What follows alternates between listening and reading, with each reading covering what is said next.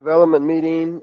We do have one issue and one item that we need to cover before we get into the budget, though, and so we'll go ahead and get started right now. Ruth, could you please call the roll?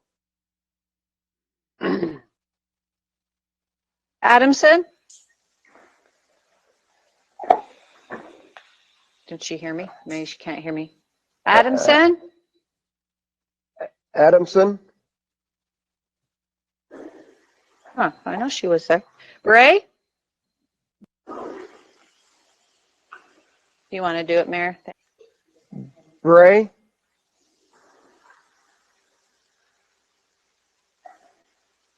Cheatham? Here. Ortega? Here. Lurick? Here. Stevens? Here. Bray? He definitely is muted. He's not moving though. Adamson. Before we get going, I don't know that they can hear us. I'm going to send a text to them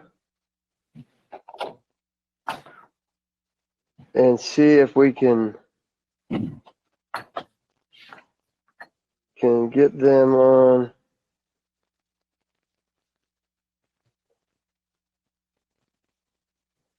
Let's see.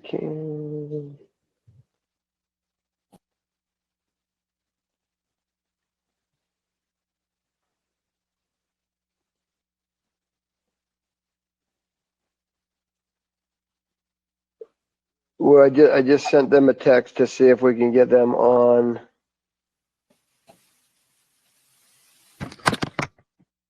There's Roger. Roger?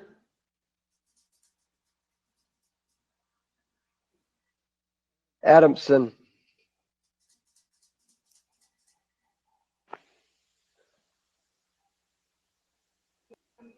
So, okay, Adamson is trying to figure out what's happening, and she just sent me a text back, and I think Roger's putting on his headphones. Maybe that will help.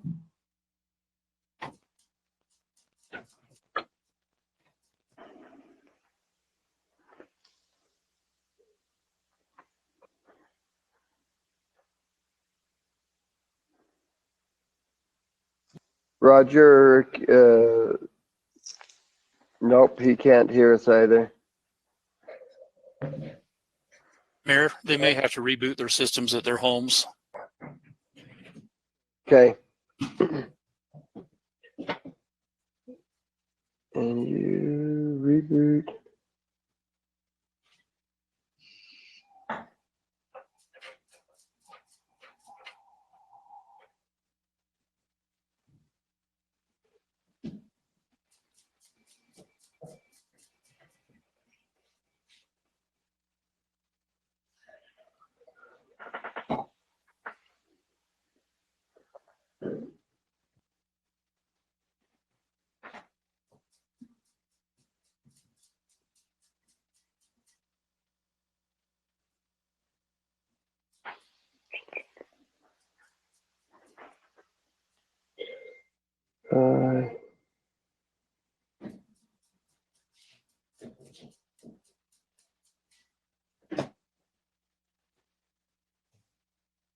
Playing sound from go to meeting. Okay, Heidi says her computer's playing sound from go to meetings. The microphone test, but she can't hear anybody. Adamson. I just asked them if they could reboot their system, so I think that Bray will be back up in a second.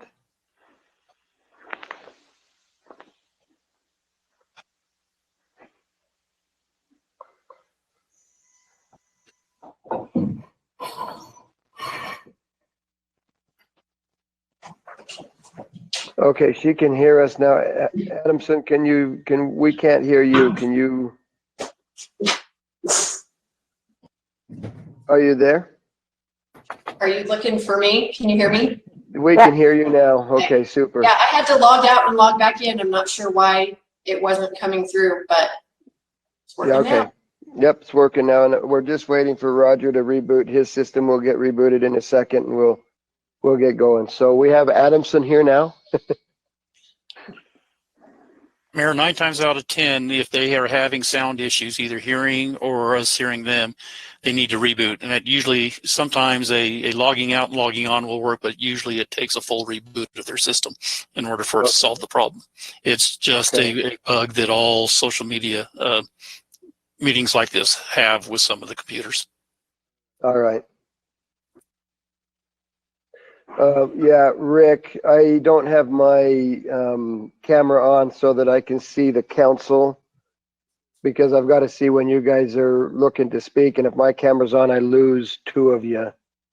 And so that's why you don't see my camera on. I mean, I could turn it on for you, but then I lose you.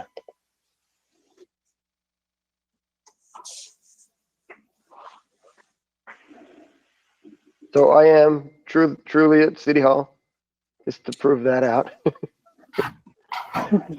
And then I'm going to black me out again so that I can get all of the council up there with the presenter and the council.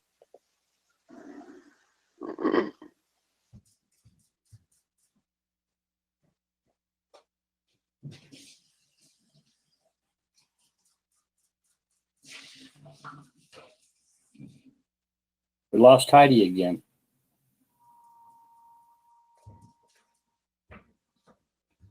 She just said go to meetings just crashed, so it sounds like we're on, so maybe she just needs to reboot her system there.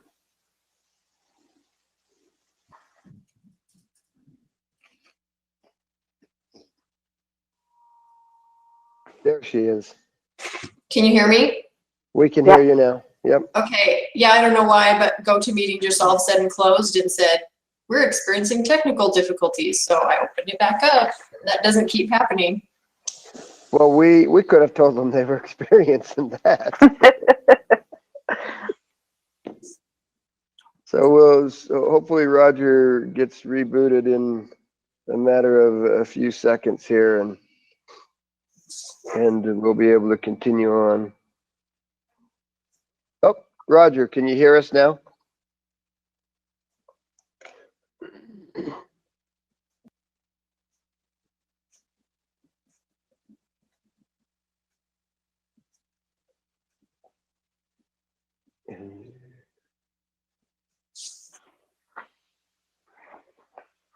Roger, can you hear us? Any conversation going on? We're just waiting for you to get on, and can you hear me now? Doesn't sound like he can hear us. Yeah, it doesn't look like he can hear us. No. Roger, can you hear us? Chris? What? Chris can, or Which Chris? no, I'm sorry, Councilwoman. Talking to Chris in IT. What does Yeah, Roger Mayor. need to do? I'm watching it. He's got bandwidth issues. If he's got anything else running in his house on his Wi-Fi, it might be drawing down some of his internet. If he's got any programming, if anybody in the house is streaming or anything like that, that could potentially be causing some problems for him. It definitely looks like bandwidth as I'm watching his situation there.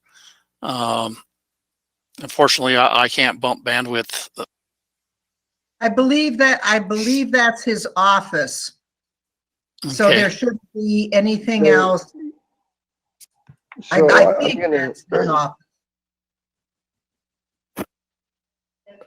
if we can, Can you guys hear me? Now we can. Roger, we can hear you. Can you hear us? But I can't hear you.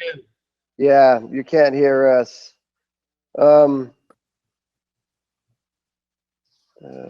Church.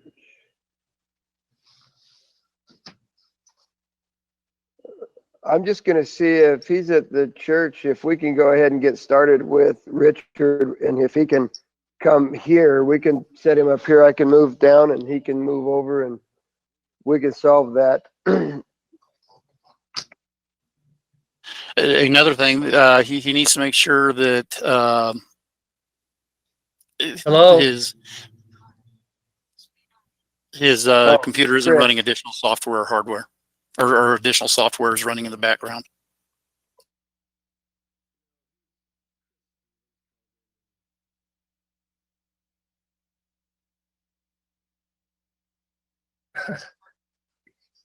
It's funny that I have this issue. And I went through an hour and a half meeting yesterday without a hiccup, and I haven't done anything to the computer.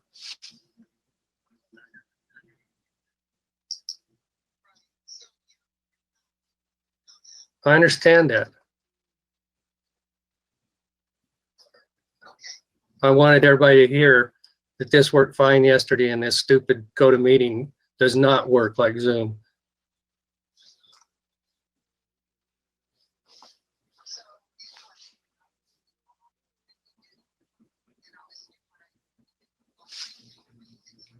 Well, I can call in. Yeah.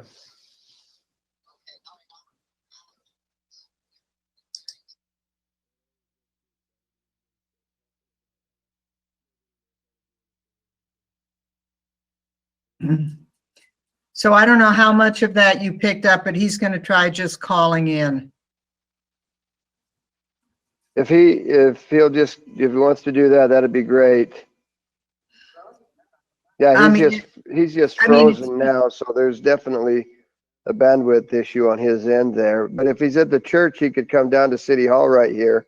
I can scoot over and we can social distance. But All right, I'll call him back. well, let's see if he calls in. If he can All right. call in, that'll be fine. It's just, I mean, I don't understand why, there are bandwidth issues when there can be 23, 25 people on a Zoom call with no issue, but then on GoToMeeting, I'm confused about why that would be. Well, the bandwidth issue will be on that end. I know when I'm at my house and I have a meeting, whether it's a Zoom meeting or not, then we always run into bandwidth issues. Yeah. And so Well, Roger was just saying that he was on a church call with, We heard him. yeah. we heard him. Some days you have it, some days you don't, and it just depends, I think, on what's being pulled from the internet there. What bandwidth is being pulled out of the office he's in. You're 100% correct, Mayor. It's day to day, and it is not system specific. I know a few of you think that Zoom is the perfect solution, but Zoom has issues too. Just because you don't experience it doesn't necessarily mean it doesn't happen. On any given day, I mean, anything could have happened. He could have turned speakers off. Sometimes on computers, there's 2 or 3 settings in order to get all your speakers up and running, and that could be one reason. Would he have different speaker settings this week than last week? I don't know, ma'am.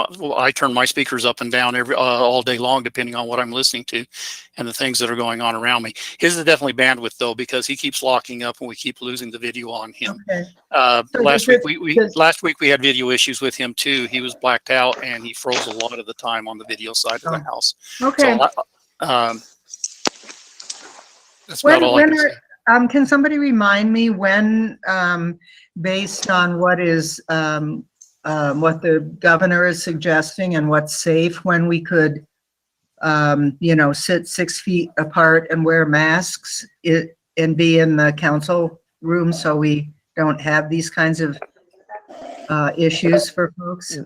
Yeah, we're planning on that being in stage 3, which is June 4 will be our first meeting that we'll still be social distanced in the city, in the council chambers, but we'll be, it looks like he may have just arrived, but we will be socially distanced here, but we'll be in the council chambers for the June 4. can't churches start having small congregational meetings like They- within a week or so? Well, it says in the reopening guidelines, he said that churches can start in stage 1, but then he says that you can't have any gatherings more than 10 people. You can't have any gatherings. Right, So I'm but not if we sure how There's the only 7 of us though. yeah, but couldn't, then you have 8 and 9. We have in the room. We'll have 9 of us because you've got to have your clerk, and then we've got to have Ken also. So that's why. So well, but that's still 10, and I thought 10, well, I it thought says 10 was it's the magic number. what it says in stage 1 is no gatherings.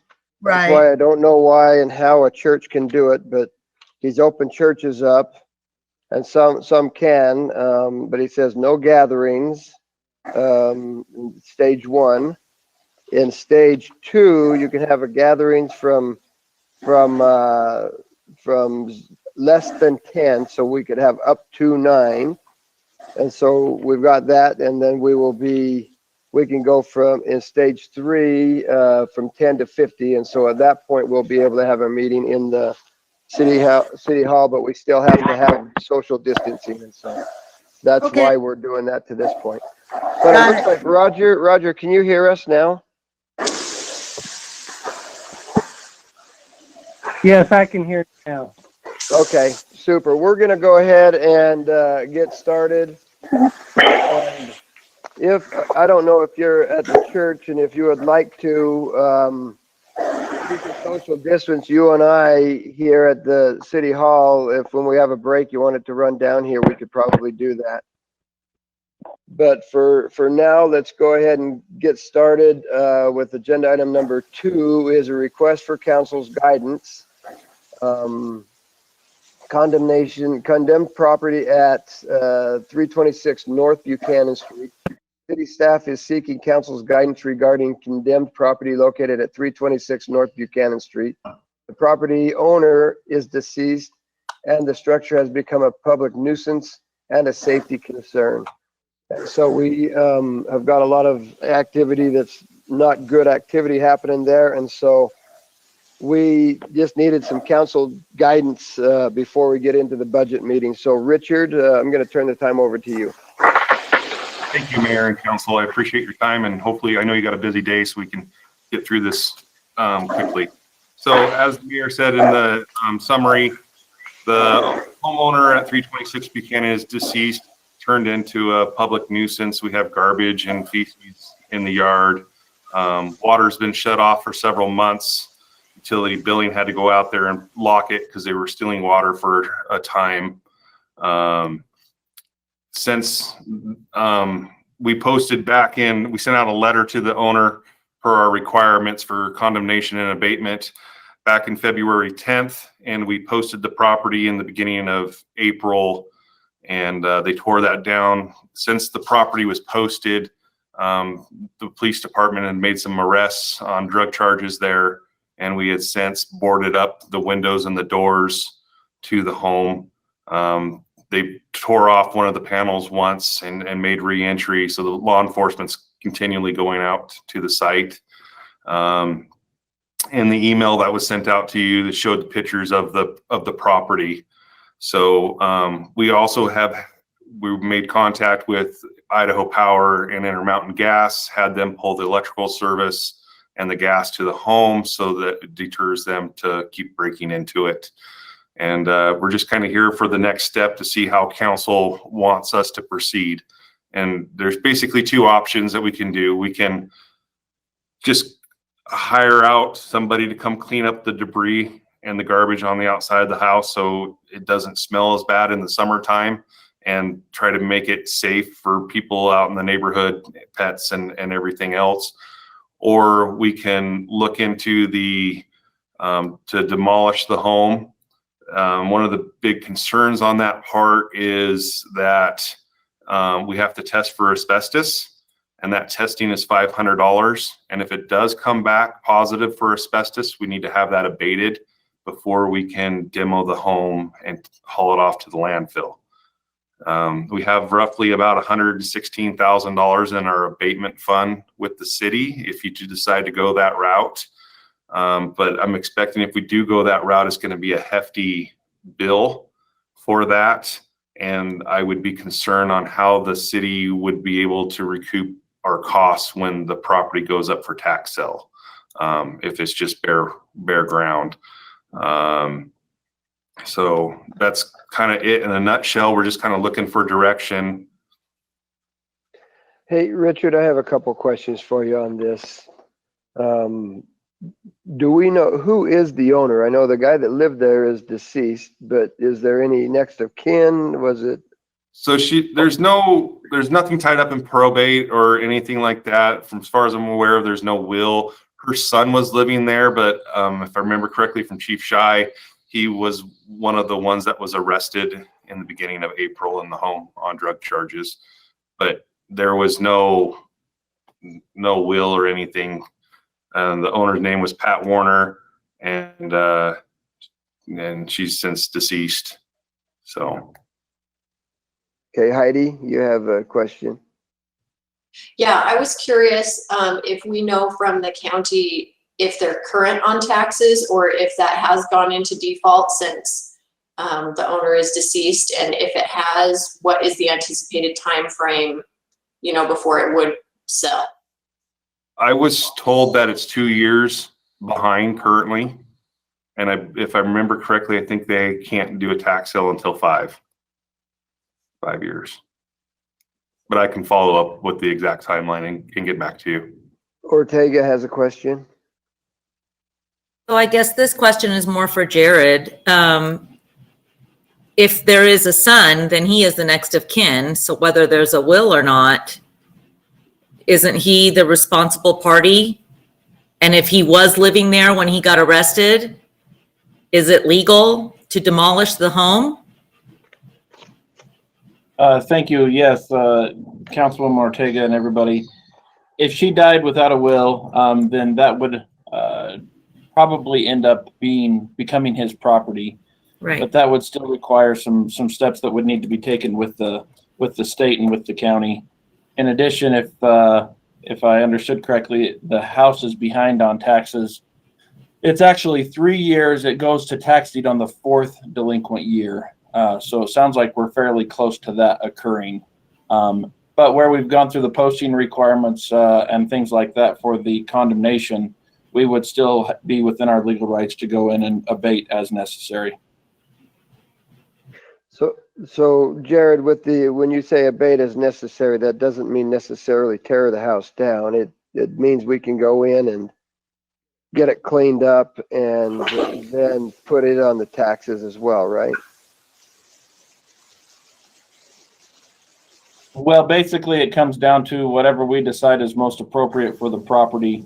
You probably would be wisest to do the least necessary work. So if it abates and it creates a less dangerous or a non-dangerous building by boarding up, cleaning up, and taking those steps in the interim, that would be most easily defended. And then once it goes to tax deed, the less we do as far as cost, the more likely we'll be able to recover those costs as part of a special assessment that attaches to the property. So council, go ahead, Linda. I was just wondering, and this is for Richard, are you suggesting that what Jared just said, doing the least amount of abatement possible but not tearing down the house would make it more sellable? That it would be a better option from that perspective? Yes, there's no structural issues with the home at this time. So the home is structurally sound. We don't have to worry about it collapsing on anyone. It's more of drug paraphernalia on the inside and biohazards. Because the law enforcement told me when they were in there was feces piled up inside the home because of no water. And like I said, drug paraphernalia. But I agree with what Jared said. It would be my recommendation to the council to lean towards cleaning up the outside. I know the gentleman that boarded up the structure from us, he says, hey, I'll buy this for $20,000. And right now we're currently only in it for under $500 for our part that we would lien the property to recover. So, and I'm not sure if we would be able to get that much just for the raw land at a tax sale or not. And I'm afraid of spending $50,000-$60,000 if we were to demo the home, and then, you know, county's going to want to take their portion for taxes. And then what happens? You know, do we get the rest? I don't know. I've never been through this process before, but I just would hate to see the city be out a ton of money if we were to demo it. Ortega. So basically we have, how much would it cost to clean it up, Richard? I haven't had any bids on that yet. That's why I'm kind of coming before you today. Okay. If you direct me to do that, then I'll go out and get some bids.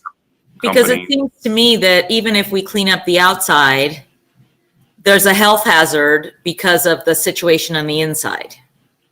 Correct. So that's not going to really make the neighborhood healthier necessarily, because the bio waste that's inside is still posing a health hazard. So we have a $20,000 offer from somebody to buy that house. But they can't do that currently because we don't own it. We can't sell it. It would have to go up through the default on the taxes, and then it would have to be sold at the tax sale. Just the gentleman that was doing the work said, hey, you know, don't tear this down. I would be interested in buying this home and cleaning, you know, going in and taking the proper steps, cleaning the inside of the house, you know, demoing out down to the studs and rebuilding it and flipping it. Okay. And then how far are we away then from Jared, from owning it and being able to sell that? So we will never own it. It will be the county that takes possession of it at a tax deed sale. And it sounds like if they're 2 years behind on taxes, and it all kind of depends on the exact dates, but we're approximately 2 years behind on taxes. It goes into tax deed sale after the third year of delinquencies during the fourth year. So roughly a couple of years before the county would actually be offering that up for sale at a tax deed auction, in which case they would make sure they're made whole first. Right. That's their only requirement. And then we would post a special assessment on it, and hopefully it would sell for enough to cover our special assessment and their tax delinquency.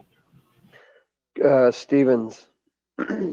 That sounds to me, with everything that we've got, I'd like to know how much it would cost to clean up the outside, but also what it would cost just to do, I won't say cleaning, but, you know, clean out the stall, so to speak. Just so it's, you know, it's not going to be smelling in the summer and whatnot. And then I would also like to see us notify the neighbors so that the neighborhood understands and doesn't get irritated that, you know, and think that once again the city is just not bothering to enforce its codes. So I'd like to know what it would cost to clean up the outside, clean up the inside, and then, you know, do a low-cost notification of the neighbors. Okay, Adamson. Yeah, I just wanted to share a piece of advice that we received from our previous building official before Richard came. And we had another situation where we did we needed to do some abatement on a dangerous property. And the building official's recommendation to us was to be very careful about getting recommendations from the building department on exactly what the cost will be, because then when it goes out for bid, miraculously, it comes in right at the top of what the estimate was. So probably Roger is the only one that remembers that situation, but just letting everybody know that, I mean, I don't know if there's a way that, since this is potentially an issue where we're talking about in competition with others or something, that maybe it could be an executive session discussion or something. I don't know if that's would be allowed or not, but I would just hesitate to get super specific on estimate numbers because we might be causing ourselves an issue on that. But I think we definitely need to do something on this property. I mean, it's clear that we've got to do some form of abatement. I hate to see us rip it all the way down because I think somebody would pay more than 20,000 for this house if it's structurally sound. You know, I mean, it obviously needs some, it's a fixer upper, but somebody's going to pay. And so, yeah, they won't pay as much if it's a vacant lot, a bare ground lot. So, council, if I can just tell you, oh, Roger, you have something, and then after Roger, I just want to give you some background of what I remember. Roger, go ahead. Yeah, yeah, Mayor. Just a second.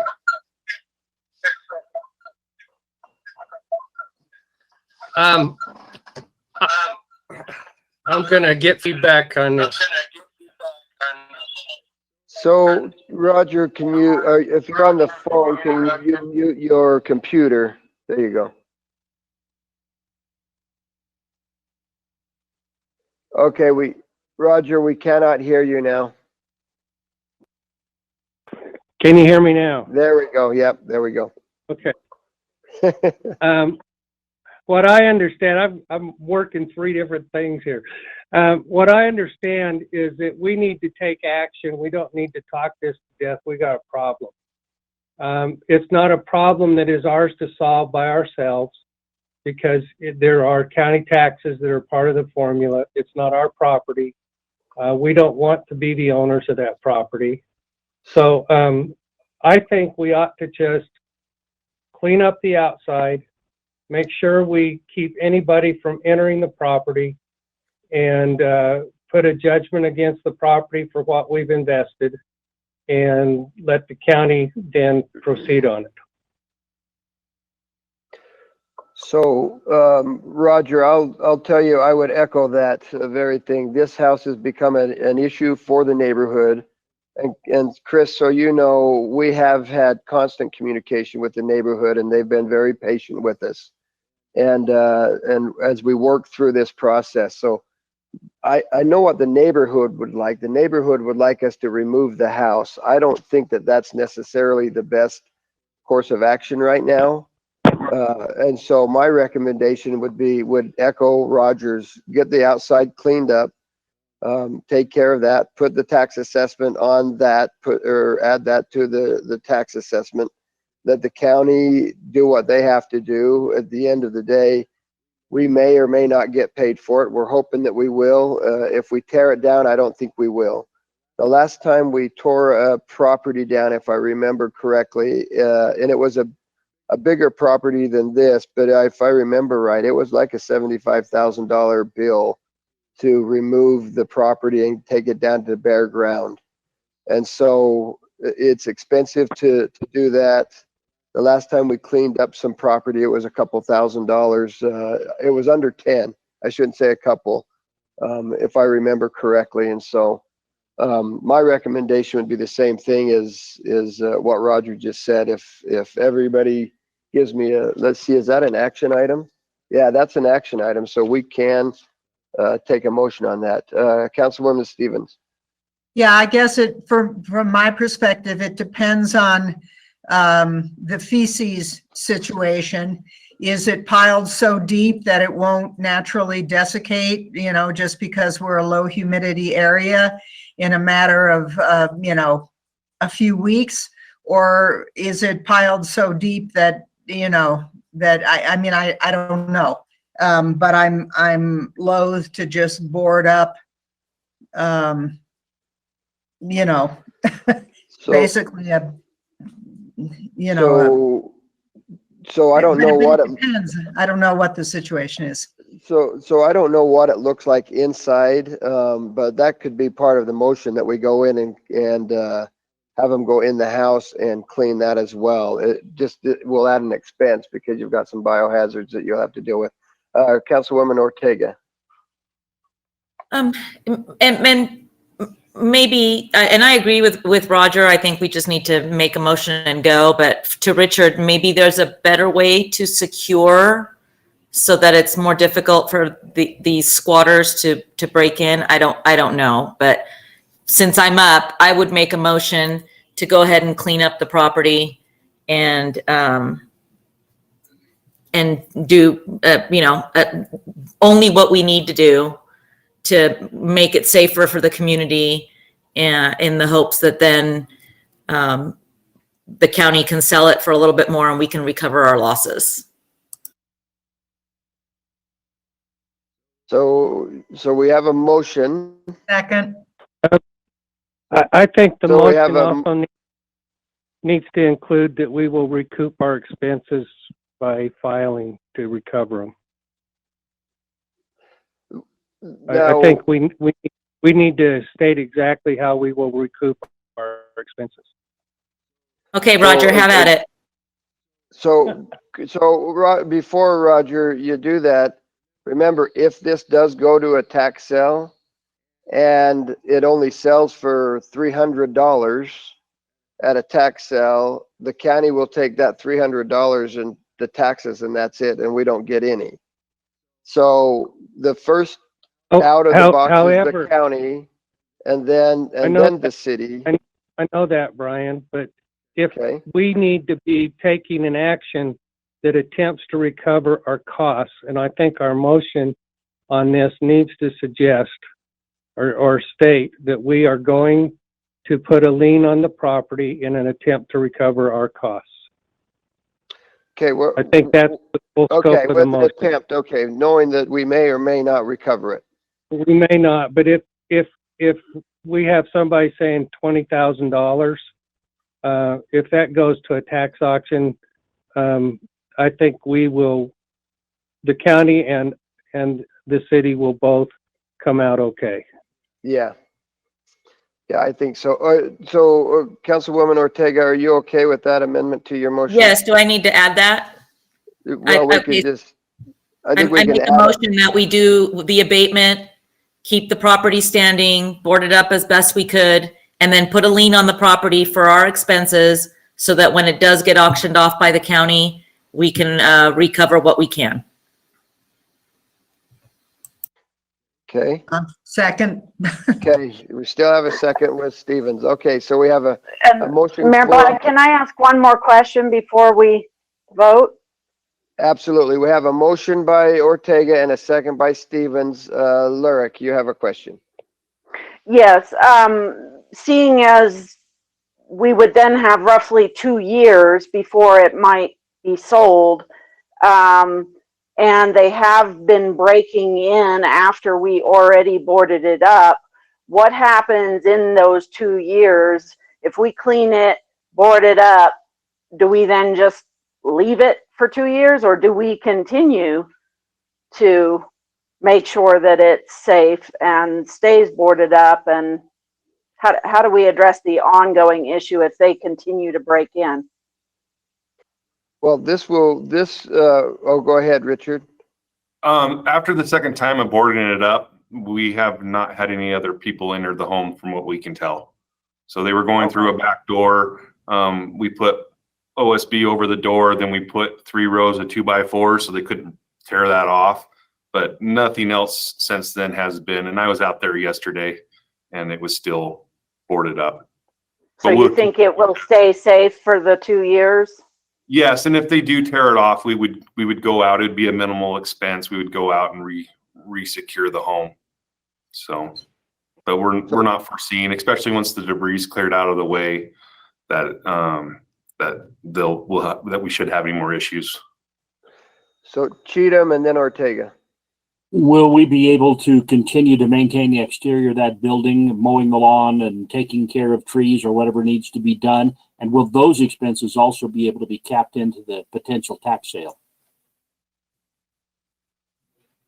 My recommendation would put down a ground sterilizer so that we don't have to worry about weeds. And hopefully it will keep that at bay so it doesn't become more of a code enforcement on the police department on the weed abatement side. Now we would just add that into the cost of the cleaning up the outside of the site. Ortega. And then I would, maybe the police can just drive by and just make sure that everything's good. And the neighbors should be informed that if they see any kind of activity, they should call the police department right away.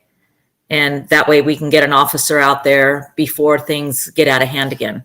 That would be the only way I think we can handle it going forward. Richard? I can let you know, Councilmember Ortega, that the police department and the neighbors are doing that. They have upped their patrols on the street. And I mean, I was called out a couple of weeks ago when they broke in after we boarded it up.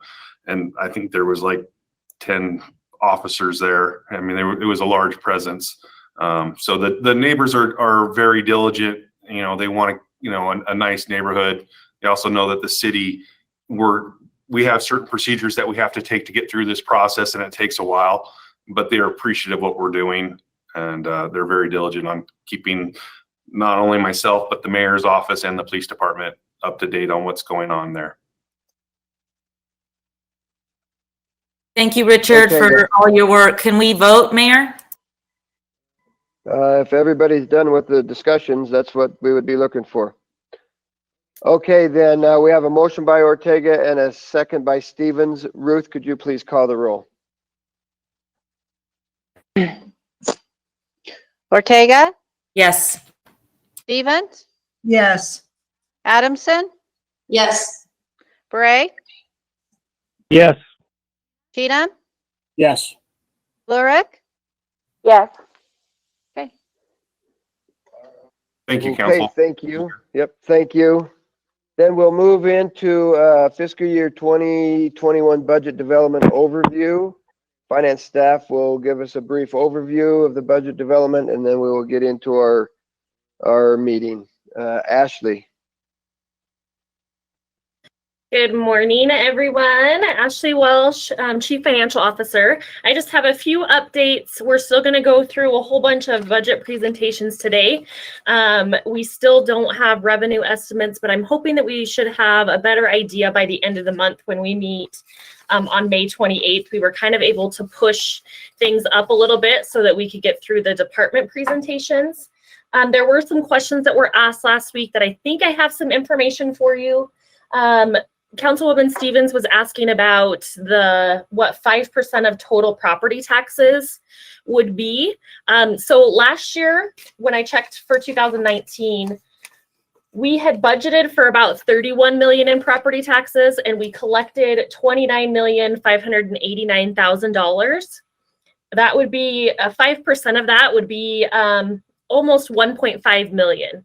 So I know that those numbers were asked for, so I just wanted to kind of give you an update on those so that you had those. And that would be just from property tax funds, which would be general fund, risk, street, recreation, cemetery, airports, and library, and also the capital contingency fund. I didn't include the debt service fund because we have no control over that. That's something that we're required to pay, so we wouldn't be able to cut that at all. So I just wanted to let you know that. We also wanted to let you know that with everything that's going on and hiring's kind of been at a freeze right now, that as of right now, if I take our total salary budget with personnel, which includes the wages and the benefits, and I take that and, kind of put it into a monthly figure, we're about $8.8 million below budget for 2020. So I know that department heads have really been diligent in, if there's not projects that are available for employees to do and they're part-time, we're not bringing them in. Hiring's kind of been slowed down significantly, or I think it's actually at a stop right now. So we're not able to bring in any new employees. So I did want the council to know that that is one way that department heads are looking to currently save money during, kind of everything that's going on right now. So we just wanted you to be aware that we're looking at that. We're trying to track that so that we are trying to save the city money during this time, especially where, revenues are kind of unknown. So I wanted to give you that information. Was there anything else you wanted me to bring for next week? I think I got everything, but I'm not sure. Yes. Stevens. Yeah, Ashley, thank you. You can talk faster than I can write. Sorry. Unfortunately, I should have taken shorthand instead of typing, I guess.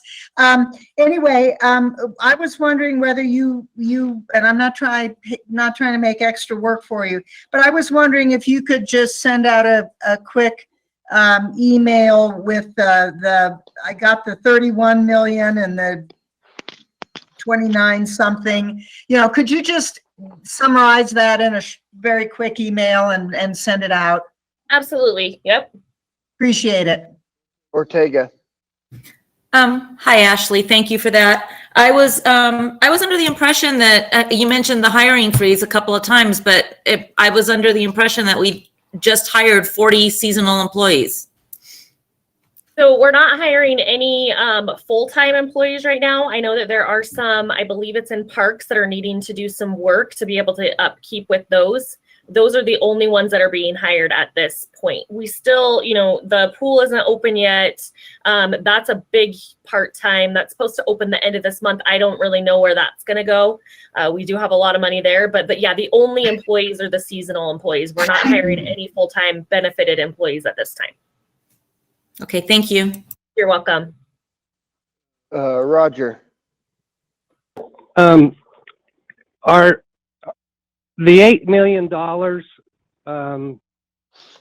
a full reduction, or are they partly adjusted because a lot of our expenses hit about this time of the year? Street. Yes, and that's kind of what I was looking at too. I just took it on a monthly basis, but yes, we would need to take into account that summer does have some increase in part-time wages, which you can't really do when you do like a 12th to 12th to 12th. So I don't think at the end of the year we're going to be at 8 million. I would say probably closer to the $5 million amount. But yes, that is great to bring up. I was actually thinking of that when I was calculating that number. But that's the full-time benefited employees, which is they're gonna be a lot more expensive than the part-time workers. Okay, sounds good. Thank you, Ashley. Yeah. Why don't we move on? You've got on my list fleet and fuel. Yes. And I don't know, can you guys just make me a presenter? My little thing went away.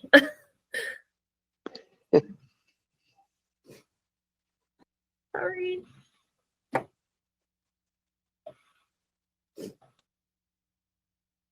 Am I? Okay, I just wanted, for some reason, I'm not seeing the share screen thing, so let me, hold on.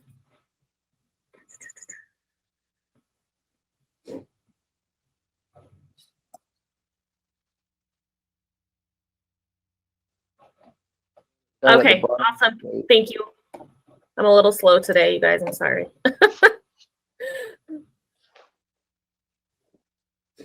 All right, I think we are good. So we're going to go ahead and get started with fleet. Tom is here, so we should be good.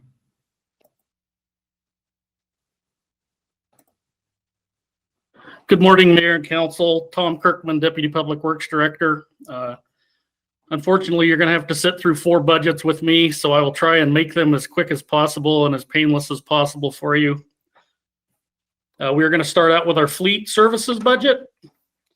So our mission, if you can switch, Ashley, our mission is basically to evaluate any methods we can do to make our city assets, particularly our fleet assets, the best we can without reducing any costs to the city. Okay, Ash. We don't really have any FY19 accomplishments because we started fleet October 1st of 2019. So this is the first full year of complete implementation in our fleet department. So we're going to go over some of those accomplishments we've made in the last 8 months. The biggest thing right off the top is we had a goal that we wanted to start October 1st, 2019, and we were able to realize that goal. As we go through some of these accomplishments, I just want to take a minute and commend our fleet department.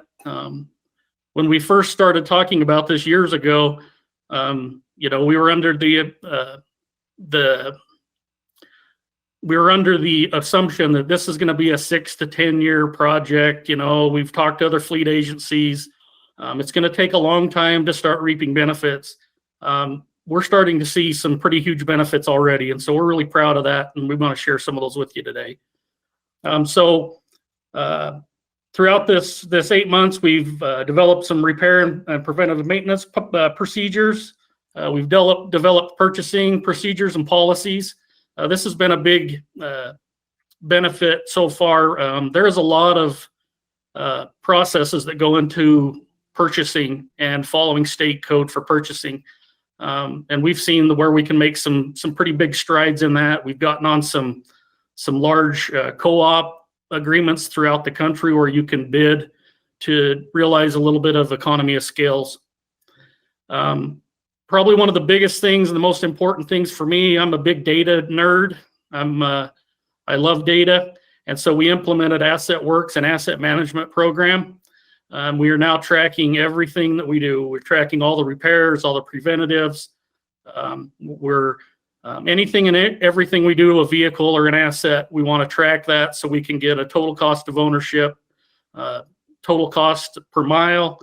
And as we slowly develop these processes over the next year, we're excited to bring some key metrics next year when we present again, because we're in the data gathering phase right now. So here is some really good news. In FY19, we had 9 mechanics and 2 lead mechanics. As of right now, we are 4 mechanics down.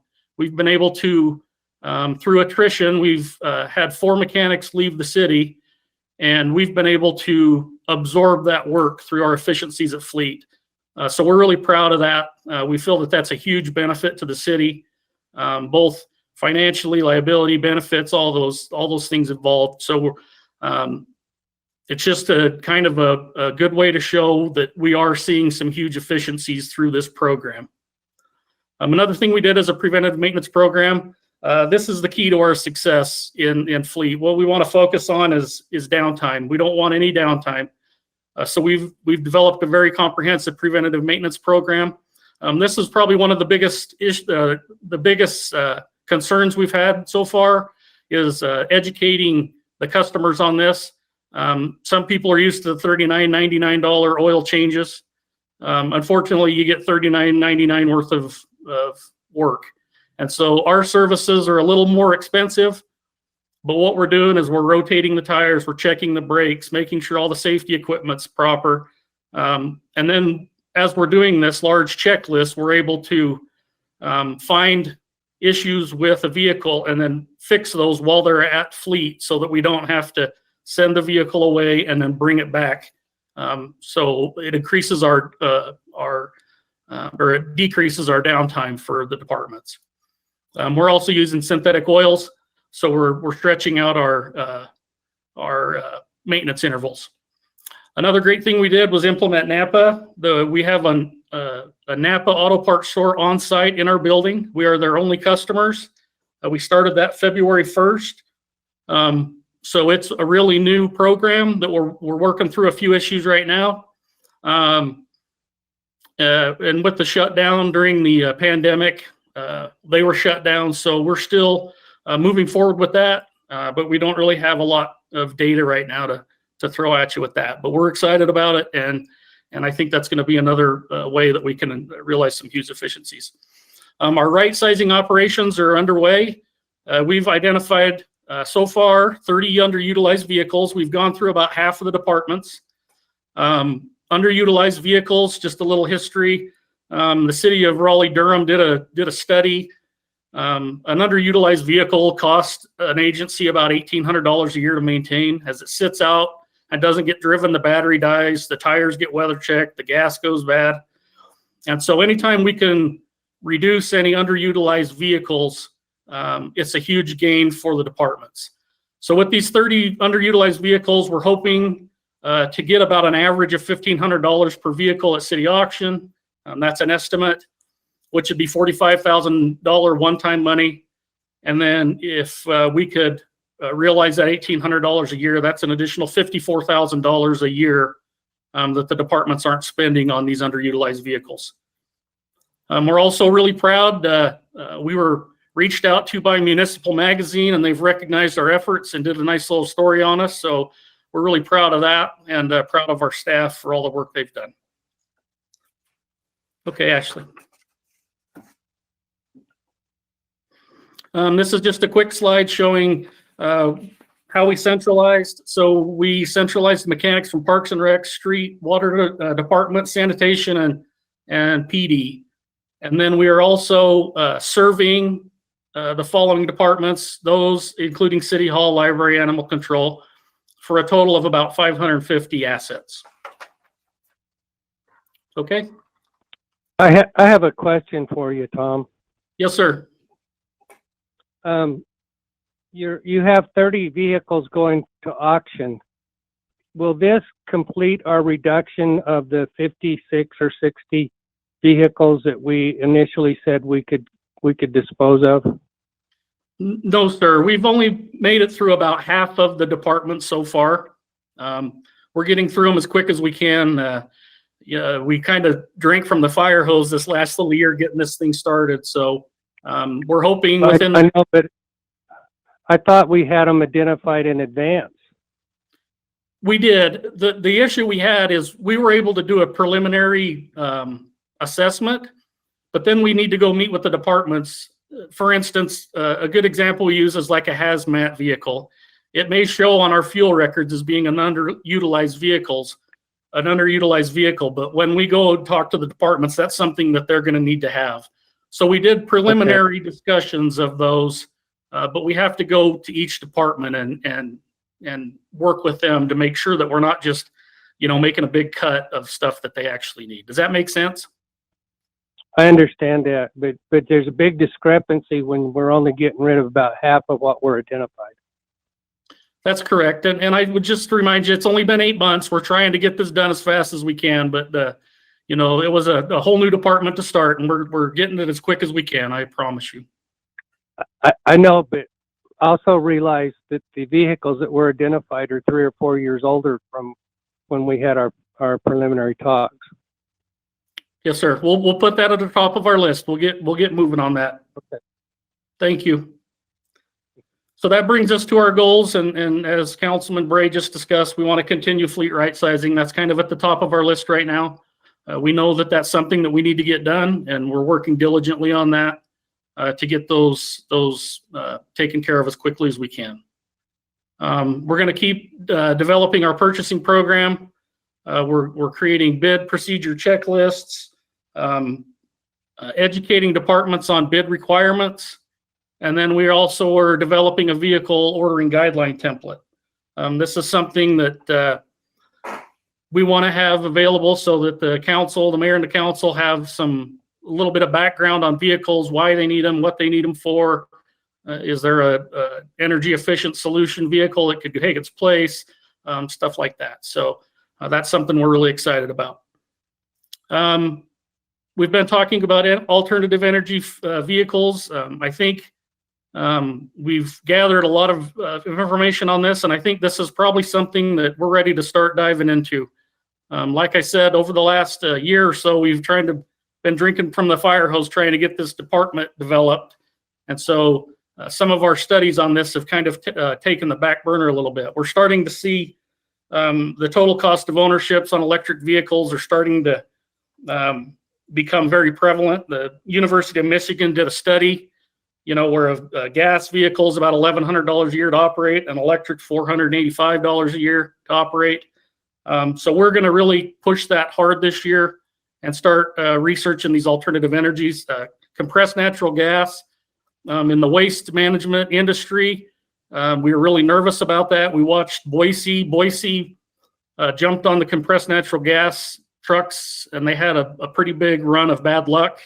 I think the manufacturers have started to make those corrections, and they're starting to become more reliable. The big thing that we need to work on is infrastructure. In the city of Pocatello, there is no location for compressed natural gas. So that's something that we'll need to look at if we want to move forward, is either creating our own CNG filling station or trying to figure out where we can get one of those or get that. We're also going to need to start working on energy stations for electric vehicles if that's a direction we want to go. I know that the street department's got a project on the west side of City Hall. There's a storm drainage issue that we've had planned that we want to do this year to help alleviate some of the storm drainage. I think now would be a good time to, while that parking lot's tore up, to run some additional conduits and prepare if we want to move towards the electric world. We'd already have that infrastructure in place. One nice thing also is we just, in conjunction with the police department, purchased a large amount of hybrid Ford Explorers. So we're pretty excited that we're starting to move in the right direction on this.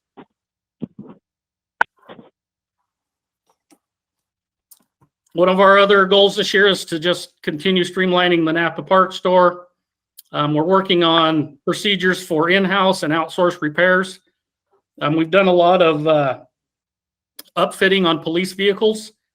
Some of the outside firms are a little bit better at it than we are. So we're looking right now and comparing data to see how we can do better. And if we can't compete, then that's something maybe we need to look at outsourcing. So we're reviewing that data right now, and we'll keep checking on that. The other things, we just want to continue to look for more efficiencies. I think one of the things that I wanted to present today is we're running out of room at the street and at the Public Works Annex on Garrett, but we still have some warehouse spacing. One thing we learned from the COVID shutdown is I think it could be in our best interest to have some sort of a strategic reserve of supplies. This is something maybe we could have a small warehouse or storehouse over at the street annex where we could do a large material bid for toilet paper, disinfectant, Clorox, stuff like that, cleaning supplies. I think all the departments did really well, but it's something that maybe we could find some efficiencies by doing a large bid citywide for that. And then we're going to get moving on the Fleet Advisory Committee. Okay, next slide, Ashley. So here's some of the really good news.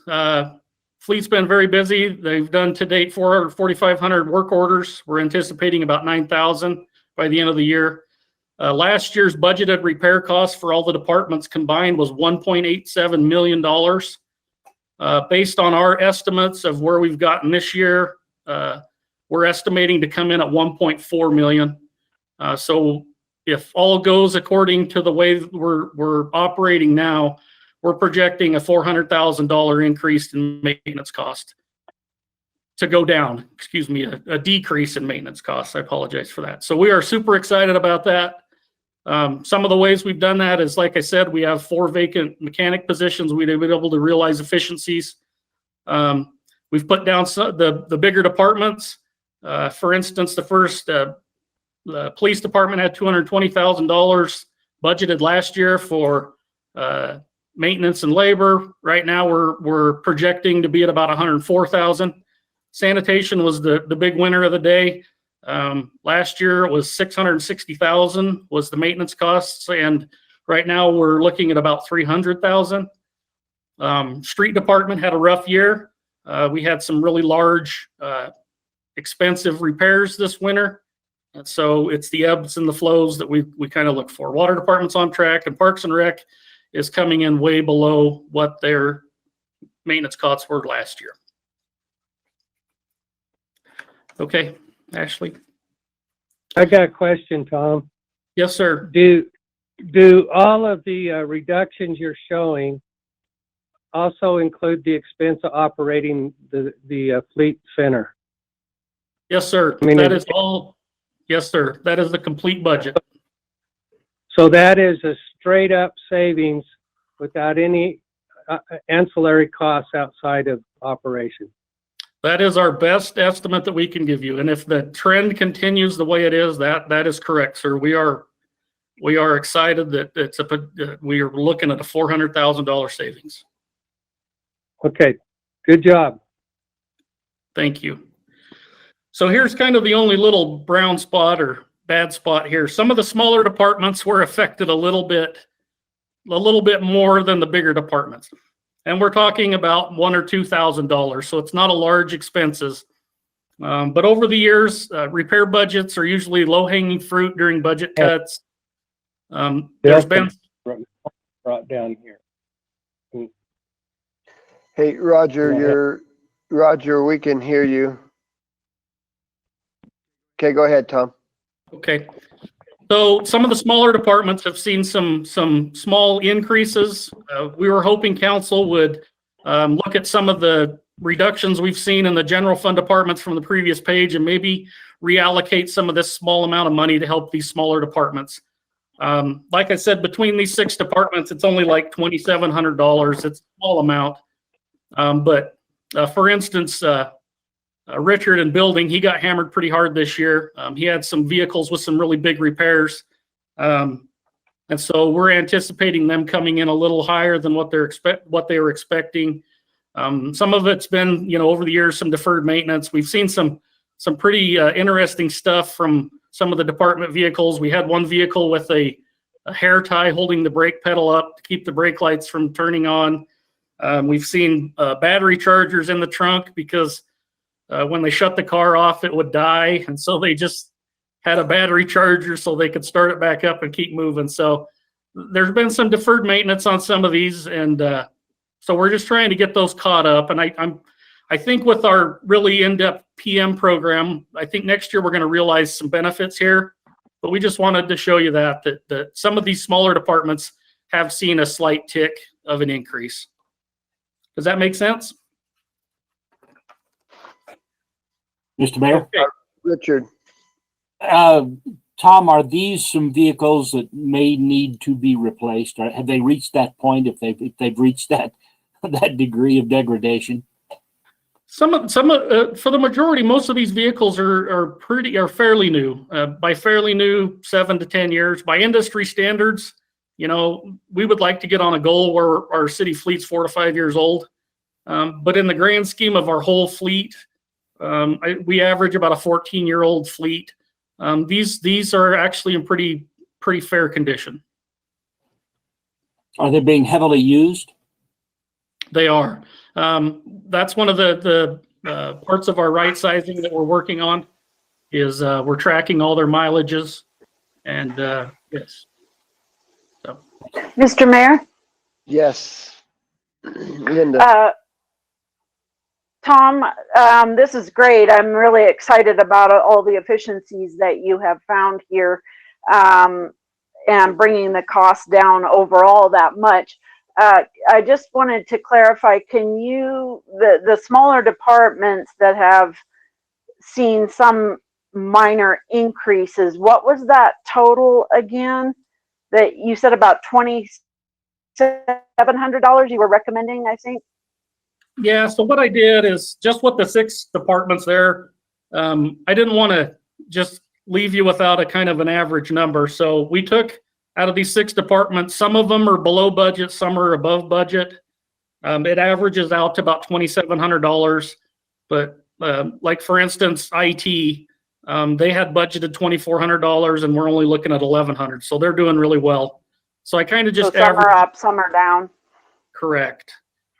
And so we can get you those exact numbers so that we have them for each particular department. Okay. Ortega. Hi, Tom. Thank you for this. This is great. I just have a few questions, and they're pretty general questions. Are you only doing small repairs or are you doing bigger stuff as well? We are performing every function we can. The only thing we outsource right now is for stuff that we don't have the diagnostic equipment for. We are doing engine rebuilds, clutches, all the way down to tune-ups. Okay. And then, so are you taking care of every city vehicle and does that include fire or no? So when we developed fleet, just a little history, we left out some departments strategically. One of them was water pollution control. They have a lot of pumps and generators at their facility. And so we figured it was in their best interest to have their mechanic stay there because he spends a lot of time fixing generators and pumps as well as the vehicles. The PRT, we left those out because the federal funding gets a little tricky.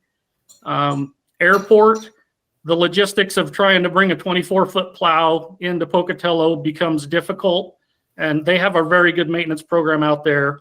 And then fire department is the only one that's left out as well. They have their own mechanic, and he's part of the union, and that was one thing that during negotiations we just have to hash through. So those are the only 4 departments that we are not servicing at this time. Okay, and so then are you also doing all of the, tire mounting, balancing, flat repairs and all that kind of stuff? So we are working with Commercial Tire. One thing that's difficult about big semi tires is they're kind of a huge liability for shoulder and back injuries. Mm-hmm. And so we are managing our own tires, but we're having Commercial Tire perform that work for us. Throughout this year, we're going to be collecting the data on that to see if it's in our best interest to purchase our own tire machines to do that. But with Commercial Tire, we were able to negotiate a really good price, and we're buying our tires off, it's called the WISCA contract. It's a consortium with all of the Northwest states. The Northwest states, Oregon, Washington, Idaho, so on.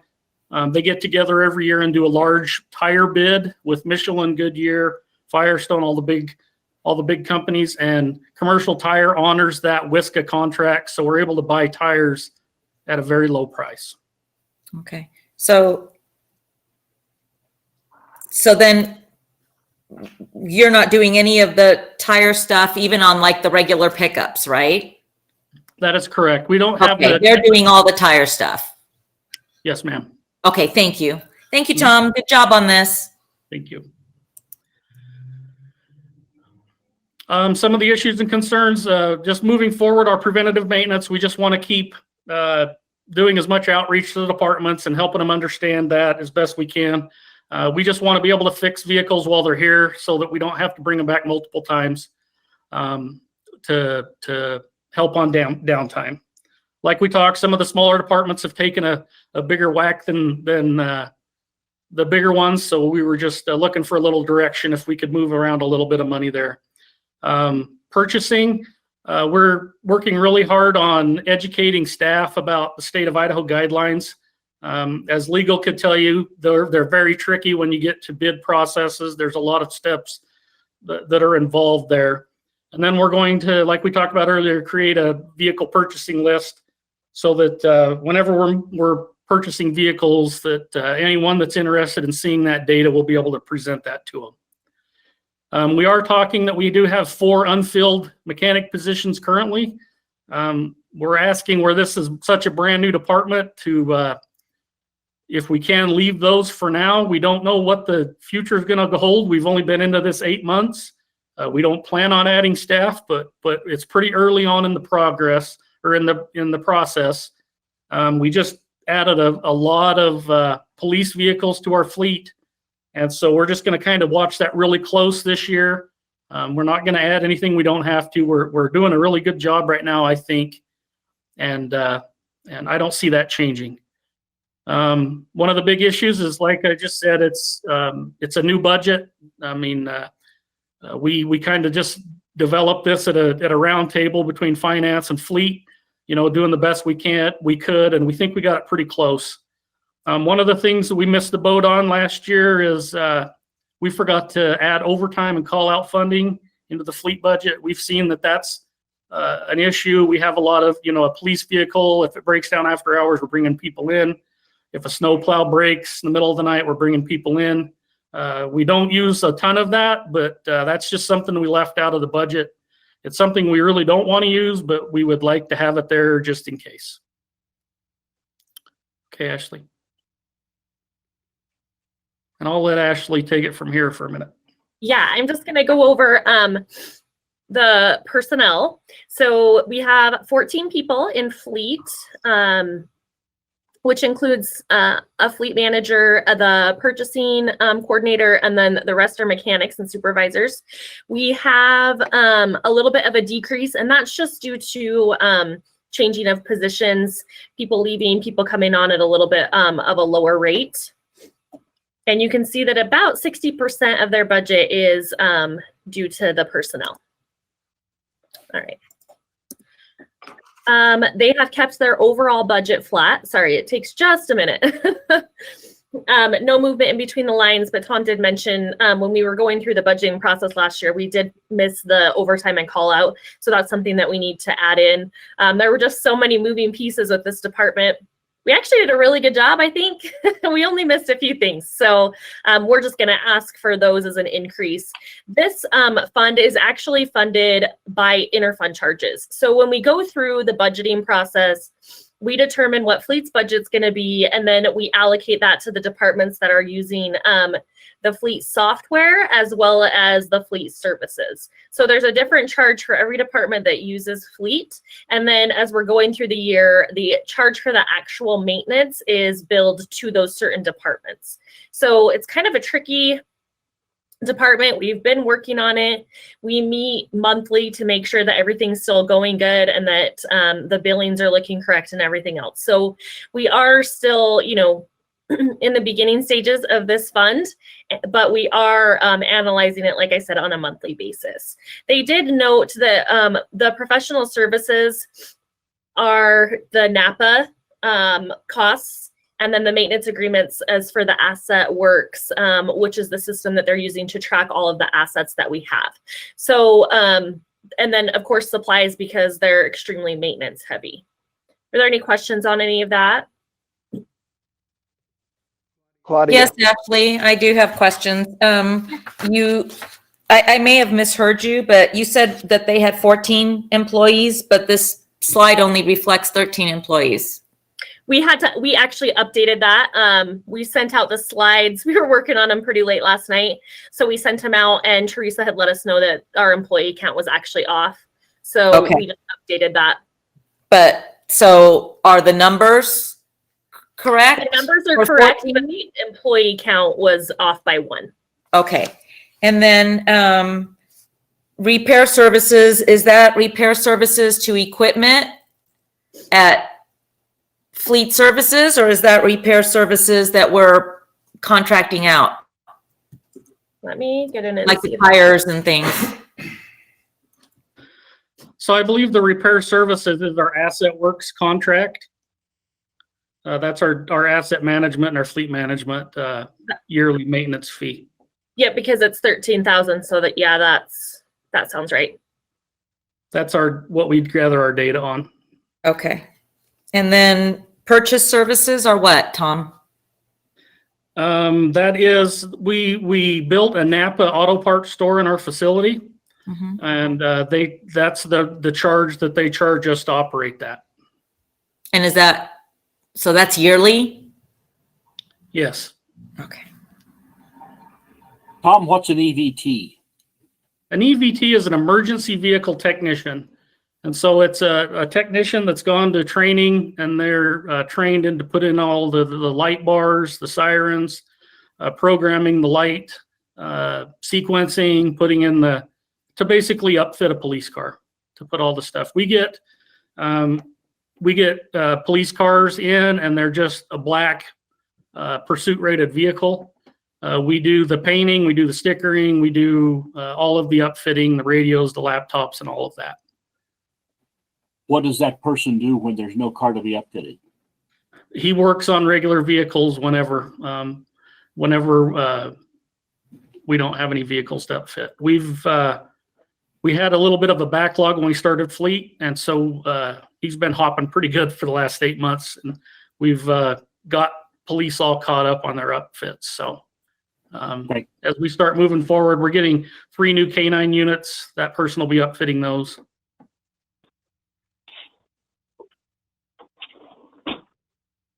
Chris. Yeah, Tom, thanks a bunch for being so data driven. I really appreciate it. And using data to dig deep and do what I think I remember you calling right sizing. I really appreciate that approach and want to do a shout out to you and everybody who's involved in that.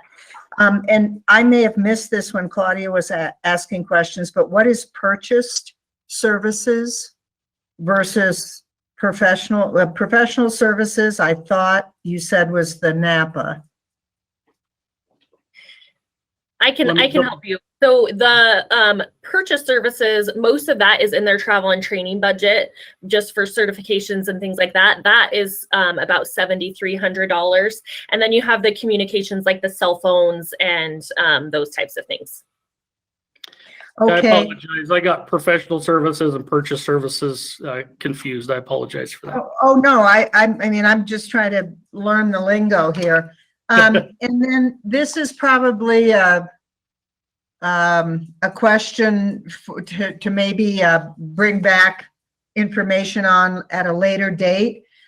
So I think the cost of the new fleet service building was about 3.5 million.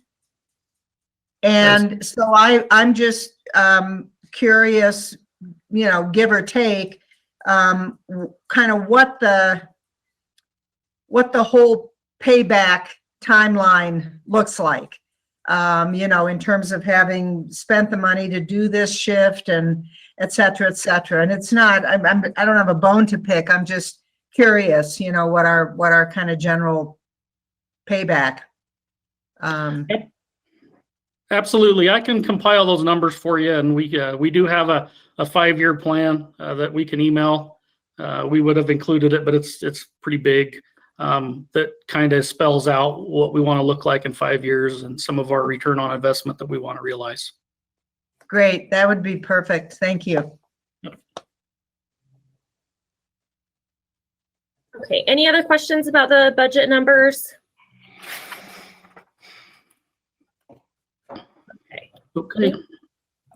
We can move on. So I'm gonna hand this back off. I have one question. I apologize. You're fine. Okay, Stephen, So can you just help me? I mean, I understand what a call out is. Can you just help me understand the difference between overtime and call out in pay wise? Yes. So call out and overtime are both time and a half. Overtime is usually, for instance, if we have a garbage truck breakdown at the landfill, and the Right. mechanic's up there till 7 o'clock at night fixing that would be an overtime at time and a half. If a police car breaks down in the middle of an intersection at midnight and we call somebody in, that's a call out at time and a half. Okay, thank you.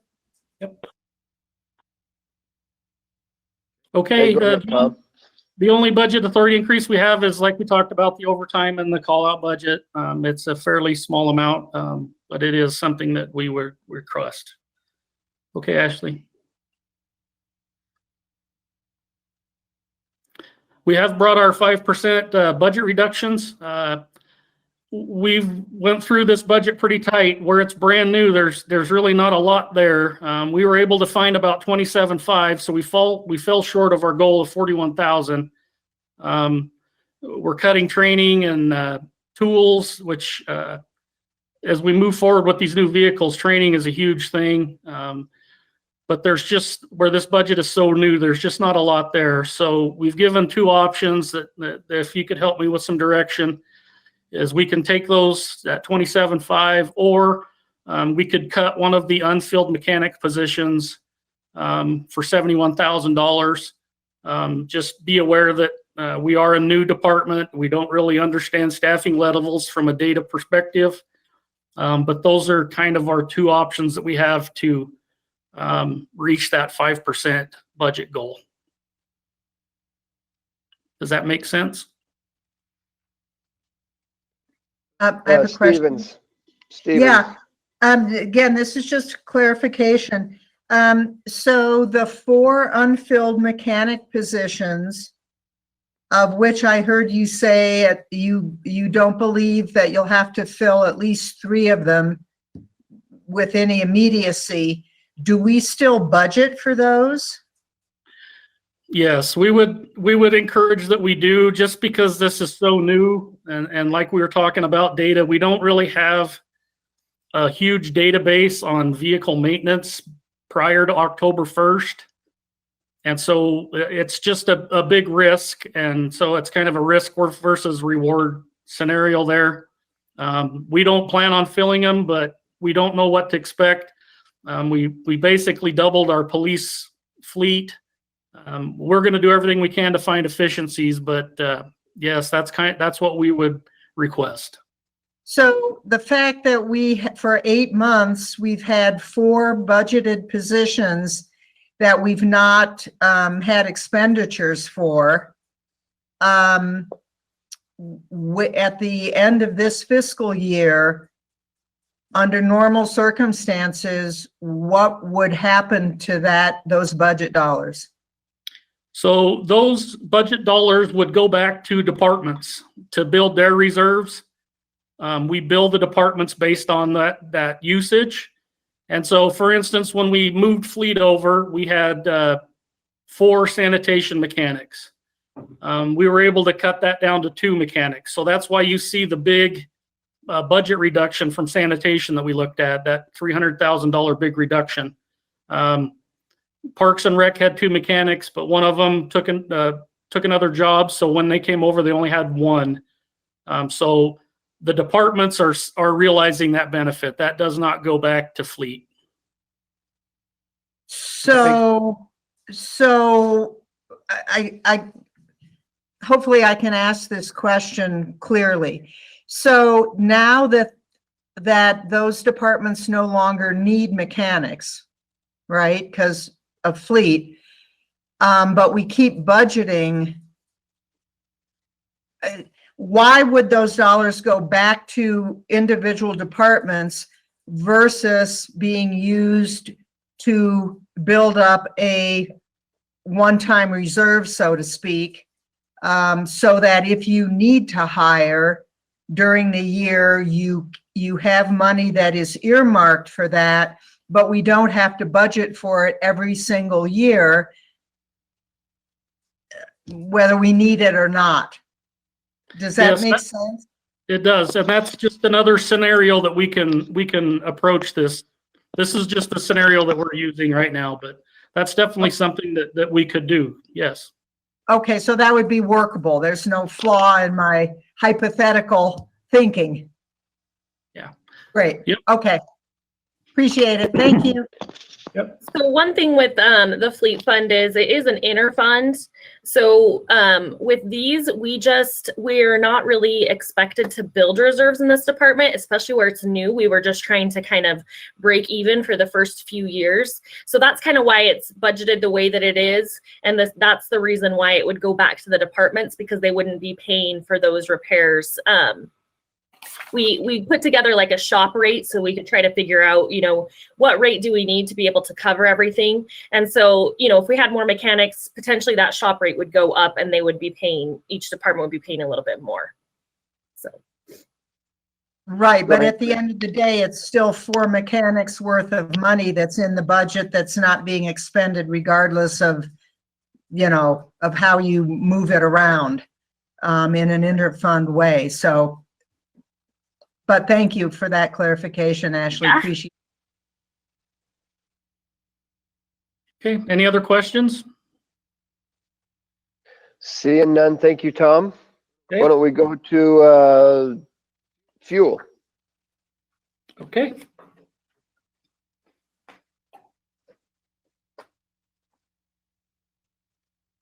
Can I make a comment real quick before we go to fuel? Absolutely, Heidi, go ahead. Well, I just wanted to congratulate you, Tom, and also Teresa on all of your efforts and doing a great job helping us realize these goals in the fleet department. I mean, when you talk about saving hundreds of thousands of dollars in maintenance and being able to do the same work with several fewer mechanics, but still accomplishing everything, that's the kind of efficiency and,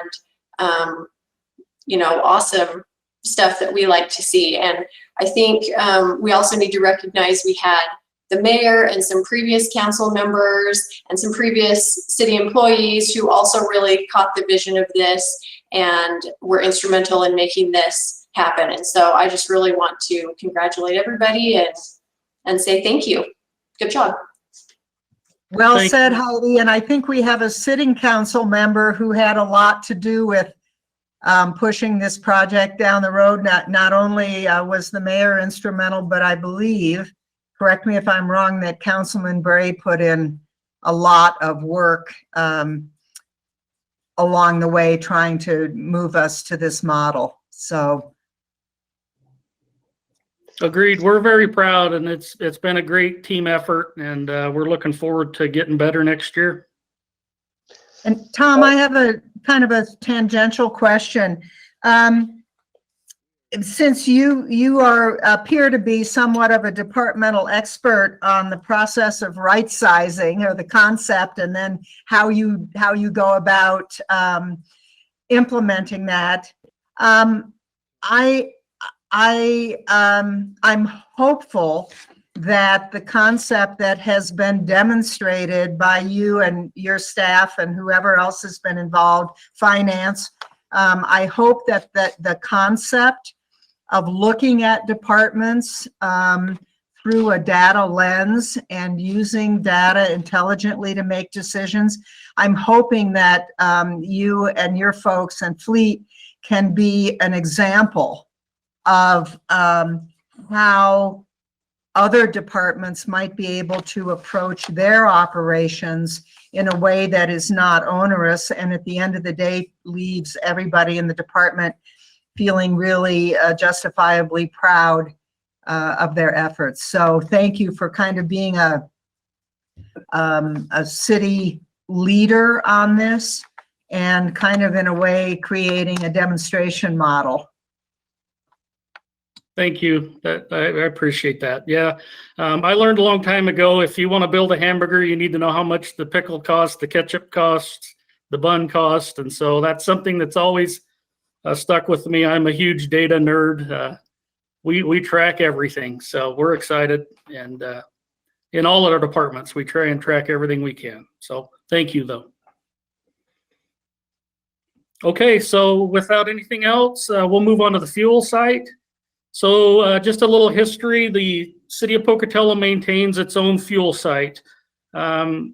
We provide fuel service about 345,000 gallons a year to all the departments. The only departments we don't serve is PRT, they have their own fuel site, and WPC has their fuel site, and the airport as well.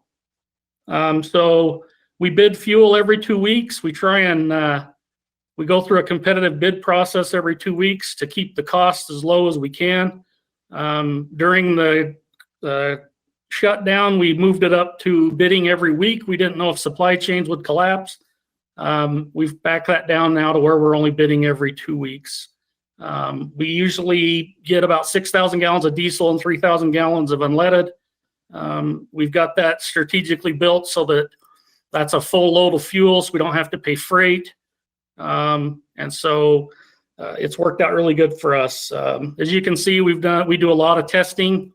We've done 156 tank tests, and then every month we do a routine DEQ inspection to make sure that we're in compliance with all of the regulations. Just a side note, as we've all seen, fuel prices are very volatile right now. We bid fuel on Friday. We were able to get diesel for 94 cents a gallon and unleaded for $1.61 a gallon. So we're really proud of the fact that we bid these, and we really put these fuel suppliers to task to try and get the best deal we can for the city. And then on top of that amount, we put a small fee to the departments as we sell it to just cover the overhead of the facility. So here's a look at our current facility on the left. Just to give you a little bit of a history lesson, this fuel site was built in 1989. It's over 30 years old. It's got 3 fiberglass underground tanks, 2 12,000 gallon tanks for diesel, and 1 12,000 gallon tank for unleaded. We've talked about this for a few years now. We've kind of reached the useful life expectancy of this fuel site. We've kind of talked about it a few years. I think we may need to start pushing this forward. We're starting to see increased cost in maintenance. And then the biggest thing that hangs over the fuel site is back in 1989, there was a lot of handshake agreements that went on. We believe this particular fuel site was actually built on ISU property. So we built a fuel site 31 years ago on land that does not belong to us. So it's kind of a little bit of a sticky situation. We've used the useful life out of this fuel site, but I think it's time we start looking at constructing a new fuel site. We do have a parcel of land at our new facility. You can see it's highlighted on the right side, where we wouldn't have to procure any land to do that. Tom, Yes, sir. when we abandon the current fuel site, is that going to leave us with a brownfield? So all of our testing is up to par. We think if what we would like to propose is to see if ISU would like to take it. I mean, it does still have, it still works. It's just our costs are going up. If they don't want to take it, then we'll have to remediate it. I've got some preliminary bids. We're looking at probably $100,000. We do have fiberglass tanks. So that is a good thing. Those can be broken down and hauled to the landfill. If we had to remove metal tanks, those would have to go off and be burned and recycled and all that stuff. So to remediate the site, it's a lot of money, but it's not a huge environmental problem. Good.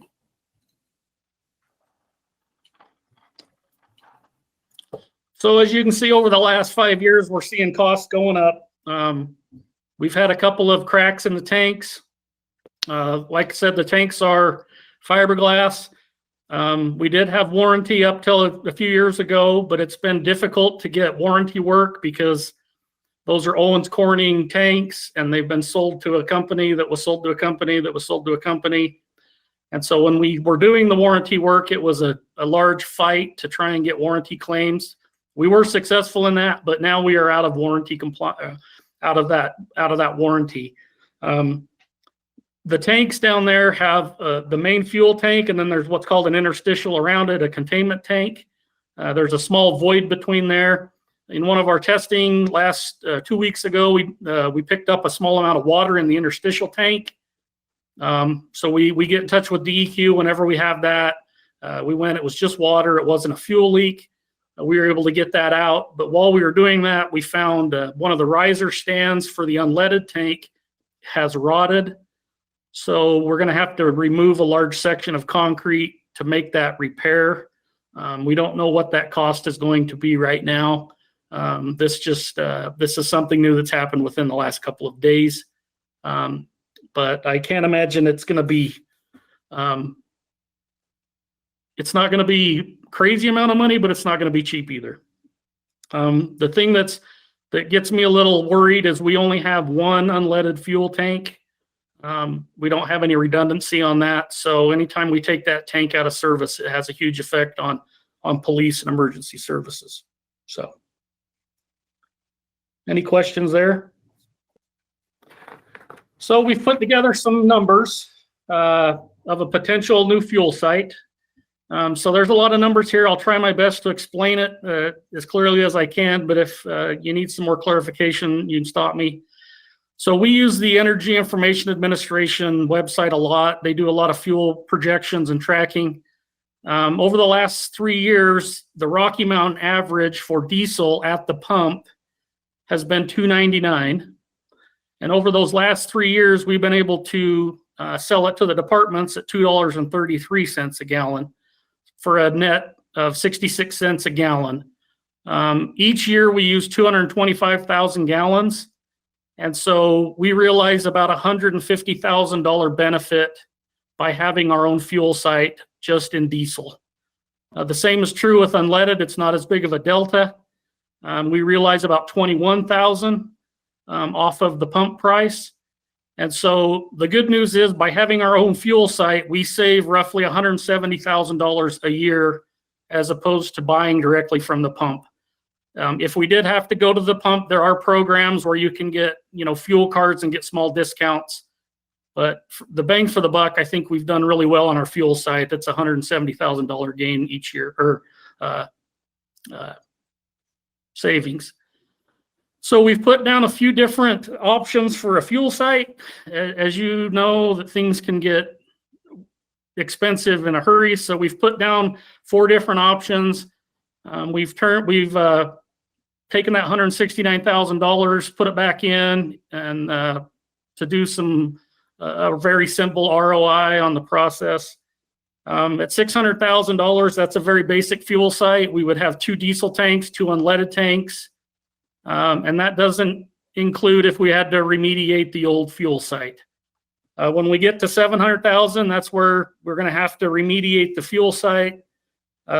Between 700,000 and 800,000, we could also start putting in DEF fluid pumps, which a lot of the new vehicles are requiring, the diesel vehicles. We could also integrate that with our asset management program so that we can track it better with vehicles. So we've given you those 3 options right now. Any questions? Okay, and now the next thing is every year we do Looks fuel like Chris, Tom, it looks like Chris has a question. Okay. Yeah, Tom, is there, and this might not be something you could answer right now, but is there a way that this site, this transfer could happen over a number of years so that the cost is spread out? Now, I realize that every year everything costs more and all of that, but I'm just wondering, you know, whether there would be a way to, you know, do something on the basic level over 2 years, and then in year 3, you know, we could upgrade. I don't know. Is that even feasible? Yeah, I believe that's feasible. The one of the biggest things, this would have to be a contractor performed, and usually it's always a better price when they're there to do it at once. But absolutely, you know, we could phase this project any way that the council would see fit. Okay, thank you. Claudia Okay. has one. Okay. Go ahead, Claudia. Tom. So Tom, the new fuel site, would you have 2 unleaded tanks then? That is correct. We would propose 2 diesel underground tanks as well as 2 unleaded underground tanks to provide redundancy for police. Police is the biggest user of unleaded. Okay, and then just while I have you up, so anybody who drives a city vehicle fills that city vehicle at this fuel site, is that correct? That is correct. You know, if there's travel that needs to be done, then they purchase. Well, right. Right, but yeah, every vehicle, we have, you know, close to 600 fuel fobs. Yep, for all the vehicles.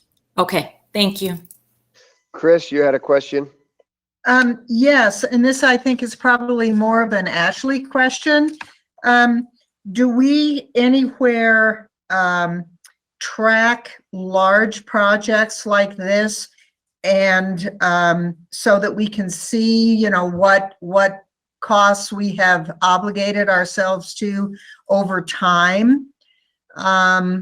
And we're making sure we're not getting out ahead of ourselves. So it's not really a question for Tom so much, but I'm just thinking if we, you know, if it is possible and seems advisable to phase something in, how do we track that so that we don't have so many phase-in projects going that, you know, that we're negatively impacting our budget capacity? So generally, we don't really do the phase-in projects. If we're going to do a project, we usually do it all up front. Kind of like Tom mentioned, a lot of our projects we have to outsource. And so the contractors are wanting to do all of it at once, and that gets us the best price. If we were to do phase-in projects, if we were using a certain fund, like for instance, for this project, we could use the capital contingency fund. There is money available there, and we track those kind of in a spreadsheet. We have everything broken out by, you know, whose money is whose, because people put capital money in there for savings to use for the next year. So yeah, we do track those. Generally, if an enterprise fund is doing something, they have that built into their rate study. And so they're just building that in their budget every single year. Does that answer your question? Yeah, it does. Thank you. And it brings up kind of another question, or 2 questions. One is, so I believe that we've obligated ourselves to some police vehicle purchases, or at least potentially obligated ourselves, that would stretch over a number of years. So that would be an example, even though it comes out of a department budget, it would still be an example, you know, that would, for me, fall within this notion of a phased-in project. I think with the animal shelter, we also have a small cost that would fall into this same area. So we do have a few, and there may be more than that, I don't know. And then my second thought is, would it be possible, for example, to use capital contingency funds, pay for something like the new fuel site up front, but then phase the payback? So essentially the city is paying itself back over years, so that it's kind of a net zero at the end of the day, so to speak. Yeah, we could definitely look at doing that. So like fleet would pay back capital contingency, or I mean the fuel site would pay back capital contingency. That is definitely an option that we can look at. We haven't looked at that in the past, but that is a really good idea. All right, thanks. Just wanting to make sure I'm not off in the weeds somewhere in my thinking. Appreciate you both. Thank you. Okay, the next slide is where we want to talk about setting fuel prices for the upcoming year. Every year, what we do is we get the departments, the gallons they use. We come before council and we try and set a price. We pull out our crystal ball and try and figure out what the cost is going to be for those departments to allocate their funds.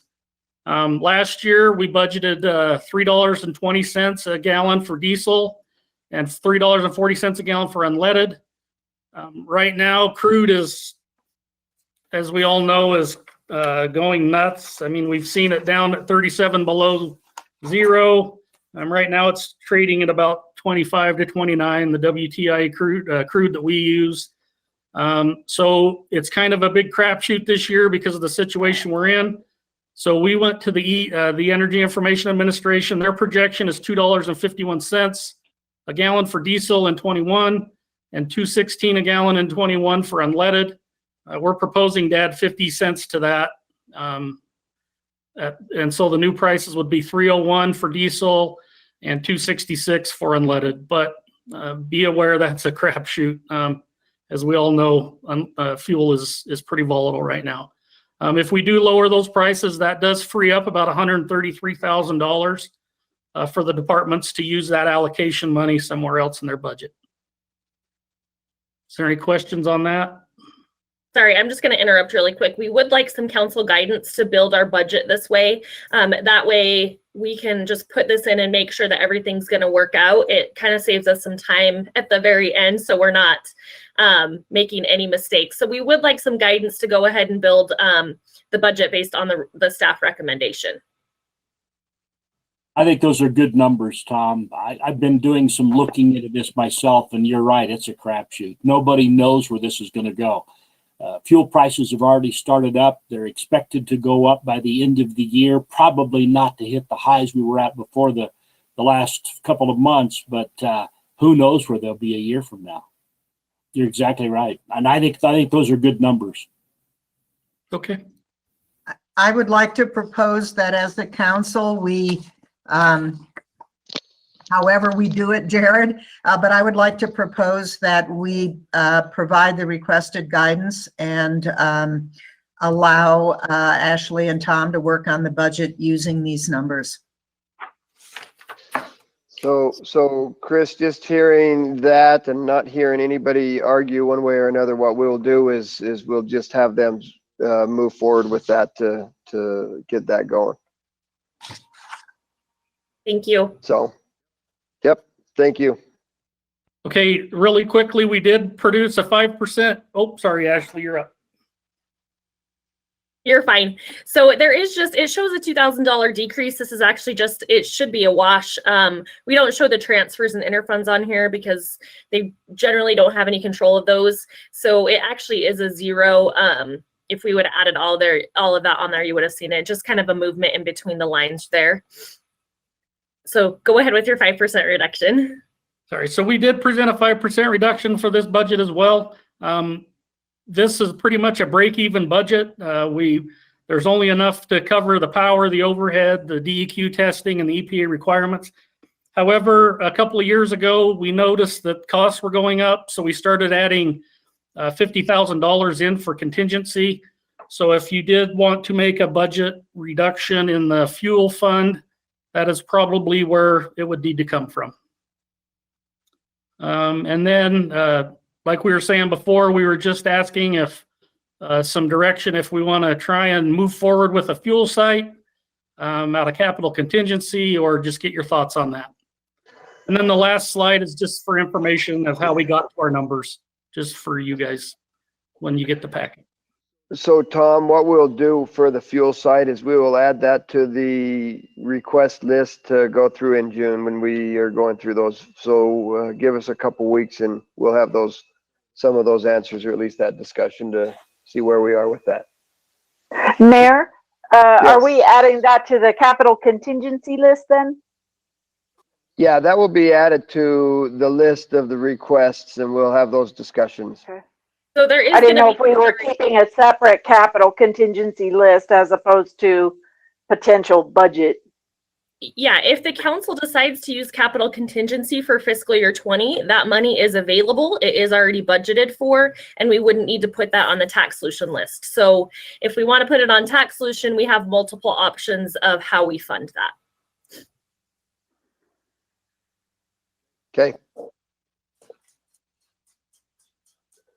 All right, thank you. I guess I'd like to comment that based on what I heard, I think whether we like it or not, we probably need to have some kind of a solution to this fuel site thing. I mean, you know, that, as I say, whether you like it or not, you can only kick a can down the road so far before it's not wise or cost effective. So that's just a comment. Yep, thank you, agreed. Rick, go ahead. I think it's time that we put some budget numbers together on what that new fuel site's going to be. I think it's time to get some preliminary estimates and cost figures and actually begin to figure out what we're going to do there. So Tom, why don't you do that for June so that we can have that discussion? Okay, we'll put together, 2 or 3 options and present them to you. Sounds good. Thank you. All right, we'll move on to street fund. I will try and hurry. I apologize for taking time. I'll try and get through this as quick as I can. So go ahead, Ashley. Our mission statement is to just basically provide a good service to the 265 miles of Pocatello right-of-ways and streets. Okay, the next question, or the next slide. Last week, there was some discussion about the potential highway user fee shortfalls. So we have put together at Streets a plan for that for FY20. So we're going to talk about this year for just a minute. As Councilman Bray talked about last week, we're looking at a 10 to 20% projection of highway user fees. So we wanted to put a plan together at Streets to resolve that. Our highway user fees, we budgeted, or we estimate our revenue at 2.6 million. We've already received half of our payments. We get 4 of those a year, and they've come in at 1.35 million. So we're a little above estimates so far. So in order to meet our 2.6 target, we're going to need to get up 1.25 million in the last 2 payments. If we take a 15% reduction on that, that's saying that we may only get $1,068,000 or $68,000. So there could be a potential shortfall of $188,000, which is about 2.5% of the total street budget. So I have directed my staff to, we're putting a plan together to make that 2.5% shortfall, that holdback. Some of the ways we're going to try and accomplish that is some of our fuel savings that we just talked about. When we were during the shutdown, the street department uses a lot of fuel, so we're going to see some savings there. The council in the past has given us extra money to do street sweeping after hours. We could find some savings there. This year, the street department was looking to buy some 3 pickup trucks. That was what was in there, what was in the plan for this year. The factories are now shut down, so you can't even order vehicles. So that money's probably going to get carried over into reserves, so we could use that.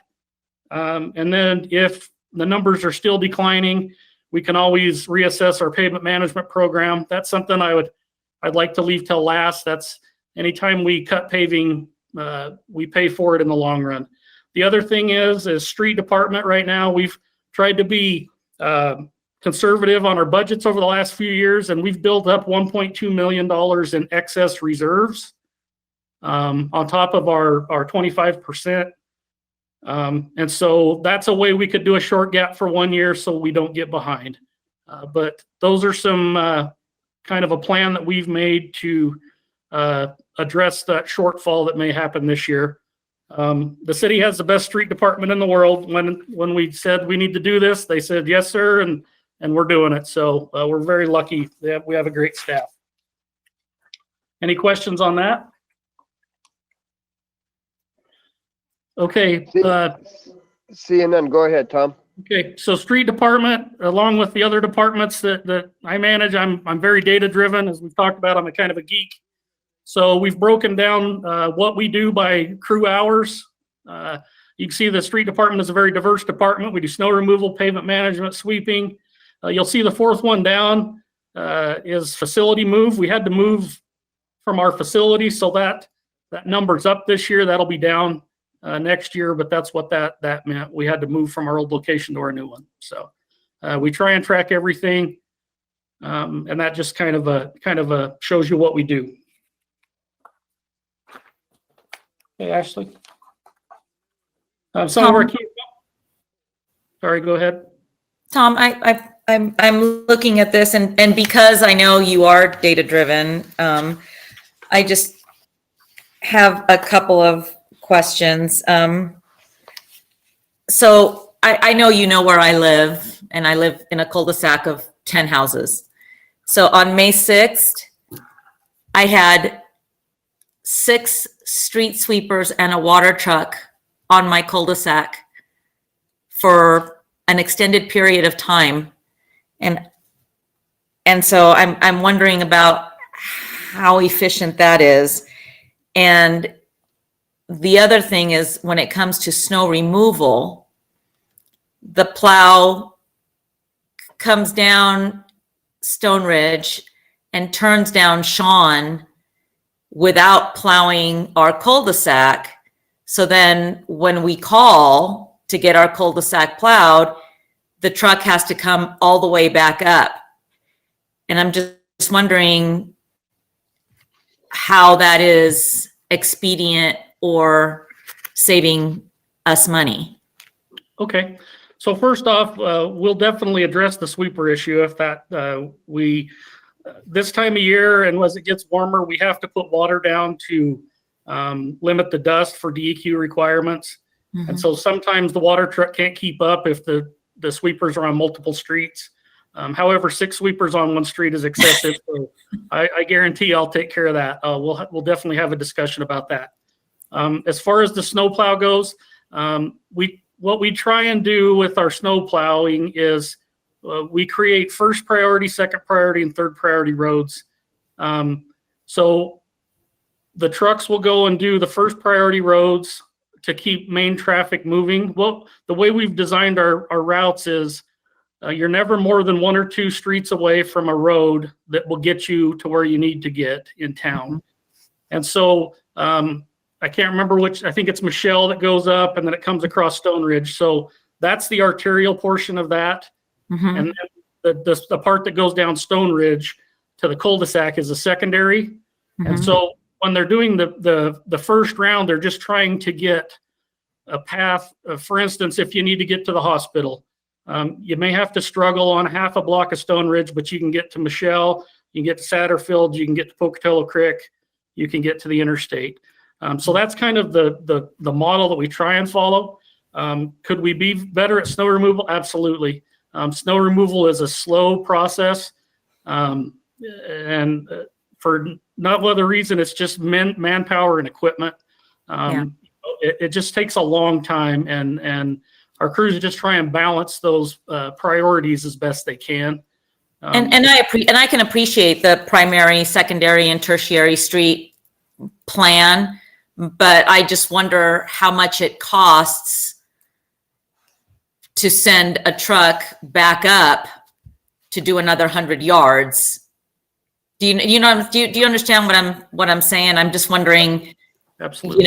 I can appreciate what the plan. I'm just concerned about whether it's actually costing us more money in certain situations when it's only like and I'm not talking just because it's my street, but any situation where it's like another 50 yards to have a truck go back to then later plow those 50 yards. I'm just wondering if that's cost effective. So I just wanted to bring that up to you because I know you'll look at it. Thank you, Tom. Yeah. No, and I understand it. And just something to think about is, off of these arterial roads, we usually have 10 or so of those little streets. And so it's tough for the driver to, if he's trying to do an arterial, to stop at every cul-de-sac on his way up. So it's just a delicate process, and we'll definitely look into it. Thank you, Tom. We're always Rick? trying to be better at it. Rick, it looks like you have a question. Yes. Looking at the sweeping, what's the plan for sweeping? I understand the snow removal. How often do you try and sweep each of the city streets? So we usually get to the streets 3 or 4 times a year, every street in town. What we've done this year is we've removed the sand in a lot of our areas that we put down. We're just putting down straight salt now. And the amount of time it takes to do our winter cleanup, which is what racks up the most hours, cleaning up the sand after the winter, we're seeing that we're getting 2 to 3 times as many streets done in a day as opposed to last year. So we feel that was a really good move. We're trying hard to be proactive. We're really good partners with the National Weather Service. We try and get out and put brine down before the storm. But removing the sand has really helped. We track our salt numbers. We're really not putting down any more salt. We've just removed the gravel. Some areas, when you get up like in the Stone Ridge area, you might need, we mix it 1-to-1 because you need that little bit of traction until the salt has time to melt. But down in the valleys, we've been switching over and we're seeing big dividends on that. Do our city entrances or Old Town get any greater priority for sweeping? Yes, sir. So we come in at 4 a.m. every Thursday, and we call it our business districts. We have the sweepers come in at 4 a.m. every Thursday. 1 week they will sweep Old Town, the east and west Old Town. They go basically from 8th to Garfield, from Benton to Wyeth.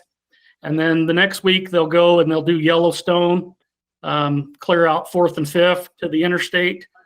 And then another week they'll do Pocatello Creek up to Alameda, and they'll go up to Pocatello Creek to the interchange. And then we repeat that cycle all year. On the week that we do the Old Town project, we also bring in a couple of guys and we wash the underpass tunnels. We have a disinfectant and a perfume, for lack of better words. We'll go in and wash those tunnels down and just try and make them as clean as we can and make them smell a little appealing. So, but yes, so we do. Thank you. Mr. Mayor, I have a comment. Go ahead. I think this chart really shows the distinction between what our roads crew or street department does compared to a contractor who keeps people on for only a part of the year to do their services. We've received some criticism for competing with private entities, but if we were to contract all of this out to private entities, we would see our expenses balloon greatly, I believe. So I really think that we need to take note of, and we're going to get next page, I think, is a measure of effectiveness in terms of some of the paving and things like that. But when you look at snow removal and patching and sweeping and all the things that go into the operation of our street department, if we were contracting those services out like some people expect us to do paving, we would be hitting our taxpayers double what we are for these operations.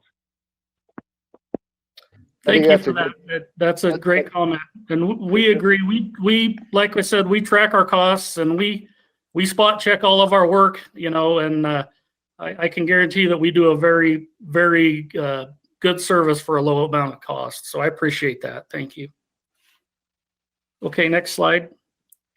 So some of our key effectiveness that we've got done, we did just under 31 miles of road last year, which is 12% of our network. Just to put that in perspective, that's about 465 city blocks worth of work. You can see that we have multiple treatments we use. This is where we've really been able to get innovative with our department. Our paving plan, the council has really been very supportive and kept us with some good funding, and we appreciate that. And I think we're able to now show that that it's paying off. We have empirical data. We've had a third-party person come in and evaluate our roads. The city of Pocatello has very good roads, and we're proud that we can say that. If you look to the right, we've put down what's called a pavement condition index. 0 to 25 is a road that's pretty much shot. 86 to 100 is really good. So in 2015, we were at 71, and our network has increased every year, and we're currently at a 77. Most communities our size are in the mid 60s to upper 60s for their network. So we're very proud of that. We've had $1 million in our paving budget for 20 years. That's been that same amount for 20 years. So I really need to commend the street department staff for being very creative to do a lot more with a lot less. Snow removal, we're always trying to, like we've talked before, to get more efficient. We're starting to put what they call wings on the side of our trucks and our road graders. And basically what that means is we can plow 2 lanes of road at one time. We can't do that everywhere, but where we can do it, we're trying to do that. Snow removal is just, like I said, it's time consuming. It just takes a lot of time. The trucks have to go slow so they don't bury sidewalks. But we're trying really hard on snow removal to get better. We've partnered with the National Weather Service. That's a really great partnership. They actually want to come and dispatch a meteorologist during large events at our traffic centers. So we're really excited about that. So we can get firsthand knowledge when we get in the middle of storms. Whenever we do paving projects, we have to, by the Department of Justice regulations, if there's any ADA ramps that are out of compliance, we are required to replace those. Last year, our average has been about 30 to 35 ramps a year. It's very expensive. It was one of those unfunded mandates that came down a few years ago that we had to accept. But it's good because it helps with the mobility and the walkability of the community. This last year was only 19. We're starting to get a pretty good handle on those. We also do weed abatement, 400 acres of city maintained right-of-ways that's spraying and mowing all over town. We've added some more to that with the Northgate development. Crosswalks is another process that we're trying to get better at. You can see we only get about 1/3 of our crosswalks done every year. We usually can get 1 or 2 seasons out of paint. So this is something that we have on our 5-year plan to try and get better. They do make product that's called thermal markings where it's actually a sticker that you burn into the asphalt. We try our best to use as much of that as we can. It's got a 3 to 7 year life, but they are more expensive. And so the upfront cost is difficult. So we try and balance painting with thermoplastic as much as we can to get as many as we can done. We have 69 signals. We manage all those signals out of our facility. One of the big success stories, we were able to eliminate 40 seconds off of the diverging diamond corridor as part of our cooperative agreement with the state. 40 seconds in street is in traffic is like minutes. When you sit at a stoplight for 15 seconds, it feels like 20 minutes. So we were really proud of the 40-second decrease. And then we were also really fortunate for some of our innovative techniques. We were featured in an asphalt magazine. So we're going to brag about that a little bit. Issues and concerns. Tom, I'm sorry. I have a question. Mm-hmm. Yes. Claudia, you muted yourself again. There you go. Sorry, thank you. Do we bid out for the asphalt every year? We do. We evaluate. We use multiple products, and so we evaluate each year. If we can get, if the markets are bad, we can sometimes convince the suppliers to piggyback. But we always try and do a bid whenever it's in our best interest. I'll give you an example. This is one of the efficiencies that we want to realize with purchasing. We were able to do a large asphalt bid in conjunction with the water department. And we were able to leverage that large amount of aggregate, and we were able to knock $5 a ton off of our asphalt price. So we were pretty excited about that. But yes, we do bid. We did do a piggyback of a contract this year. I spoke with multiple companies and no one could compete with that price. But we try not to piggyback whenever we don't have to, but for the one, that was a direction that we headed in. But yes, we bid a lot. Okay, and then I just have one more question. When you go down Pocatello Creek Road and you hit Ridgewood and you start heading up towards Granite, that road was, I know it's county road, but it was designated as an emergency access for emergency vehicles. That road is in the 0 to 25 category. I was wondering, are we not responsible? I mean, because if fire trucks have to get up there, it's a bob and weave. Is there a plan for that stretch? Yeah, and the mayor may be able to talk better about this, but we've met with the county a lot and the homeowners up there. That is a tricky road. It's a private road that's located in the city limits. The logistics of how it became a secondary access was kind of before my time. I don't know, but that's been a really tricky one that we haven't been able to really get any closure on. Okay, my only concern is like for emergency vehicles, because if they're going to use that road and it's so deteriorated, are we going to have damage to our very expensive fire trucks and our, new police vehicles? So, either we close it to emergency traffic, or do you know what I'm saying? I'm just concerned about the wear and tear really on the emergency vehicles if they're going to use that road, because it is really falling apart. It is. So Claudia, I can just touch on that for just one quick second. And then when I'm done, Chris, it looks like you have a question too. That road, unfortunately, is a private road that is in the county that we have the city boundaries reach over above that road. And so we cannot, as a city, do maintenance on that road for two reasons. Number one, it's a private road and we can't expend tax dollars on a private road. And number two, it's a county within the county and we can't spend tax dollars inside the county as well. And so it's a kind of got a double whammy there. It's something that we literally have worked on for, I know that I've tried to figure it out for 6 or 7 years, maybe even 8 years. And it's just one of those things that if we would have done it right when we annexed that property above it, we would have annexed that road. We would have done something else there, but the people that live on that road do not want to be annexed into the city of Pocatello, and the city taxpayers in Pocatello are responsible to pay for a road that goes to their house, and that road is a private road. And so it's just been a big mess from day one. And so it's one of those problems that we just inherited and we get to deal with on a regular basis. Okay, thank you. Yep. Chris, go ahead. Yeah. So I read at your from your recommendation, Rick, I went and read about glycinite. Do I have that right? Okay, it was, sorry? Gilsonite. Gilsonite, okay.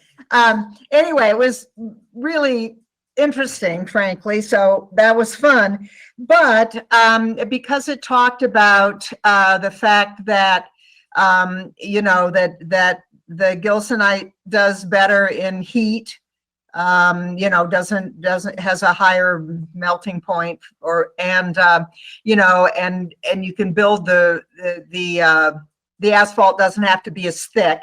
So I'm just kind of wondering, I know I believe I remember that it's a bit more expensive, but again, I'm kind of wondering, you know, how that cost benefit ends up, because if we can build, you know, 20 miles of city roads that are a half-inch thinner, et cetera, et cetera. And again, it's not like an emergency question, but it just got me thinking that, you know, those are bits of information that sometimes really help the public understand why we do something that may cost apparently more upfront.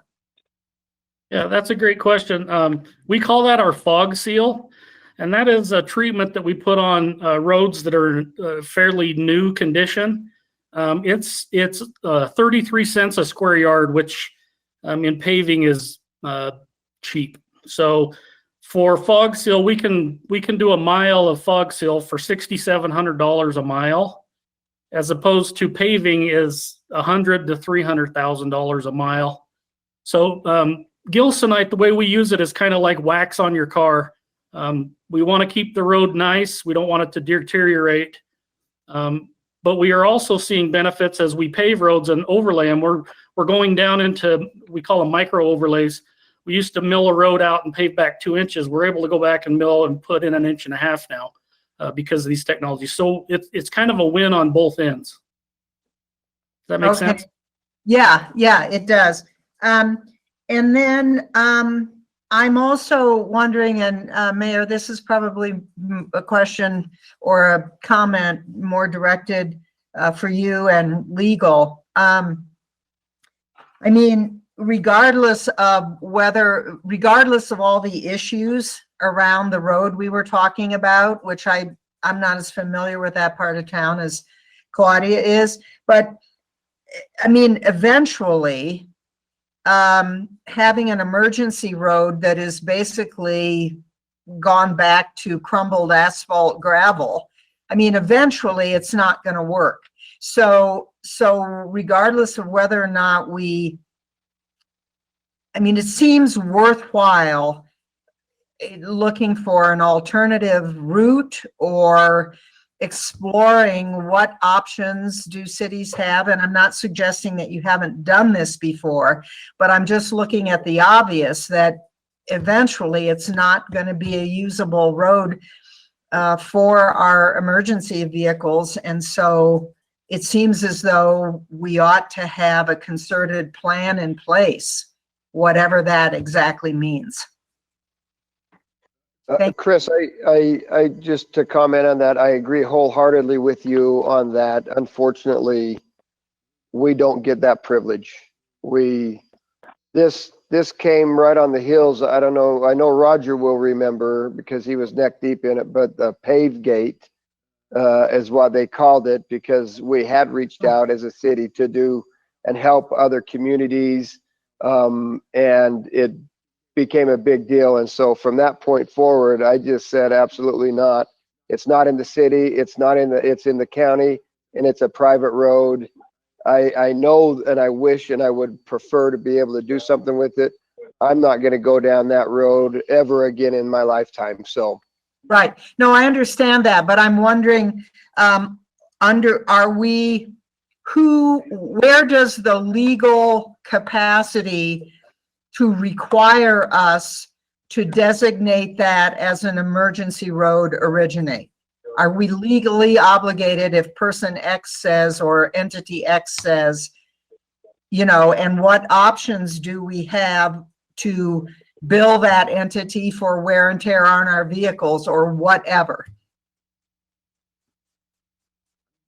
I'm going to say this is going to be a discussion that will take us an awful long time. So I would like to just sit down maybe with you and go over a number of things in the future. But this is like a 16-week discussion if we didn't stop for sleeping. So, No, right. I understand that. And that's why I say I think this is more a question, for you and for legal rather than this setting. But I think ignoring the problem is not going to get us to a solution. And that's all I'm saying. So anyway, okay, I'm not all right. being Yeah, critical or anything. Thank you. I don't disagree, but one thing we have not done is ignored this problem. We have worked it from one end to the other. So that being said, let's go ahead and continue on, Tom. Okay, some of the issues and concerns we talked about, the highway user fees, allocating proper financing for pavement. Every year that we skip, it costs 2 or 3 years down the road. Put together a small little graph. Ashley, do you want to pop that up? We'll go through this quick. So that's when a road's brand new, that's how it deteriorates. So if you pave a brand new road, within probably 13 years, it will be completely ruined, just from sun and weather. So what we do is this green line, we do a small treatment. It extends the life as it deteriorates. We do another small treatment, which boosts it back up.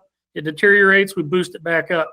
You can see on this next part, if we skip a year, go ahead, Ashley, that we really never catch back up to that. And so the council's always been very supportive of that. I just wanted to show that as kind of a visual for you guys. Traffic signals, I wanted to give a shout out to the council. Last year, you gave us an allocation for $50,000 for more signal upgrades. A few years ago, the signal cabinet at Warren and Yellowstone by Cafe Rio was struck. Cabinets take about 3 months to get. So that intersection was had stop signs for about 3 months. A couple of weeks ago, a vehicle took out the cabinet at Flandreau and Yellowstone in the middle of the night. Our crews came in, and because we were able to get some of these products, they had the signal running by 6 a.m. that morning. I can't even imagine what that intersection at Costco and Yellowstone would be like as a four-way stop, but I just wanted to commend you for that because that really paid off. The next thing is to provide adequate funding for federal aid projects. These are our grant projects. And then something looming on the horizon, street sweepings. This isn't a thing right now, but we may have to start hauling our sweepings to the landfill. We go through about 10,000 tons a year at $29 a ton. That's a pretty hefty bill. So we hope that doesn't come to fruition, but that's something that we're looking at. And it drives us even more to be more proactive of pulling the sand out of our salt mixture.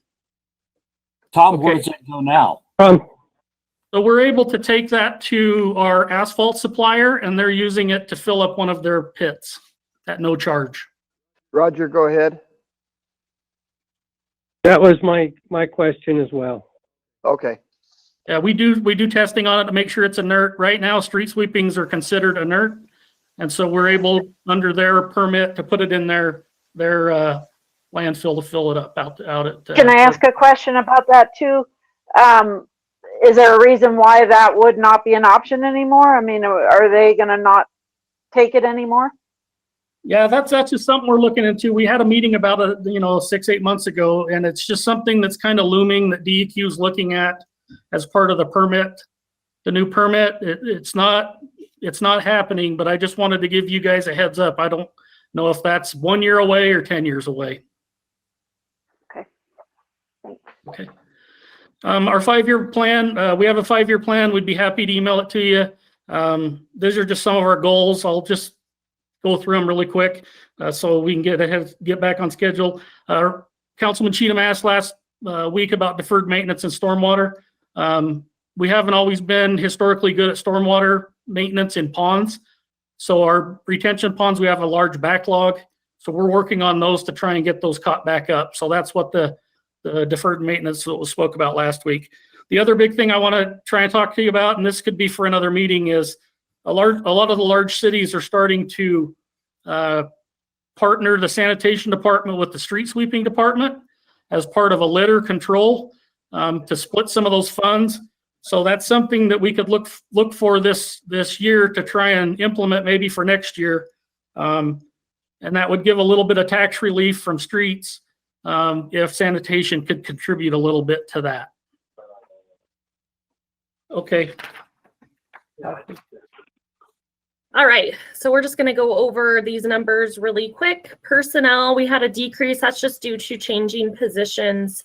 About 40% of the budget is for labor. There are 33 full-time employees, and we have budgeted a little under $160,000 for part-time hours. All right, you can see that there has been some movement between the lines, but overall they have kept their budget completely flat.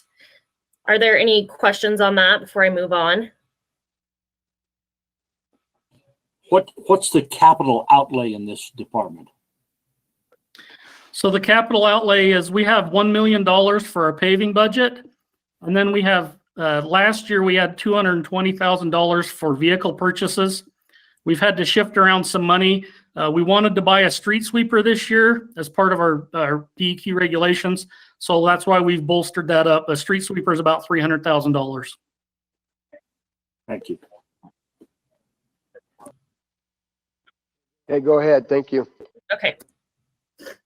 And then this just kind of shows the funding for streets. A lot of property tax. There is some intergovernmental revenue in there, as well as some interfund revenues, which is basically just work done for other departments, I believe, as well as some other financing sources. But the general, so you're getting the intergovernmental is the highway user fees, in case that's a question. So he did go over that earlier. We are going to go over that more in depth when we do revenue projections.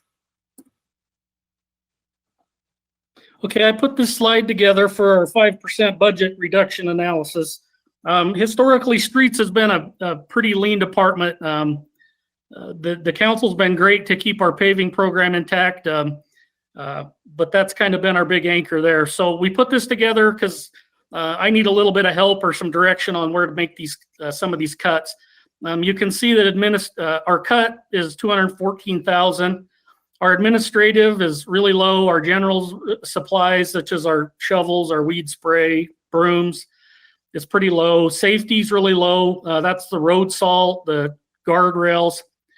And then we have wages and benefits that are high. And then we have a lot of regulatory and contractual agreements.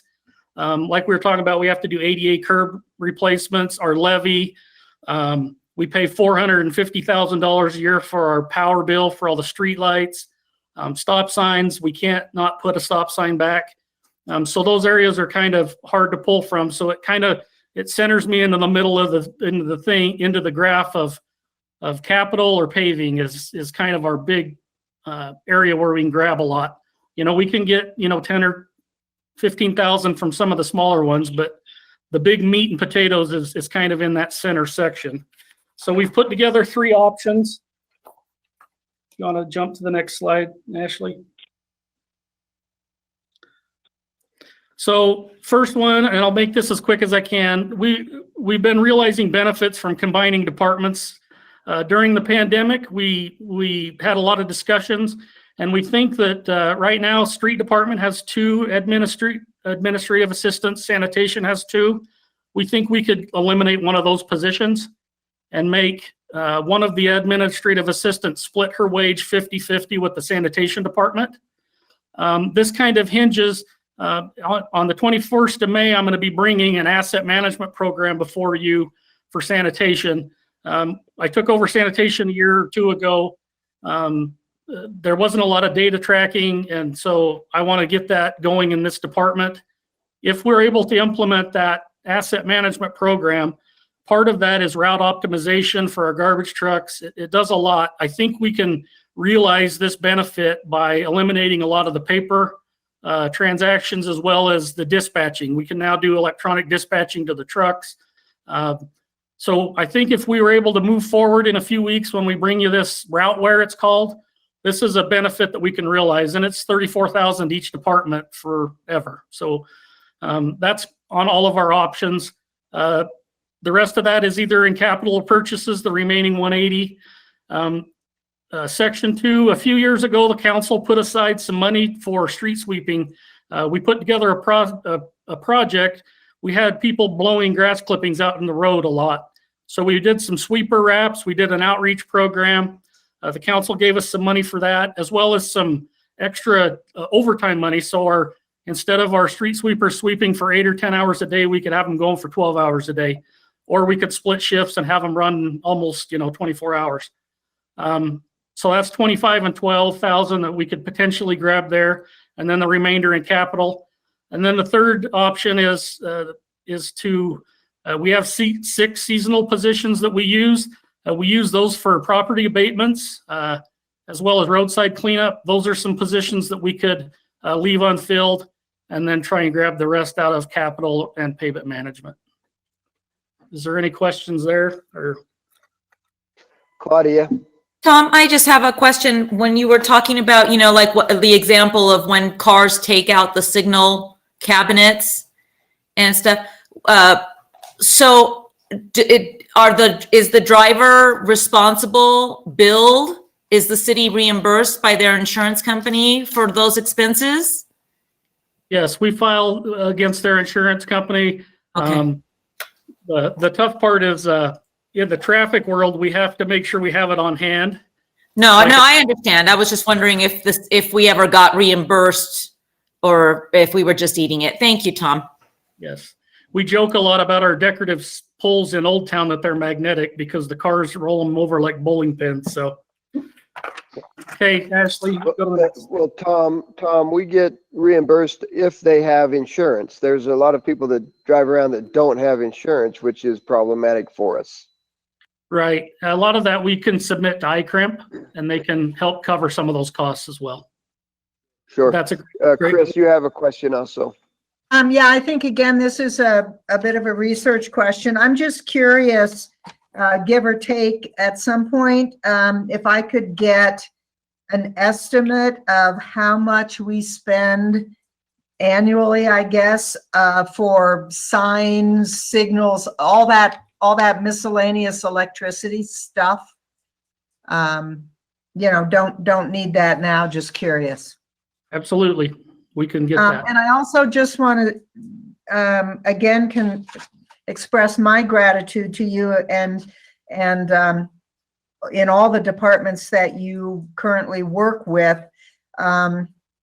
because I think the fact that you've done implemented data tracking and right sizing makes your presentation really clear, because you can follow the logic really well because the data is there.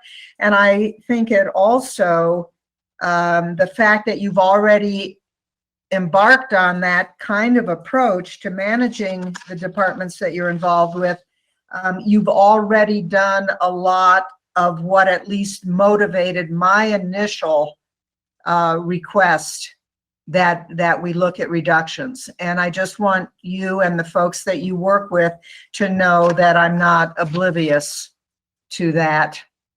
Thank you.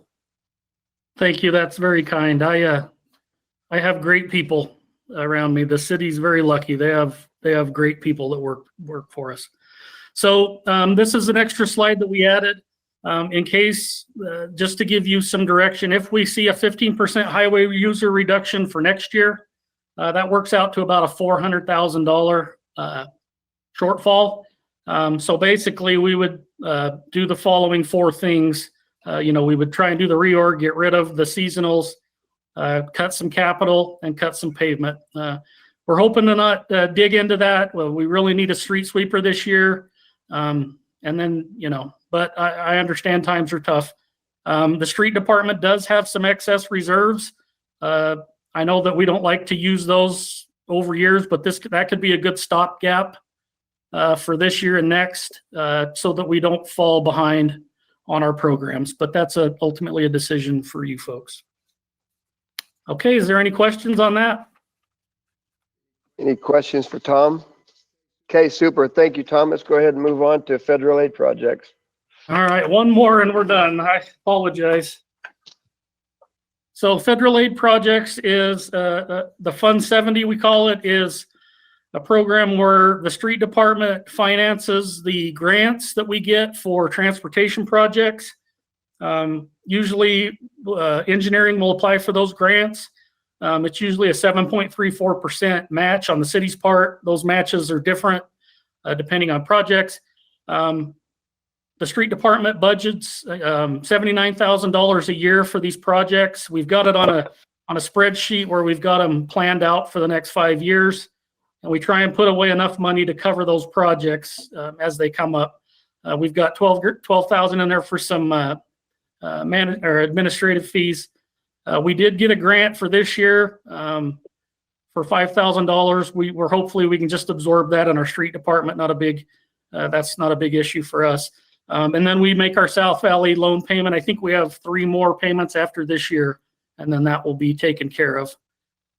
So what we're proposing for this year is we approved some grants earlier, I believe January or February, and some of those grants came with some additional match money on the city's part. For this year, there's a delta right now of about $250,000 that we'll need to make up for this year. We're proposing that we could probably take that out of our street reserves to make that account whole again. And then we would need to add, because these projects we've added these projects on, we'd add about 50,000 to that 79,000 for the next 4 to 5 years. I know that's kind of confusing. I'm trying not to go too fast, but is there any questions on that? Looks like you're good. Tom, go ahead. I'm gonna interject for just a minute. The whole goal of Fund 70 is to be able to have money set aside for when these federal projects become available. At this point right now, we're approving grants that we don't have money for. So ultimately that comes back to streets or to the taxpayers to cover that. So we just need to be aware. We also want to try to build up this fund to have like $1 million reserve. If we put $50,000 away in addition to the 79 for the next 4 years, let me just pull up my spreadsheet here really quick. We'll only have a balance of $200,000. That's just with the projects that we've approved so far. If any other projects come up, we have to find a way to fund those. So I just wanted council to be aware that we are monitoring this fund. We are meeting on a quarterly basis, but ultimately when these grants are approved, they're gonna need to come, the money's gonna need to come from somewhere, where street is in charge of this fund. It's gonna have to come from tax dollars. So, or, if we got an increase in highway user fees or something like that, but we are going to need to cover the expenses that are going to come out of this fund. And we're trying right now, the $50,000 additional a year will help to build some additional reserves, but we would definitely like to have more so that, if a big project comes up, we're able to apply and accept that grant and have the money set aside to be able to fund it.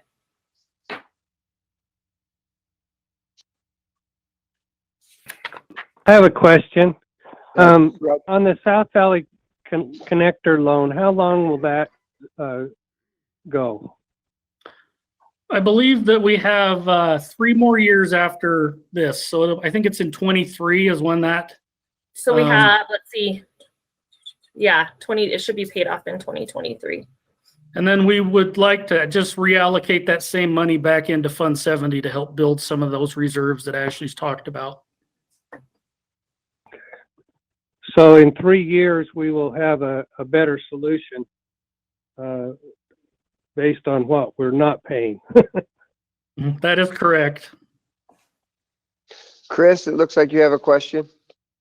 Yeah, this sort of relates to my question of a while ago, about tracking projects that we're responsible for and making sure we have a handle that we're not obligating for more than we can afford. So I think I remember Ashley reporting at an earlier meeting that our emergency reserve for the city is getting much, much closer to being what it needs to be. If that is correct, then in theory, at least in the foreseeable future, that might create some, some further opportunity for reallocating. And I'm also wondering, because I understand the importance of this, well, I'll call it a contingency fund for grants. So we have some things, for example, in this year's budget that have not been spent, some line items that have not been expended. And I'm wondering whether or not at some future date, council could talk about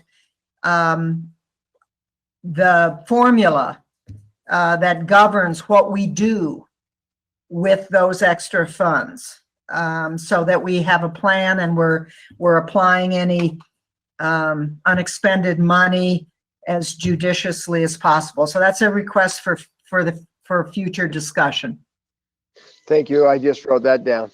Right, and just as a reminder, the only funds that can transfer money into Fund 70 would be the general fund and the street fund. So we couldn't use any other like tax dollar savings from, say, recreation or cemetery to be able to fund Fund 70. I just wanted to let you guys know. Yeah, and that's something, I mean, I clearly need to have a better understanding of where unexpended money ends up, if it's not interfund or enterprise. And then once it ends up, in whatever city fund, then from there, what options do we have for reallocation? So I thank you. I appreciate the fact that you're going to help me understand that better. Okay, go ahead. I think that's, well, go ahead. We just threw a budget comparison in here. We've just kept everything flat from last year because we were looking for, the council guidance on if we should increase this, and we can definitely move that on to the tax solution. But we just kind of wanted to be able to show you the budget. So I think this is Tom's. So like we talked about, to get Fund 70 whole for this year, this is actually would be an FY20, a budget amendment. We're looking at moving to 250,000, and then for the next 4 years, 21 through 24, increasing the amount by 50,000 each year to cover these projects. And that's all I have. Oh, go ahead, Tom. I was just going to say there's really no way of cutting 5% out of this, so I did not produce a 5% reduction in this budget. So just to tell you that. Thank you. So that's all for me. Good. Super. Thanks, Tom. So Ashley, let's definitely add that to the early June meetings, and then we'll definitely have to have a budget amendment, and you'll bring all those to us at a study session, I'm assuming. Yeah, we're working on, I'm going to try to get the request out tomorrow and kind of look at the calendar where we don't have a work session in June. I might throw it at the beginning of one of these budget sessions so that we can kind of talk about those and be able to get those done before July. Sounds good. Thank you. Okay, thank you. Okay, council, it looks like we have scheduled a break. So we're about a half hour behind the schedule right now, but I think we've got some good discussion going on right now. So why don't we go ahead and take a break for about 10 minutes, and we will be right back, and we'll get going again. Thank you.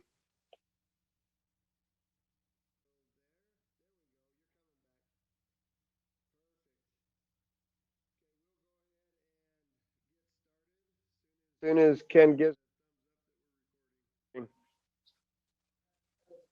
Okay, perfect. Looks like we're good to go. Thank you for joining us after the break. We will go ahead and continue on with our engineering department. Jeff.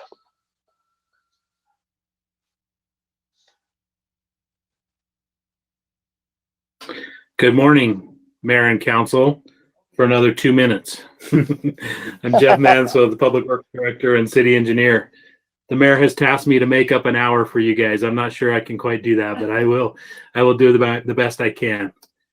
I'm joined today by Merrill Quayle, our Public Works Development Engineer. He's gonna be assisting me with the fee portion of this presentation. So we're excited to present our budget to you today and talk a little bit about engineering. As you can see there, our mission statement is to provide municipal engineering, surveying, environmental, and mapping services that help our community to ensure quality and sustainable construction and lasting infrastructure for the residents and visitors. Next slide.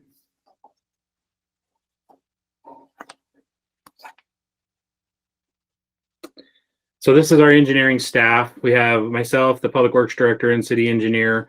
We have 4 licensed professional engineers. We have one which is a Public Works Development Engineer. We have one that's strictly or primarily focused on utilities. We have one that is focused on transportation. And then we have one that splits time between environmental and utility projects. We have a project manager who is also a licensed landscape architect. We have 4 engineering technicians. We have 1 surveyor who serves as our city engineer.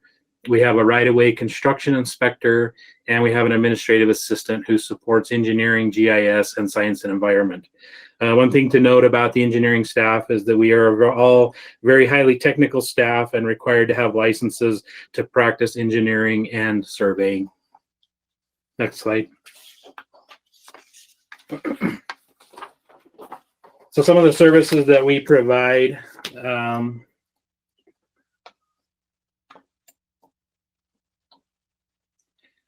design and construction management services. We do surveying for city projects and to maintain our survey monuments. We complete the procurement, design, and administration of federal aid projects. We review all residential and commercial developments that come into the city. We assist and inspect capital improvement projects for other departments and agencies. We complete traffic engineering, speed studies, and pedestrian safety projects. We do bridge development and erosion control inspections. We complete right-of-way project coordination and inspections. We serve as technical resources for the other departments, and I'll talk a little bit about that later. And we apply for and administer multiple grant applications per year. Next slide.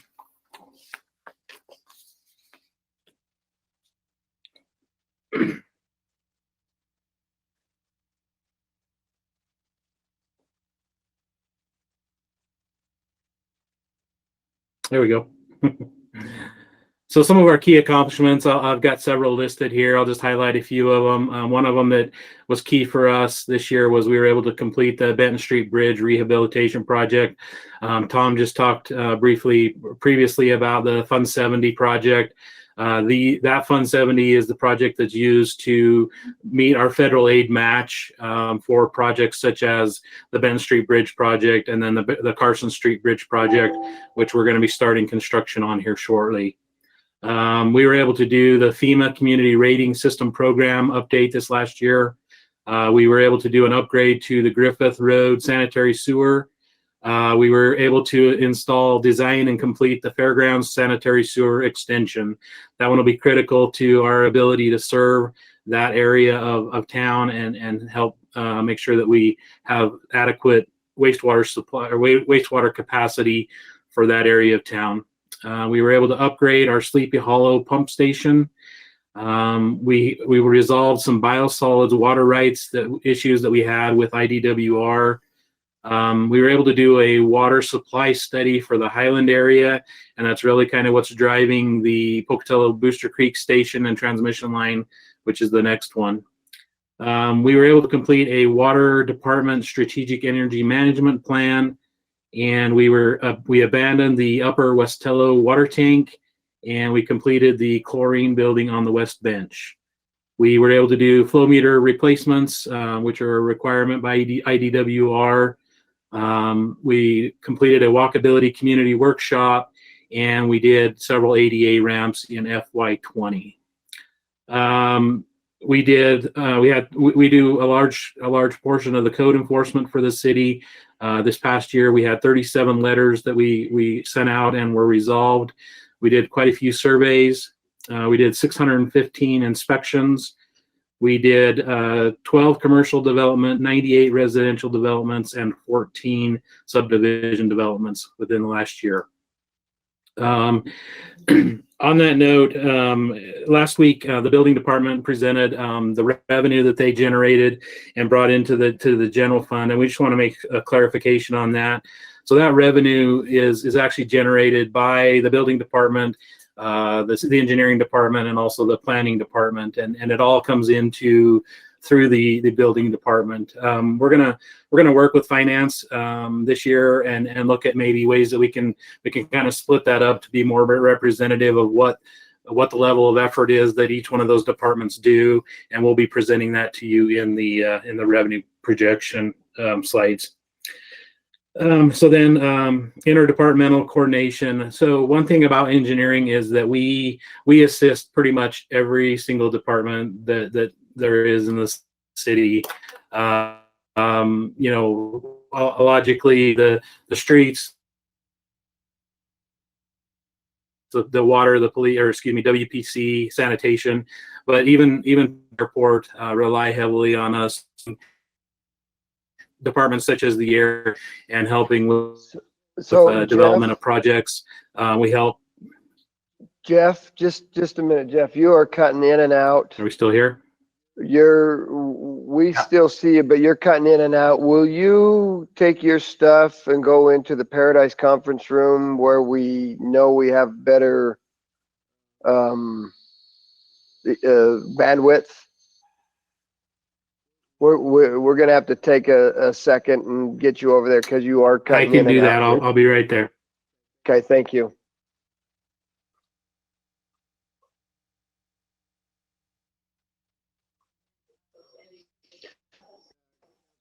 Council, sorry, those offices inside all four walls, we just don't have good coverage, and so we're gonna have to make a note of that so that we can get that taken care of, so that we've got that bandwidth where we need it.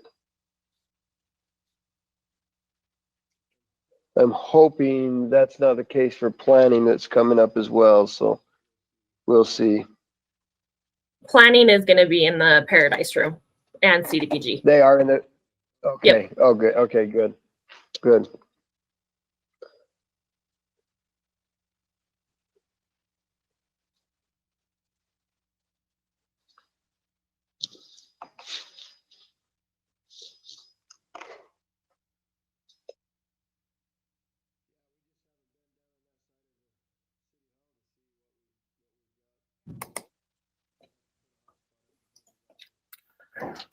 Okay, can you hear me? All right, we can hear you now. Sorry about that. I'm not sure how much of it you heard. So we got most of it up to the interdepartmental coordination throughout the city is. Okay, great. So as I mentioned, we pretty much help every department throughout the city. The logical ones are the water, WPC, street departments, but we also help the departments such as the airport. They rely heavily upon us for development projects and surveying. We've helped the PRT quite a bit with their new facility. We've helped animal services. We even helped the library, police, fire. So we help all of the different departments throughout the city. So as in one way that we've, in talking to Ashley, one way that we've kind of identified that we can help reduce the tax burden from our department is that we're going to be working with Ashley and trying to figure out ways that we can come up with alternate ways to bill departments to help fund the engineering department and hopefully reduce the tax burden to the general public. So we'll be working on that with Ashley and bring that to you at a later date. I think you're up, Ashley. All right. So you can see that there is a decrease overall in the personnel budget. That's just due to some change of employment. So we had a seasoned employee that we refilled the position at, for a newer employee. You can see that almost 82% of their budget is for labor. There are 10 employees, and we have budgeted about $8,100 for part-time. Overall, the operating budget has remained flat as per guidance. And I think you're up. Okay, thanks. So these are a couple of budget authority increases that we are requesting. The first one is for maintenance agreements and repairs for our copy machines, plotters, and scanners.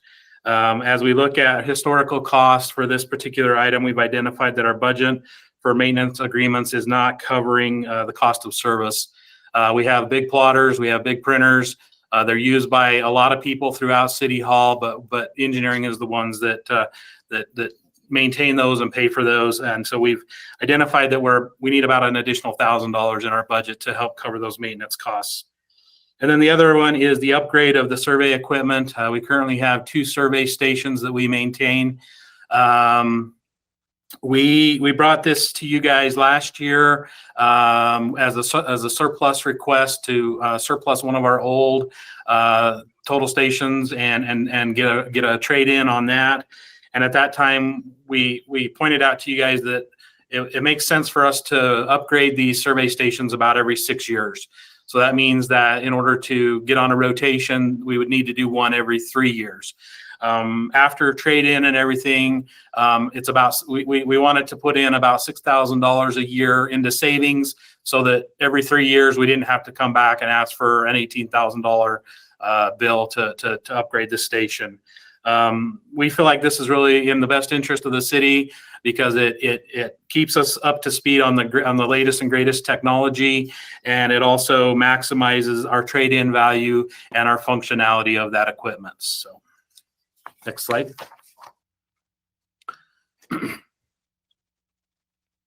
So a 5% operating budget decrease for us. As we look through our budget, I have a line item for other purchase professional services. This is line item 40-99. And this is utilized to pay for objects such as testing, problem resolution, excavation, things like that we encounter when we get involved in a project that we're managing or we're overseeing. Let's say we get into an ADA project and we end up finding out that there was a utility issue or something that we need to help pay for, then this has been a fund that we've used to help facilitate completion of projects. I currently have $4,000 in that budget. If we split that down to, if we reduce that by $3,000, obviously there would be decreased funds available for me to do that, but there would still be $1,000 left. And the second item is in our hardware software budget, 3106. So as we looked at our historical use of this budget line, we felt like we could probably cut about $1,200 out of that budget item, and that would give us a decrease of $4,200 between those two, which would meet the 5%, very close to the 5% of our operating budget. One thing I want to point out here is as we look at our service level report, if you'll notice from FY15 to 19 in actual dollar change, we've had a decrease of negative 13.96% in our budget. Rick, you have a question for him? I do. Tom, doing these cuts in those areas, historically, would that leave you sufficient funds as you have seen needed? It just depends on year to year, Rick. Some years we'll use the full 4,000, and then there's other years where we don't have anything and we'll only spend maybe $500 or $1,000. One thing about our department is anything that we don't spend goes back into the general fund. So at the end of the year. Thank you. Yeah. Okay, I'll go ahead and turn the time over now to Merrill and let him talk about our fee increases. Council, thank you for this opportunity. The fees that we've looked at or looking at right now is the primary inspection for subdivisions. Last year, we presented the increase in where we were and gave you a few numbers on other communities around us and what they were doing. Also, with this, we presented some other alternatives that we'll be looking at possibly next year that will track it instead of on a lot basis, but maybe on a linear foot basis of services that are put in, such as water lines, curb and gutter, road line mileage. And so a subdivision will be tallied per manhole that goes in and so forth. During our presentation last year, as we brought up the shortfall from other communities and what we were getting to increase on our inspection times and review times, that they said we were going to raise it 25, and was asked the question about a shortfall. We said, well, maybe $50 would get us there. Instead of doing that in 1 year, it was over 2 years. So that's why you're seeing a $25 increase on our lots this year for 4 through 21 lots. The 1 through 3 lots, we do a lot of short plat scenarios that may have minimal utility needs or infrastructure. So when I looked at that and we had $525,000, Jeff and I looked at that, and we wanted to bring that down to 500. It's not that much of a difference, but it sure seems reasonable. 525 seemed like we were pushing the limits on where we were versus services versus that because of the short plat scenario. So that's what you're looking there. The alternative addresses, that has been about 5 years since that's been updated. And when we do that, we have the applicant give us that. We have to review the scenario, do some research, and then we send out emails. We feel that needs to increase about $5 to keep up with what we're doing. Floodplain development. This is a new fee with our FEMA requirements. That do you have a question, Heidi? Or well, I'm sorry, I did on the address alteration. Okay, it seems like you would spend a lot more time than, like than $35 would cover. So does it need to go up more than that? We do quite a bit of more research, but where we email now, we don't send out the mailings and so forth. We were hoping that kind of offsets where we're emailing to the applicant. We email to the utilities, the county assessor, and those that need to know. It could raise. We probably process 5 to 10 addresses a year. There's not that many. 35 seems like about, like I said, it's anywhere from an hour to 2 hours worth of time that may have to happen there. So we're covering at least half of one of the hours that we're involved with. A lot of them are fairly simple. There are some that lead into the 2 hour mark though, but I think $35 is reasonable from the work that I do and watch our techs do and help them with. Yeah, I think it's very reasonable as well. And I guess I was just thinking if it's only covering, half of the time or a fourth of the time, I would not be opposed to bumping that up a little bit more if that helps cover our costs. That would be helpful, and I wouldn't be opposed of if we wanted to take it to 40, if council is okay with that, or a higher number, whatever the council thinks that we'd be doing there. Rick? I kind of agree with Heidi. I wonder if that's enough. I guess, can you give us an example of why someone would need an address alteration? We have several. The most common one anymore is when they come in with a basement apartment, or they say, well, we've had a basement apartment for this long and we keep getting mail of the neighbors. So we want an A or a B or there that has to go out to there. The research for that to say, is it a legal non-conforming apartment in there, or is it one that's illegal? And we've come across them that we wouldn't give the address, and that has sparked the other thing that they've had to remove the apartment in general. Others is anywhere from traditions that these numbers and series of numbers had one that they just couldn't deal with. They had to have their address changed because of their, I don't know, black cat. I don't know what that word is for sure. They were superstitions that they didn't. And literally we did. And we processed it and moved it for them because of the superstitions. I did not want to disagree with their beliefs. So, Councilman Stevens. Chris, it looks like you have a question. Well, I just am wondering whether or not, because I agree with Rick and Heidi that I think we're providing a service at the property owner's request, and we're giving them a heck of a deal all of which is great, but can we afford it? And so I'm wondering whether or not there is a way within the city policy and whatever is legal to say, okay, we have 2 fee rates perhaps.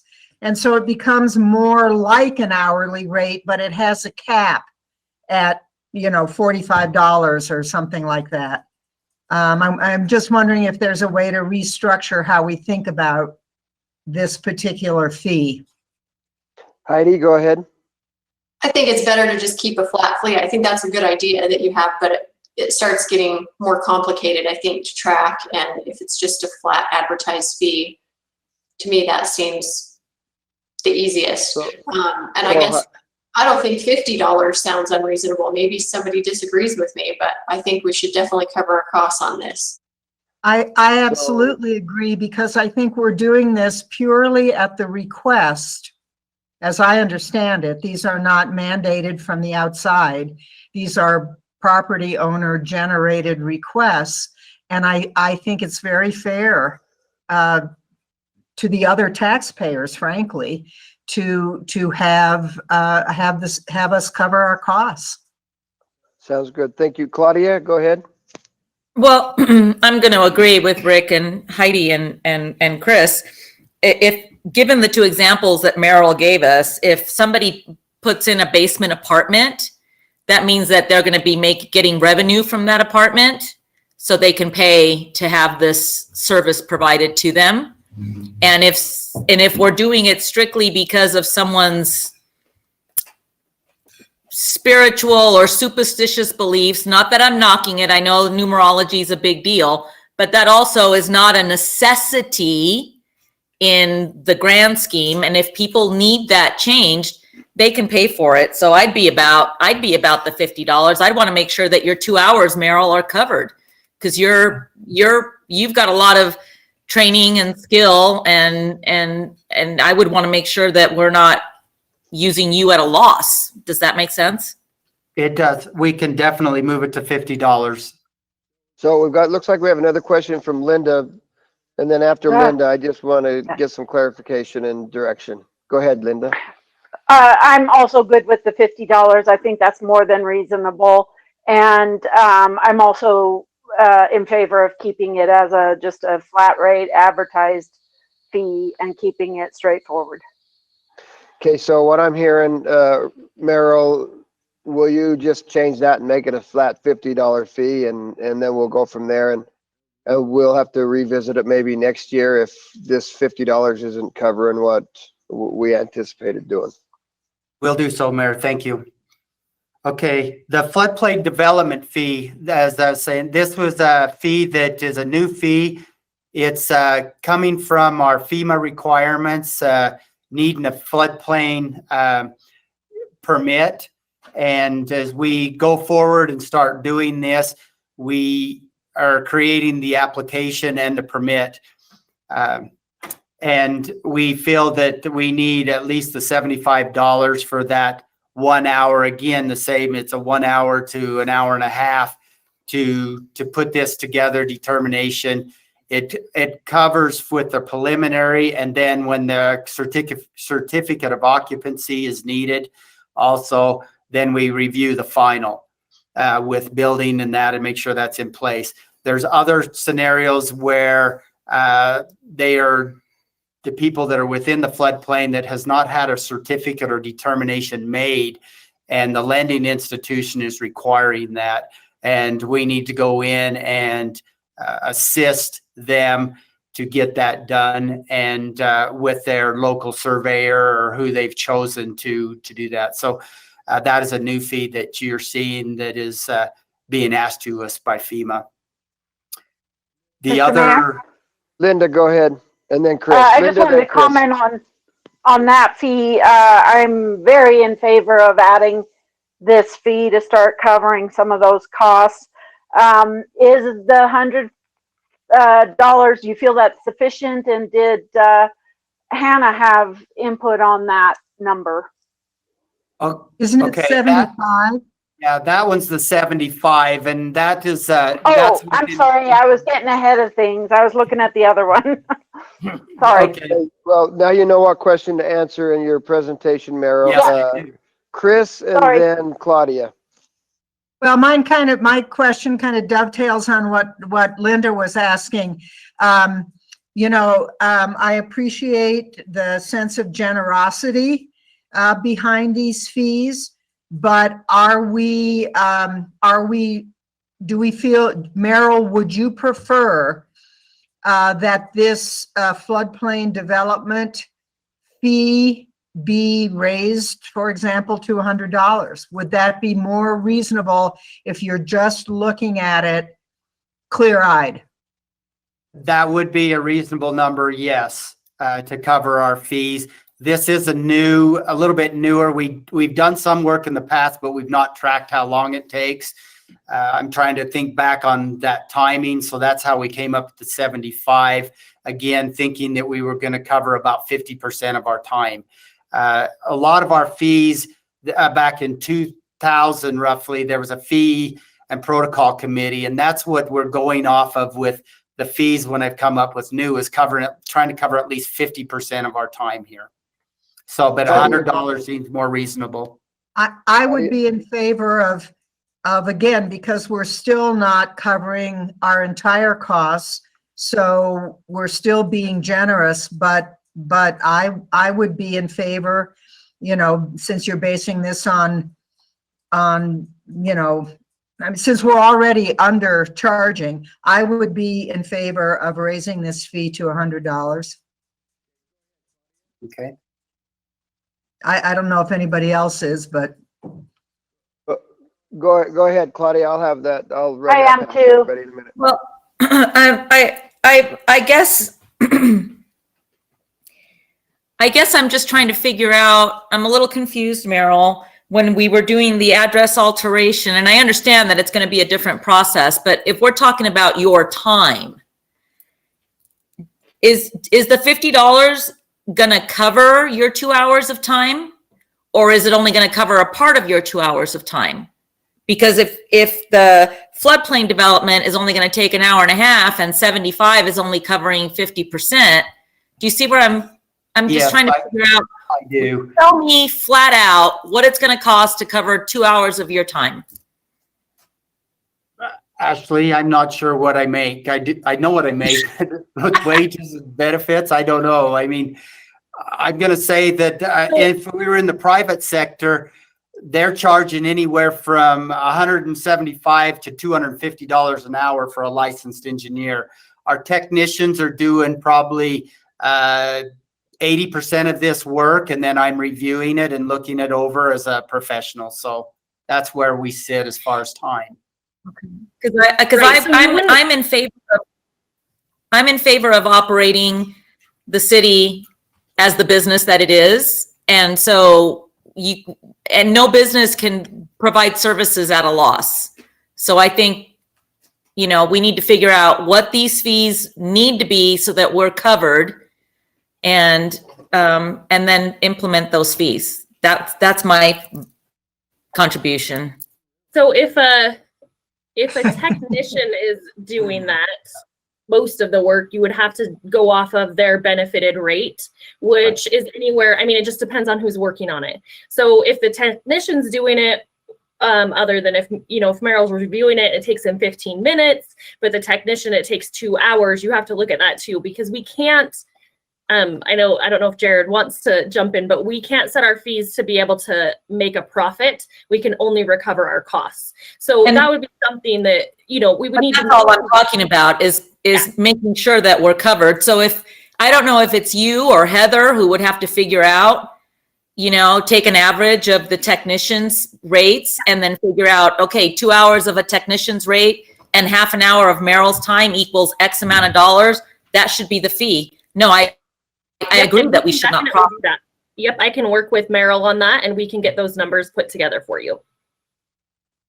And to answer that question a little more, the $50 for the addressing, just backtracking just a little bit. I know the time that I put in and the technician puts in, we're probably an hour. I'm probably doing 20 to 30 minutes of that time, and then I hand it off to to them to email and so forth out. So that $50 isn't covering 100%, but we can track it successfully this year and see where we are with the data on that. And then, Chris, go ahead. Yeah, I just want to throw a thought into the puddle here. I don't mind that. I think it's appropriate if we're coming in a little bit under on these fees, because these folks are also property tax payers, and they're already contributing to the city as a whole. So I don't know that, I just throw that out, that I don't know that, market rate is what we're talking about. And I get your point about not making profit, Ashley, but I'm also okay with coming in a little under, because these folks are already paying us in a sense to provide this service. So we'll get with Ashley and we'll work on refining those a little bit for you all. that'll be good. Sounds good. Thank you. And the next one is one of those we'll need to too. And as Councilwoman Lyric said, is that did we cover our costs there, and did we coordinate with Hannah? Yes, the engineering department through the development side and is what we do a lot of the reviewing, the inspection. We do the reviewing and inspections of the stormwater. As we were going through this and through council's comments in the last few weeks, we realized also that on a commercial development, we're spending 2 hours of time, probably an hour review and an hour on inspection on these systems. And there is no fees whatsoever that is being charged at this time for that time that goes out to follow the Port of Stormwater Design Manual and so forth. So that is a new fee that we're proposing on a commercial development. We did 12 of these last year. We do quite of answering a lot of questions that don't come to fruition, but 12 of them we did. And again, that is about half the time that it covered, and that's why we put the $100. So we'll get with Ashley on that one and review that and see where that one needs to be also, if that's all right. Okay, thank you. Next slide.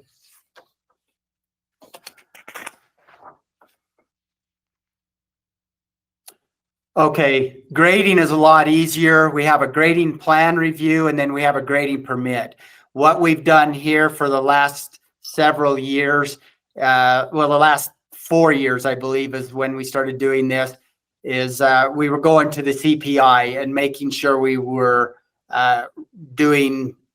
keeping up with the times. And what we've done is last year we started with the CPI, and then we round to the nearest 50 cents.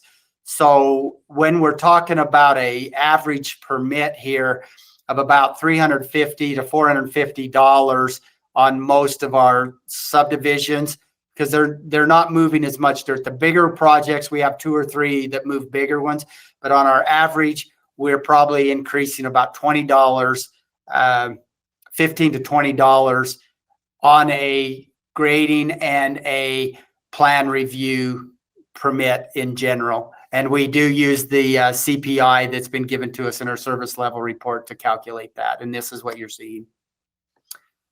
Okay, next slide. The next slide is our grading permit. It just parallels. I'd already covered that in that too. So next slide.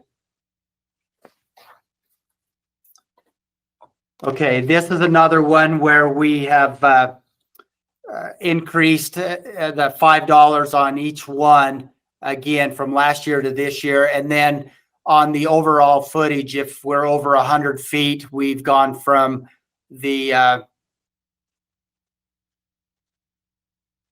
I got something wrong with my plus 25 cents. Oh, no, I didn't. I'm good. Sorry. So we've gone from 20 cents or 15 cents and 20 cents a foot to the 25 cents on both of them. Curb and gutter, it doesn't take us as much time to review. That's why or inspect, because it's it doesn't have the ADA requirements involved in, and it doesn't have some of the other complications that sidewalk does. Sidewalk too, we're sometimes going out, most times we're going out twice because we're doing an approach and then we're doing the sidewalk. And to pour both of those at the same time is difficult where we have the expansion joints and so forth that are required between the pours. So that's another reason why the sidewalk is more money than you're seeing the curb and gutter on those. We do believe at this time that with these prices of what we're doing, plus the administrative fee of the $30 on each one, that we are covering probably 75% of the cost on these inspections right now. Parking lot permit is another one. It hasn't been changed since 2011 when we first started a parking lot permit, an application that was needed. This one, it just depends on the size of the parking lot. And I think the $75 is okay with this, because if we get a parking lots permit there and it's in the commercial area, then we back up and we go to the stormwater too. So there'll be one permit, but you'll have the two categories that'll have stormwater and parking lot. So I believe that $75 would cover that parking lot review fee. Okay, next slide. With this increase, of course, this is going to be skewed now because we'll look at with Ashley, but I estimated with everything we'd have about a $4,000 revenue increase for Exhibit K and H on this. Okay, next slide. Exhibit T, this is our construction site sediment and erosion control slide, and doing some more evaluations. And this is what Hannah discussed last week when she said she had an increase on the yellow card replacement fee and everything. Hannah and I spent several hours reviewing what engineering did in the development division and in the science and environmental division. And what we came up with is that we needed some new fees to be covering what was happening. You can see in the middle of the page under current, under commercial, we were charging the $100 per acre for less than 2 acres. And then we would charge the $200 for the first 2 acres and $50 an acre above that. That was just a flat fee on commercial. Through our new NPDES permit that we're coming in, it's getting more and more stringent of what we are required to do.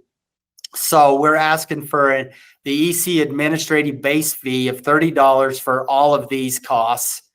And then as you step down to the single family and duplexes, that we were not having a fee to deal with anything there in the inspections. We find that the home building is where the most complications, most complaints come in, because we're digging foundations, we're moving stuff around, we're dealing with multiple contractors at the time. And engineering is going to be picking up a lot more of these reviews, where science and environmental was doing the single family, and building was too. But engineering is going to step up, and we're going to start through our experience and expertise of helping and picking these up. So in doing this, we thought if you're less than 4%, basically flat, that one's pretty easy. So a zero fee for that one, but yet it needs to be documented for the definition. But and then they'd have the $30 administrative base fee. From 4 to 15% on the single family duplex is $100 we're proposing. And then if we're over 15%, we would charge the $200 per permit on that. And that's is going to require the developers of the builders,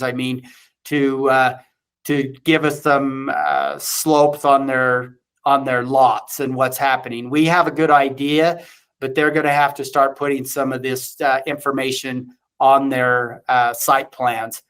The 15% is chosen because of our hillside development, which is already defined at 15%. but the 4 to 15, we wanted an intermediate in there because it takes some more time, but not as much time. So that's how we broke that out. So now on the commercial, we were looking at the same thing. Commercial, we generally are less than 15%. There are occasions where we do have some that are over.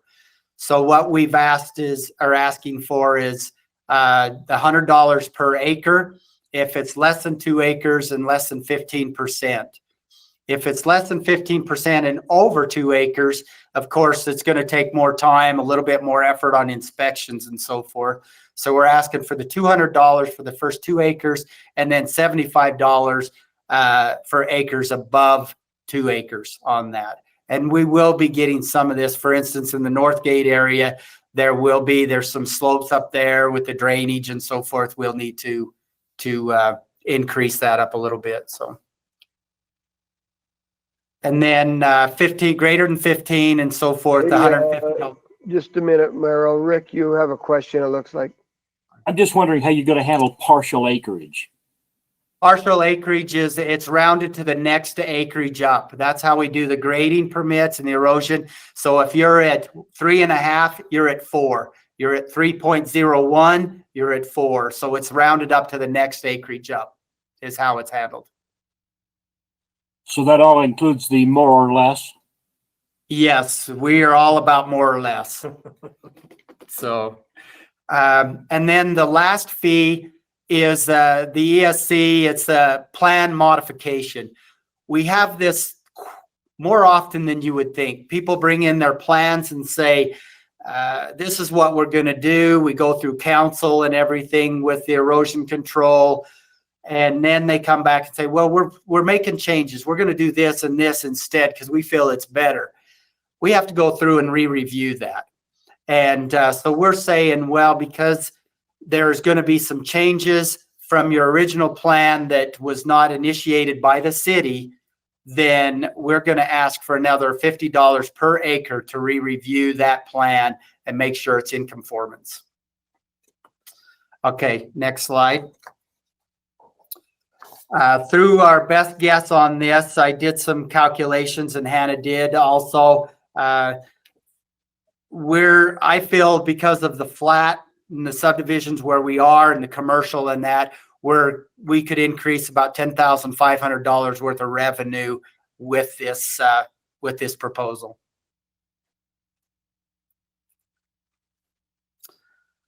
And Jeff's still here if you have any further questions. Questions, council? Okay, seeing none, thank you very much. We'll go ahead and move to CDBG. Janae, are you in the room by chance? Sorry, we're actually going to do planning first. I messed that up. So Okay, we're going to move to Carl with planning. yeah, his just kind of helps to give an overview of CDBG, and then she can kind of piggyback off of that. So let me get that pulled up really quick. What happened at the airport? So the airport is after lunch. yeah, sorry you guys, I had to do some readjusting because I didn't realize that planning needed to be before CDBG, and then I didn't want them to be split up by a break, so I did some moving around.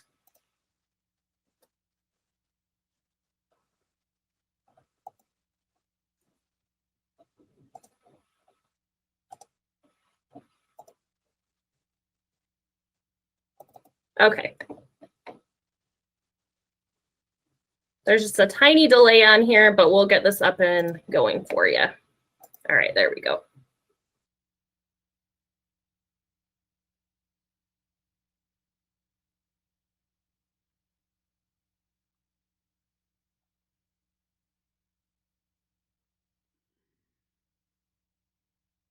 I'm not seeing Carl. Are you guys seeing Carl? No, we are not seeing Carl. All right, here he comes. Okay, there he is.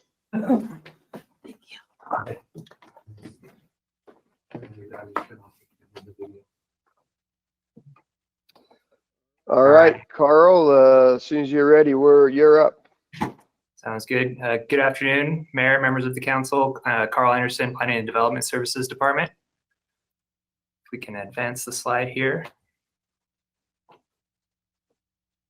So what you see here is our Planning and Development Services Department mission statement. Our department is primarily tasked with overseeing the orderly and development growth for our city. Just a few key functions that we perform is day-to-day customer service, current zoning. This includes process and review of a multitude of land use related applications. So subdivisions, conditional use permits, variance applications. Additionally, we're charged with long-range planning as per state code and local municipal code. This includes preparation and administration of the city's comprehensive plan and related land use ordinances. Also, special projects as assigned. A few recent examples include the Terry Street project and the MLK project.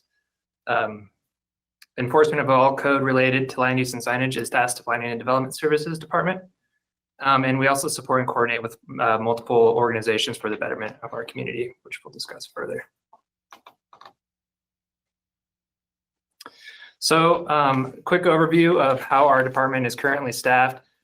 We have one management assistant, a director position, which is currently vacant.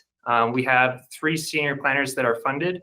One senior planner position is vacant and was approved last year during the build of the FY 2020 budget. We also have 1 assistant planner. On the right column, you'll see that there are 4 listed. It's actually 3 that are currently staffed. So we also have our CDBG program services manager. So for a total of 7 staff, again, with 1 currently vacant position.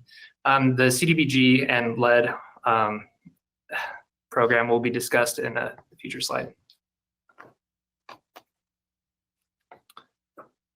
So just a quick breakdown of some of the key services provided for last year. Revenue you'll see was 37,501. This is a decrease from FY 2017 and 18. One thing that I'll draw the council's attention to is those years included engineering fees that were collected by the Planning and Development Services at that time. So what you're seeing for FY 19 is the removal of those engineering fees. So it's just Planning and Development Services. So our land use reviews total were 163 last year. We are beginning to track the number of certificates of appropriateness applications that we process, our home occupation licenses. Those numbers were 24 for last year for certificates of appropriateness and 48 for home occupation licenses. We also participated in 79 meetings, that's council, planning and zoning commission, hearing examiner, what have you. We participated in 79 of those meetings. Under plan reviews total, we processed we reviewed 402 land use reviews. Those are applications that are taken in through the building department upon which we review those types of applications as well. For code enforcement, FY 18 was the first year that we began tracking that in our department. Last year we reviewed 60, and this year we reviewed 59, so those numbers remain steady. And then in relation to economic development, based on information provided by the Department of Labor, there was an estimated 21 new and expanded businesses in Pocatello over last year, while unemployment did increase 0.1%. It should be noted that these numbers were provided before our current situation we're in. So measures of effectiveness and key accomplishments. During FY 19, we updated the wireless communications towers and facilities to align with federal and state regulations. The zoning ordinance Title 17 and the subdivision ordinance were also updated through FY 19 and finalized this spring in FY 20. This work was done to address known issues within the code and to improve the functionality of that code. Planning staff also continues to be involved in discussions and work within the Northgate development. This work is done through pre-application review meetings, subdivision applications, rezoning, and continued work on development as it's in progress. Slide.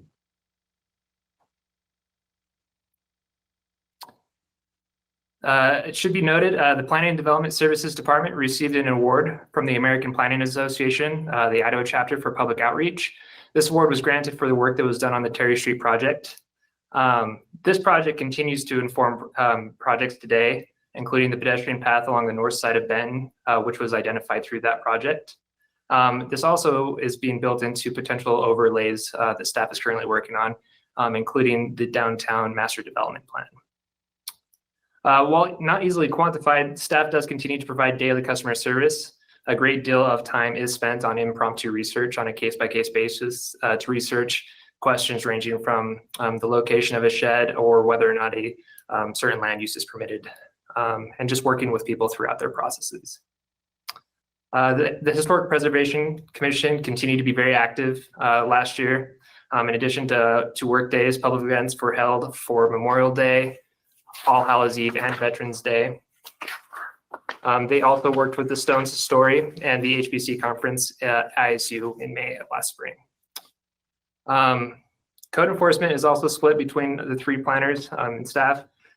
Some cities choose to have code enforcement within their planning departments. Others have code enforcement officers. The way ours is structured, planning staff is tasked with enforcing its code enforcement. Finally, planning staff continues to be involved with various committees and projects, both within the city organization and with its city partners. These include Relight the Night, Portneuf River Visioning, Centennial Park River Design Project, Old Town Design Committee, Trails Working Group, and the Bannock Transportation Planning Organization Technical Advisory Committee, and Traffic Impact Study Subcommittee, among others. Some explanatory factors. The number of permits or planning applications are an uncontrolled metric that staff has little or no influence on. This makes annual comparisons somewhat less meaningful. Additionally, planning departments among cities are organized differently. Therefore, annual comparisons from city to city basis is somewhat less meaningful.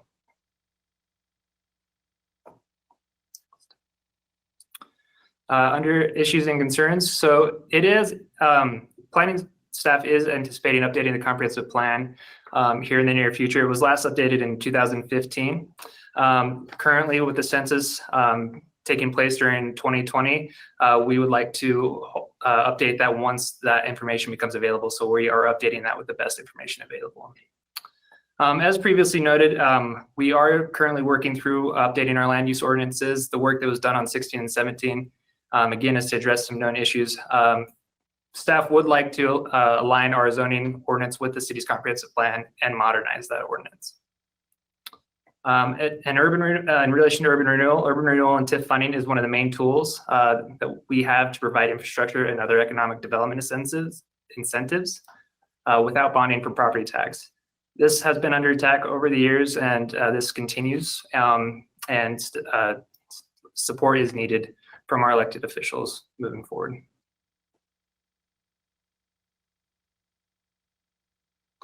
All right, we're going to move on to the personnel budget. You can see there's a large decrease. This is due to a retirement that was planned for FY20.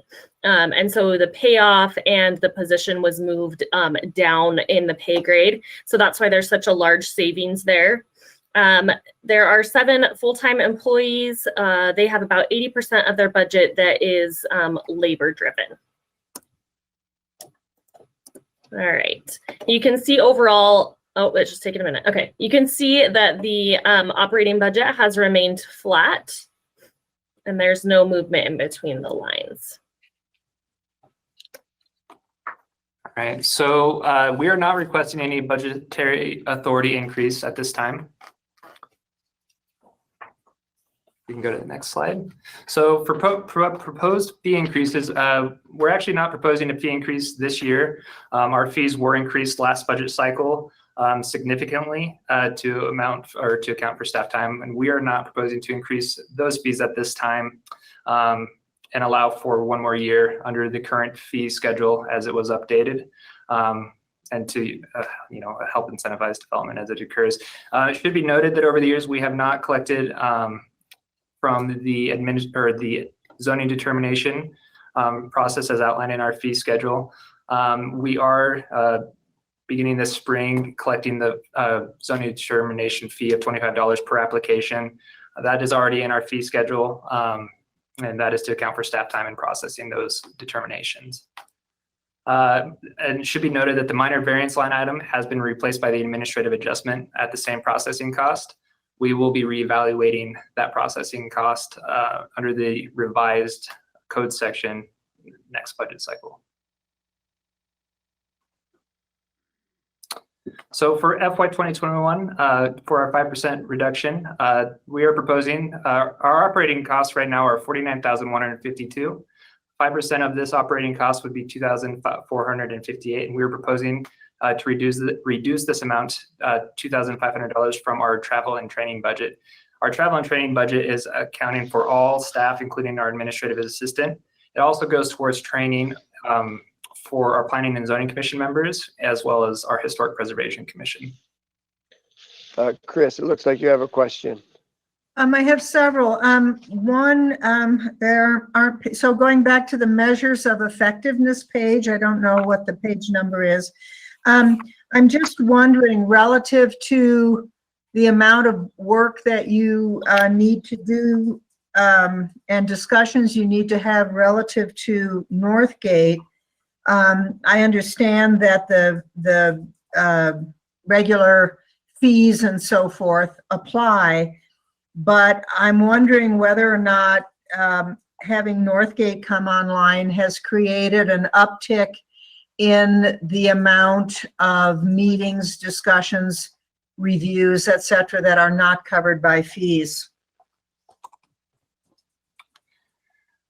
So right now, where we're at with Northgate, over the years, under the previous slide there, we do track the number of meetings that we have. If we look at the number of meetings that we're tracking there, the number has increased about 6 meetings, and I would actually guess that that would be an increase due to our long-range planning functions. As far as face-to-face meetings or with our site plan review committee meeting, those are not tracked in that number.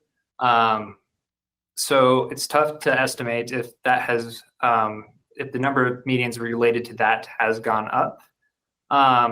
Anecdotally, part of the reason the new senior planner position was approved last budget cycle was to assist with the increase and anticipated increase in rate of development applications that we would see coming from Northgate. And so how, because how does the city and how do the taxpayers get reimbursed, for example, for at least a portion of that additional position that might have been needed due to Northgate? Because I'm assuming we don't bill that in any way, and therefore it's not part of the TIF reimbursement, but I don't know that. Right. So for that additional position as it comes on, part of that is to, again, to accommodate some of that increased development that we're seeing, also to allow for staff capacity to accomplish long-range planning that we've had on. So even without, for example, the anticipated increase, we are still lagging somewhat on our long-range planning just due to the current number of land use applications that we're already seeing. Right. Sorry. So, I don't have a good answer for that, but I would be happy to research that for you in the future. Yeah, I'd be curious because, if we assume that extra position was needed partly due to Northgate, then I'm interested in, in how we fund that other than off the tax base. And then. Okay, Heidi, as soon as she's done, we'll get to you. Okay, and then I'm also curious on issues and concerns in the comprehensive plan that you'll be undertaking. Could you, at some point, just email me kind of the template of what goes into that process? Do we take public input, et cetera, whatever the process template is, that gives you the information that you eventually use to make, to recommend a plan. Absolutely, I can get you that information. And just backing up regarding that additional position, as I stated, there's already the need for that, and some of that is projected from the anticipated development. If we could go back, Ashley, to our second slide. where we break down the level of basically our staff breakdown, how it works with our population. As stated, the number of applications is pretty tough to track. For planners that we actually have here, we have 3. So that 18, it's 1 per 18,755. So if we compare our department at the 3 planners per some peer cities, for example, we'd be coming, for example, just looking at Twin Falls, they have 1 planner per 9,952 people. Idaho Falls has 1 per 10,255. Chubbuck has 3 per 5,105. Garden City has 1 per 2,382. Boise has 1 per 10,299. So even without the increase from Northgate, we do need the help with that position. Okay, all right, thank you. Heidi, go ahead. Yeah, Carl kind of just clarified what I was wanting to touch on, and that was that when we added that position, it wasn't specific to Northgate. It wasn't like this person will only work on Northgate things. It was a person who would be able to do all planning functions. And so it seemed logical at the time that we would expect some growth to happen in Northgate, but like we've seen, it's happened elsewhere in the city. So I just wanted to clarify that as well, which Carl already did. So thanks. Okay, super. Any other questions for Carl? Chris, looks like you may have one. I do. Do we support Pocatello Development Authority at all out of this department?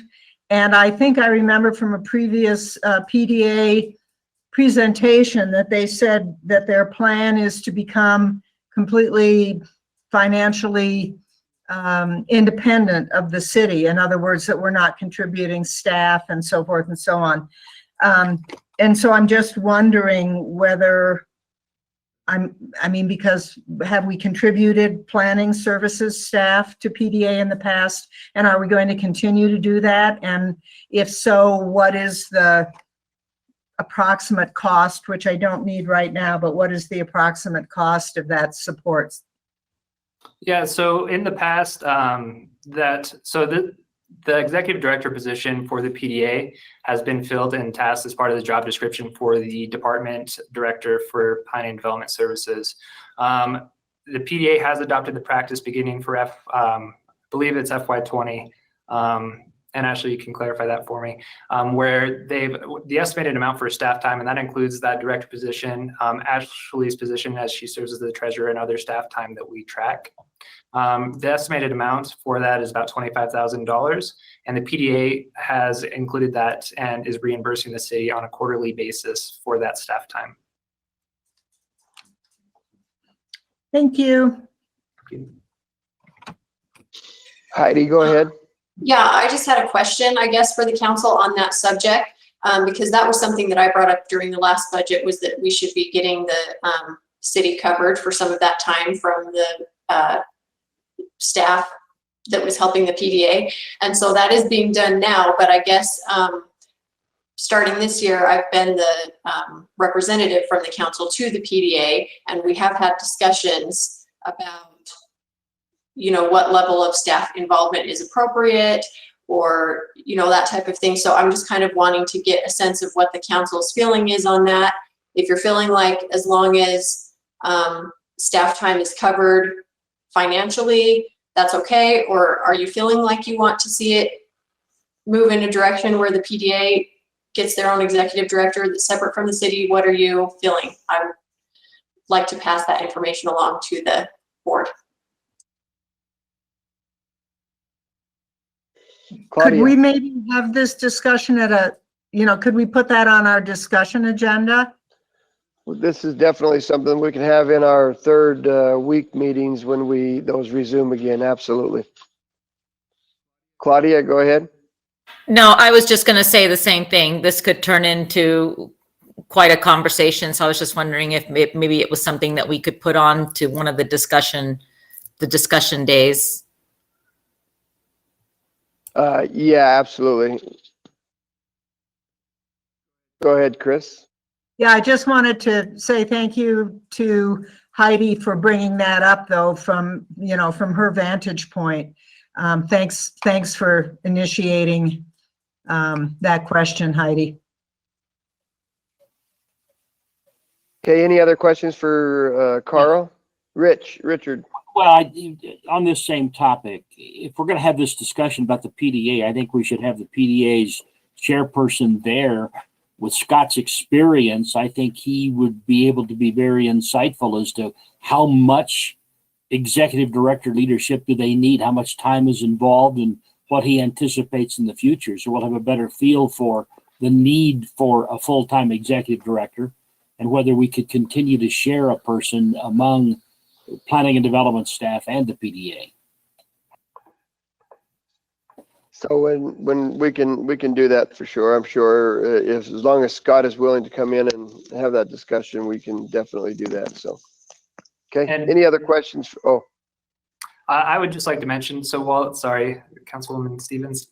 I just wanted to mention that.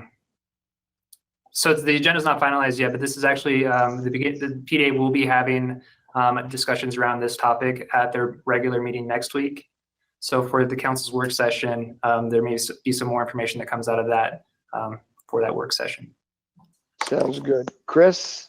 Yeah, could somebody send us, will that PDA meeting be live streamed? It will. I would love it if you would send me the link. I'd love to listen in on that.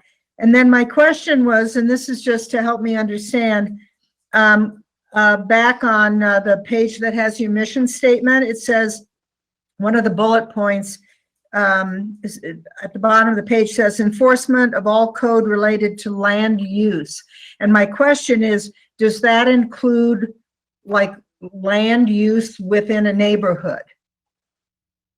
I mean, like if somebody if somebody believes that somebody else is using land in their neighborhood for a use that is not meeting code?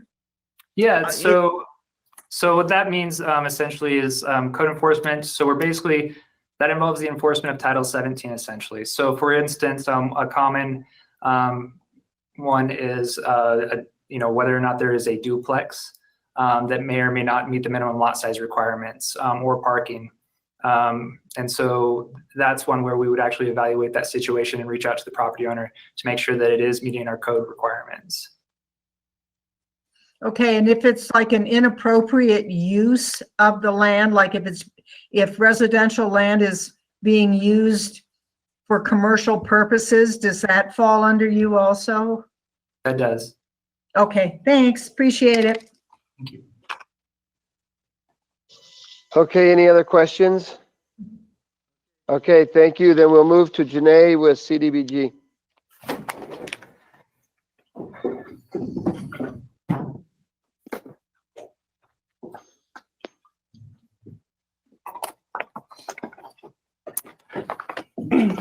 Hello, Mayor and City Council. I am Janae Mitchell. I am the CDBG Program Manager.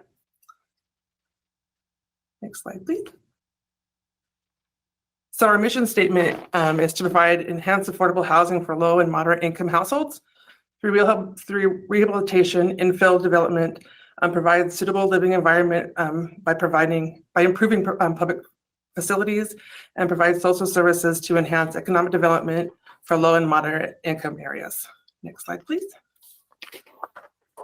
As you can see on this slide, we have a 5-year what we have done with our money. 2019, we were able to assist in 43 rehab projects for houses that homes would never have gotten. A lot of times we do roofs, furnaces, water heaters. People come to us because they cannot get loans through banks. So that's really awesome. We did 43. We were not able to do acquisitions, demolition, or new units this year. We're having a hard time with infill. The cost of infill is kind of increasing. And then we only did 2 sidewalks this year, and I'll explain why we only did 2 sidewalks later on in this budget process. Our lead program is actually doing pretty good. We actually have in 2020 already, just this year, we've done 5 houses that we've completed lead safe. So we actually have a total of 38 houses. Next slide. Okay. Our division is 5 people. So it's me, I'm the CDBG program manager. We have Lisa, who is a grants administrator, compliance analyst. Our rehab specialist is vacant right now. And then our lead Safe and Healthy Homes program has 2 positions. It's our lead Safe and Healthy Homes program administrator and our outreach coordinator. We get guidance from HUD. We cannot spend any more than 20% of our allocation on admin and administration. So we're looking at PY 19, and we had an allocation of 441, 414. And out of that 20% for admin, we got really close. We spent 19.68% for our admin, so we had no give on that. For our lead program, we can spend up to 10% max for our admin, and we are at 6.49%. And then for our benchmarks for CDBG, 60 days before our program year ends, we can have no more than 1.5% of our allocation in our bank, and we were awesome and only had 1.08% of our allocation unspent. Some measurements of effectiveness. Almost $1.5 million of private, federal, state, and other funding are supported by CDBG projects that are leveraged annually. Several $1,000s in contracts are issued through CDBG supported projects, which most of them go to local contractors. Some issues and concerns. This goes back to why we only had 2 sidewalk projects. Our federal allocation that came out in 2019, our program year goes from April 1st through March 31st, and we did not get our money until October of last year. So it dramatically cut down our construction season. Sidewalks, we can only do sidewalks from March to October. So that's why it kind of delayed some things, but we were able to still spend all of our money that we needed to. Also, some concerns is future funding levels are always uncertain. The reason a good thing we have our lead program is Pocatello has one of the oldest housing stocks in the state, meaning our community has the greatest need for rehab assistance and creation of affordable housing. We have a big contractor shortage here in our area, and firms that can actually do this work. This significantly hampers our ability to do home rehabs. Further, the number of contractors increased doing the small jobs in general is going down, making it more difficult to complete this work. So with our Lead Safe and Healthy Homes program, it's really awesome because we can train contractors to actually go out and have lead abatement certification. And we've actually trained about 50 workers to actually go out and do lead abatement work through this grant program, which is really awesome. Thank you, Ashley. Okay. So you can see there's a decrease. This is just due to a change in benefits from what we had budgeted for last year. There are 4 positions. There's the 2 in CDBG and the 2 in lead. About 19% of their budget is for labor, which makes sense because they're using a lot of money for projects. And then you can see overall they've kept their budget flat. Again, their budget is grant funded, which I know Janae is going to go over here in just a minute. So we just build this flat, and then we kind of build this budget based on what we're going to be receiving in federal dollars.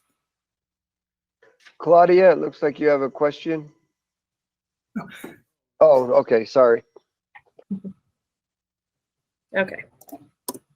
Oh, it looks like Chris might have a question. You're muted, Chris. Sorry, I had to scroll way over in order to see the presenter. So how do the sidewalk / ADA projects, which I assume might be ramps? So that's my first question. And then how do the ones that you have listed connect with, overlap, et cetera, with the ramp projects and sidewalk projects that we heard about from Tom, I believe it was. Okay, my money can only be spent in LMI areas. So so we can either do ours, private individuals can come in and apply for a sidewalk, and they have to be 80% LMI, or we had designated areas, and I can send you a map. I should have given one of that, but Pocatello has a designated area, and we do a lot of ours within Bonneville neighborhood, which was a lot right now that we're working on in Old Town. And so we have designated areas that we can go out, that we've had a lot of people come in and do, that we've done a lot of like blocks, that if they're in the LMI area, we can do them as staff approved things. So most of ours that the city does, they have more money for funding elsewhere. This is specifically for low income people.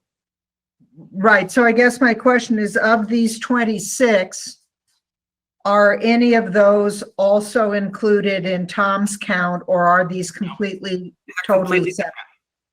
Totally different. Okay. Thank you.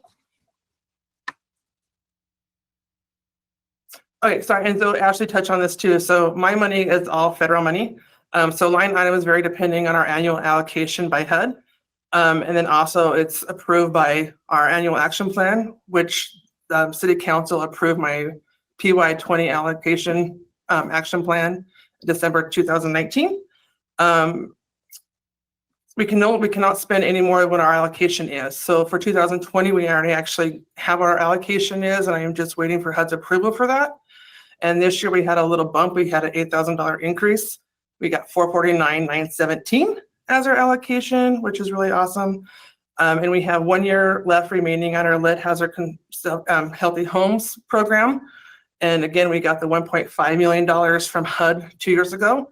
And we can only spend what we got awarded on that. And we are in the process of filling out the application again and hopefully get it back in July of 2021.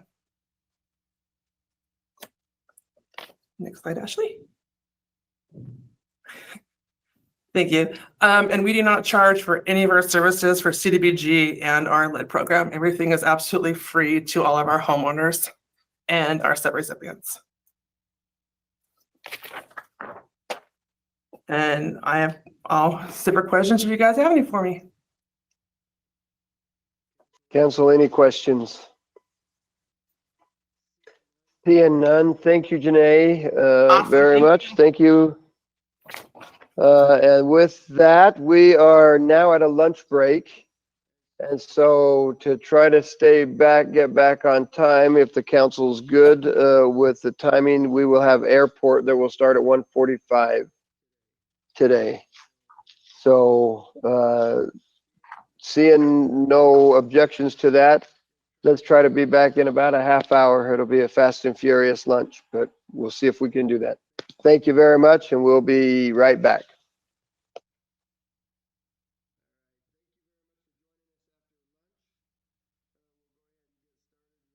With airport, Ashley, do you have anything to start off with, or do we want to just jump in with Alan? We can just jump right in. Okay, Alan, you're up. Sounds great. Everyone can hear me all right? We can. All righty. Well, Mayor and council members, it's great to be with you this afternoon. Alan Evans with the Pocatello Regional Airport, and I have with me Christy Heinz, who is our administrative assistant and also our security coordinator here at the airport. I would like to start out with our mission statement. Our mission statement is pretty simple. It is to be a significant economic engine and a vital source for transportation services for southeastern Idaho through the development of air service, general aviation, and non-aviation land development. Next slide. So I don't know how familiar some of you are with our operations, but I'm going to share with you a little bit of what we do out here and how many people we have and what their responsibilities are. We have 10 full-time employees here at the airport, and the first 4 that I'm going to talk about are the operations staff members. And their duties are to monitor the airport conditions and to monitor the terminal activities here at the airport 18.5 hours a day, 7 days a week.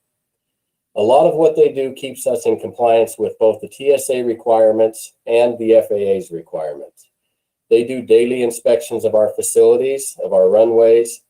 You have a list in front of you that has many of their responsibilities, but some of the big ones, obviously in the winter, they do a lot of monitoring of the runway conditions so that we can get that information out to pilots and they know what our conditions are, whether we've got ice on the runway, snow on the runway, or whether they're bare.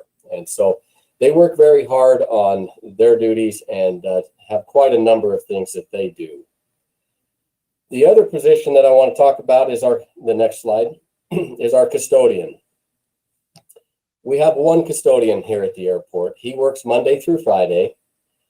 He takes care of a 39,000 square foot terminal building. It's a full-time, busy job for him. He does a wonderful job of keeping this facility clean, restrooms presentable, so on and so forth. He also does assist with some minor maintenance issues when needed. And so we're very appreciative to have that position on staff. On the weekends, I might just mention that the operations people are here on the weekends. And so while he's not here, they take care of making sure that our facilities are presentable to our flying public.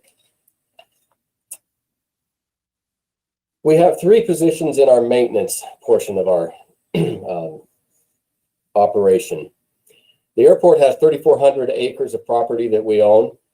1,300 acres of that is inside of the aviation fence, and about 700 acres is outside in the business park. There are about 15 million square feet of aviation pavement. That's about 350 acres of pavement that we have here at the airport that we have to take care of and make sure that it's being maintained. 9 linear miles of airfield lighting and a lot of markings and signs that are included in that as well. The city has 24 buildings that they own here at the airport, and so the maintenance people are tasked with keeping those buildings up and maintained and functioning as they should. There's about 14 acres of landscape as you drive into the airport that we maintain and try to make things look pretty and presentable and look like a very nice facility. These maintenance people, probably their biggest responsibilities are obviously in the winter months with the snow removal, and they do a lot with that. And then they also are tasked with our wildlife issues. The FAA requires us in both of those areas to be very specific in the things that we do and how we do those, and documentation and so forth is required of them. They're busy in the summer months as we're doing construction work out here, overseeing a lot of that work and making sure that we're getting what we're paying for and that we're getting it done the way it needs to be done. Next slide. We have, is Ashley there? There it is. Thank you. We have 2 people in our administration office, myself and Christy, that you see here. We have over 60 property tenants, and we work with the development of the airport and with new tenants as they want to come out and do business here at the airport. Christy, our security coordinator, has duties of vetting, badging, training, and oversight of over 300 people who use our airport and need to get inside the gates. We work on the compliance with all of the FAA and all of the TSA requirements that we have to be a certificated airport. We work on the marketing, the air service development, and then Christy primarily takes care of most all of the administrative needs with payroll, accounts receivable, our grants, budgeting, keeping FAA and TSA requirements up to date. And so those are the things that we do out of the administration side of this operation. Next slide. So some of our key accomplishments that we've had in the past year, our load factor has been very good. Obviously, our load factor is the number of seats that we are filling versus the number of seats that are available. In 2018, that load factor number was right around 72%, which is not a bad number. In 2019, we were up to 79.2%, and that is a good place to be. We'd like to be higher, obviously, but those are not bad numbers. We have had approximately 2,200 commercial flights conducted from the airport here, and we've had a total of 26,500 total aircraft operations. One of the highlights that we're very proud of is the fact that we've had a couple of hangars built here recently at the airport. These are private hangars, and the nice thing about this is that we haven't had hangars built here at the airport for about 18 years. So to see some interest in that has been very good. And we are getting, as I've said in the past, many people who are looking at wanting to build here at the airport and possibly put a hangar in. So we hope that that continues. We have had a satisfactory FAA certification inspection that happened in January this year. And there are about 17 different federally mandated requirements that they look at and various criteria underneath those 17 areas. The good thing was we did not have any discrepancies. We did very well in that inspection, and there was just some minor corrections that we needed to address. And so we were very pleased with that. On the other side, the TSA has also done inspections on us, and those came out satisfactory as well. There were no discrepancies in any of those areas that they look at. The last item that's on the slide here is recently the Idaho Division of Aeronautics did a economic impact study on all airports across the state of Idaho to see what their economic input was to our state. And the numbers that we got back recently are shared with you here. Pocatello's airport has put in almost $179 million of annual economic impact into the state. There's about 982 jobs that result from those tenants that are located here at the airport and the things that they do. There's a list there of the top 5. McDabb Grain is a trucking firm and a grain facility. They do quite a lot, have a lot of employees. Driscoll Top Hay is a very strong one for us. They export high compression hay bales globally, and that's gotten very big. Peterson's is a custom steel fabricator. They have increased the things that they are doing. The ISU Airframe and Power Plant Maintenance Program, part of ISU's aviation school, has been a real highlight. They have had great success in placing their graduates. I believe the last couple of years they've had 100% placement of their graduates. So that is a very, very good thing. And then the last one is the Bureau of Land Management and their wildland firefighting base that we have here. That has been a real asset, not only to Pocatello, but to the entire Western United States. And they continue to look at doing more out of this facility. And so we're pleased to have them located here at Pocatello. Next slide. So some of our service issues and some of our concerns.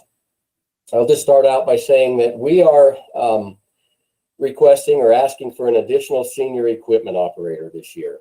And I will just go on and we can talk a little bit about that. But currently we have 2 positions that have the responsibility for running our specialized airfield plows and our airfield brooms. And both of these employees are required to be here at the airport for an event, a snow event.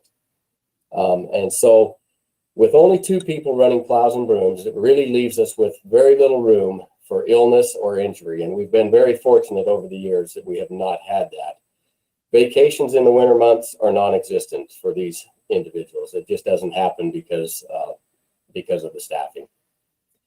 With the increasing stringent FAA requirements that keep coming towards us, requiring us to do more with less, we are seeing an opportunity, or we are feeling like we need this opportunity to fill this position just to stay up with those requirements, quite honestly.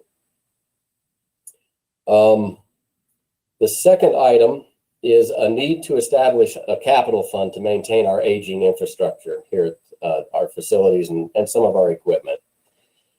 We're looking for about $65,000 a year for the next 5 years just to meet our current needs. A lot of those needs are air conditioning units and things like that. And you'll see as we go on that there's some things that we're asking for, but that's really what we need is about $65,000 a year to help with our capital needs. We will continue to work with the airlines on service expansion. We don't expect any expansion to happen until at least 2022. And quite honestly, now that COVID has hit us, that date will probably be pushed out a little further than 2022. But we will see how we recover and how things transpire in the future.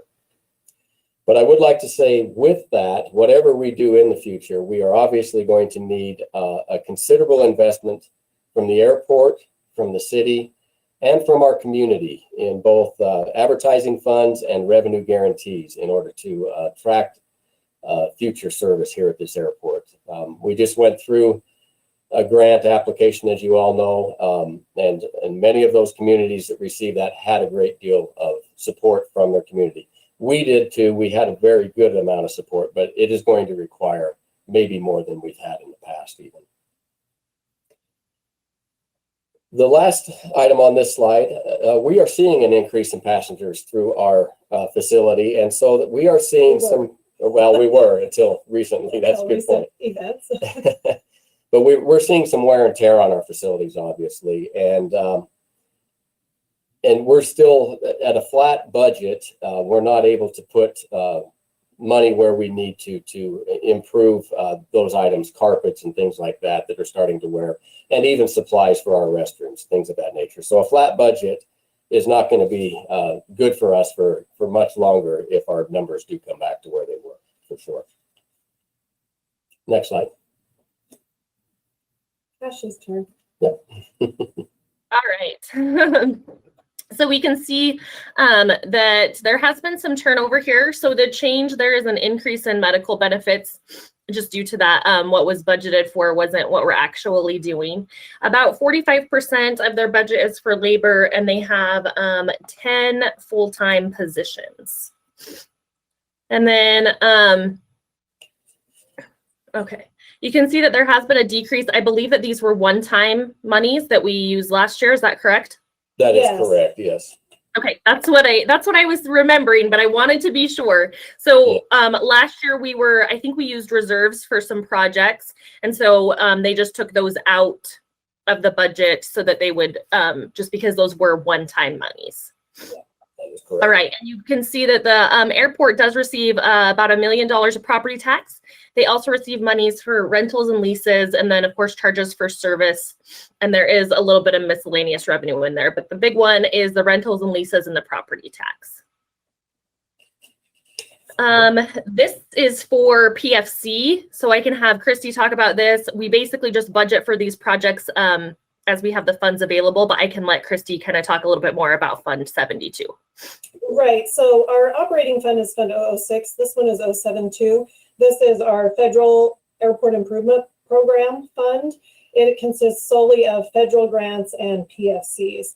So we get a $1 million a year annual entitlement from FAA to keep the airfield maintained and improved. We can ask for some. You get closer to the microphone. You're really hard to understand. Sorry. Is that better? Is that better? Do you want to trade me places? Yes, let's do that. That might be better. We're trying both to gather around Alan's desk here. Is that better, Rick? That's better. Thank you. Okay. So our Fund 072 is our Airport Improvement Program Fund.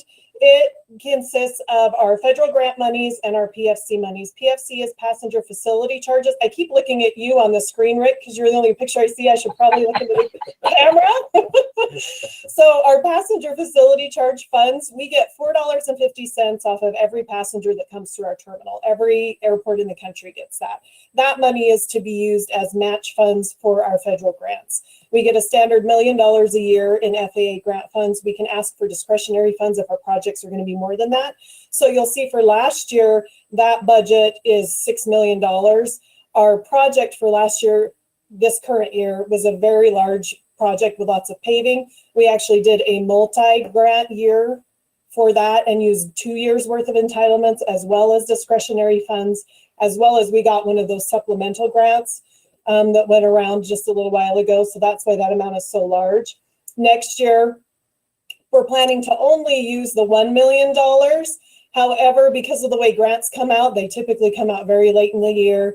This construction season, we have to work around fire season. Lots of this year's project may not get completed and billed until after October. So you see a lot of that funding kind of roll over.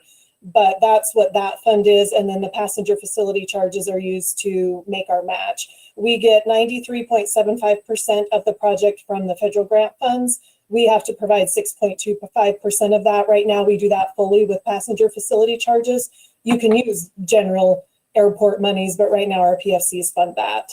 And so that's why there's such a wide discrepancy in the amounts there. It just depends on what projects we're doing each year. Next slide. Any questions on this? Okay. Yeah, go ahead. Thank you. Okay.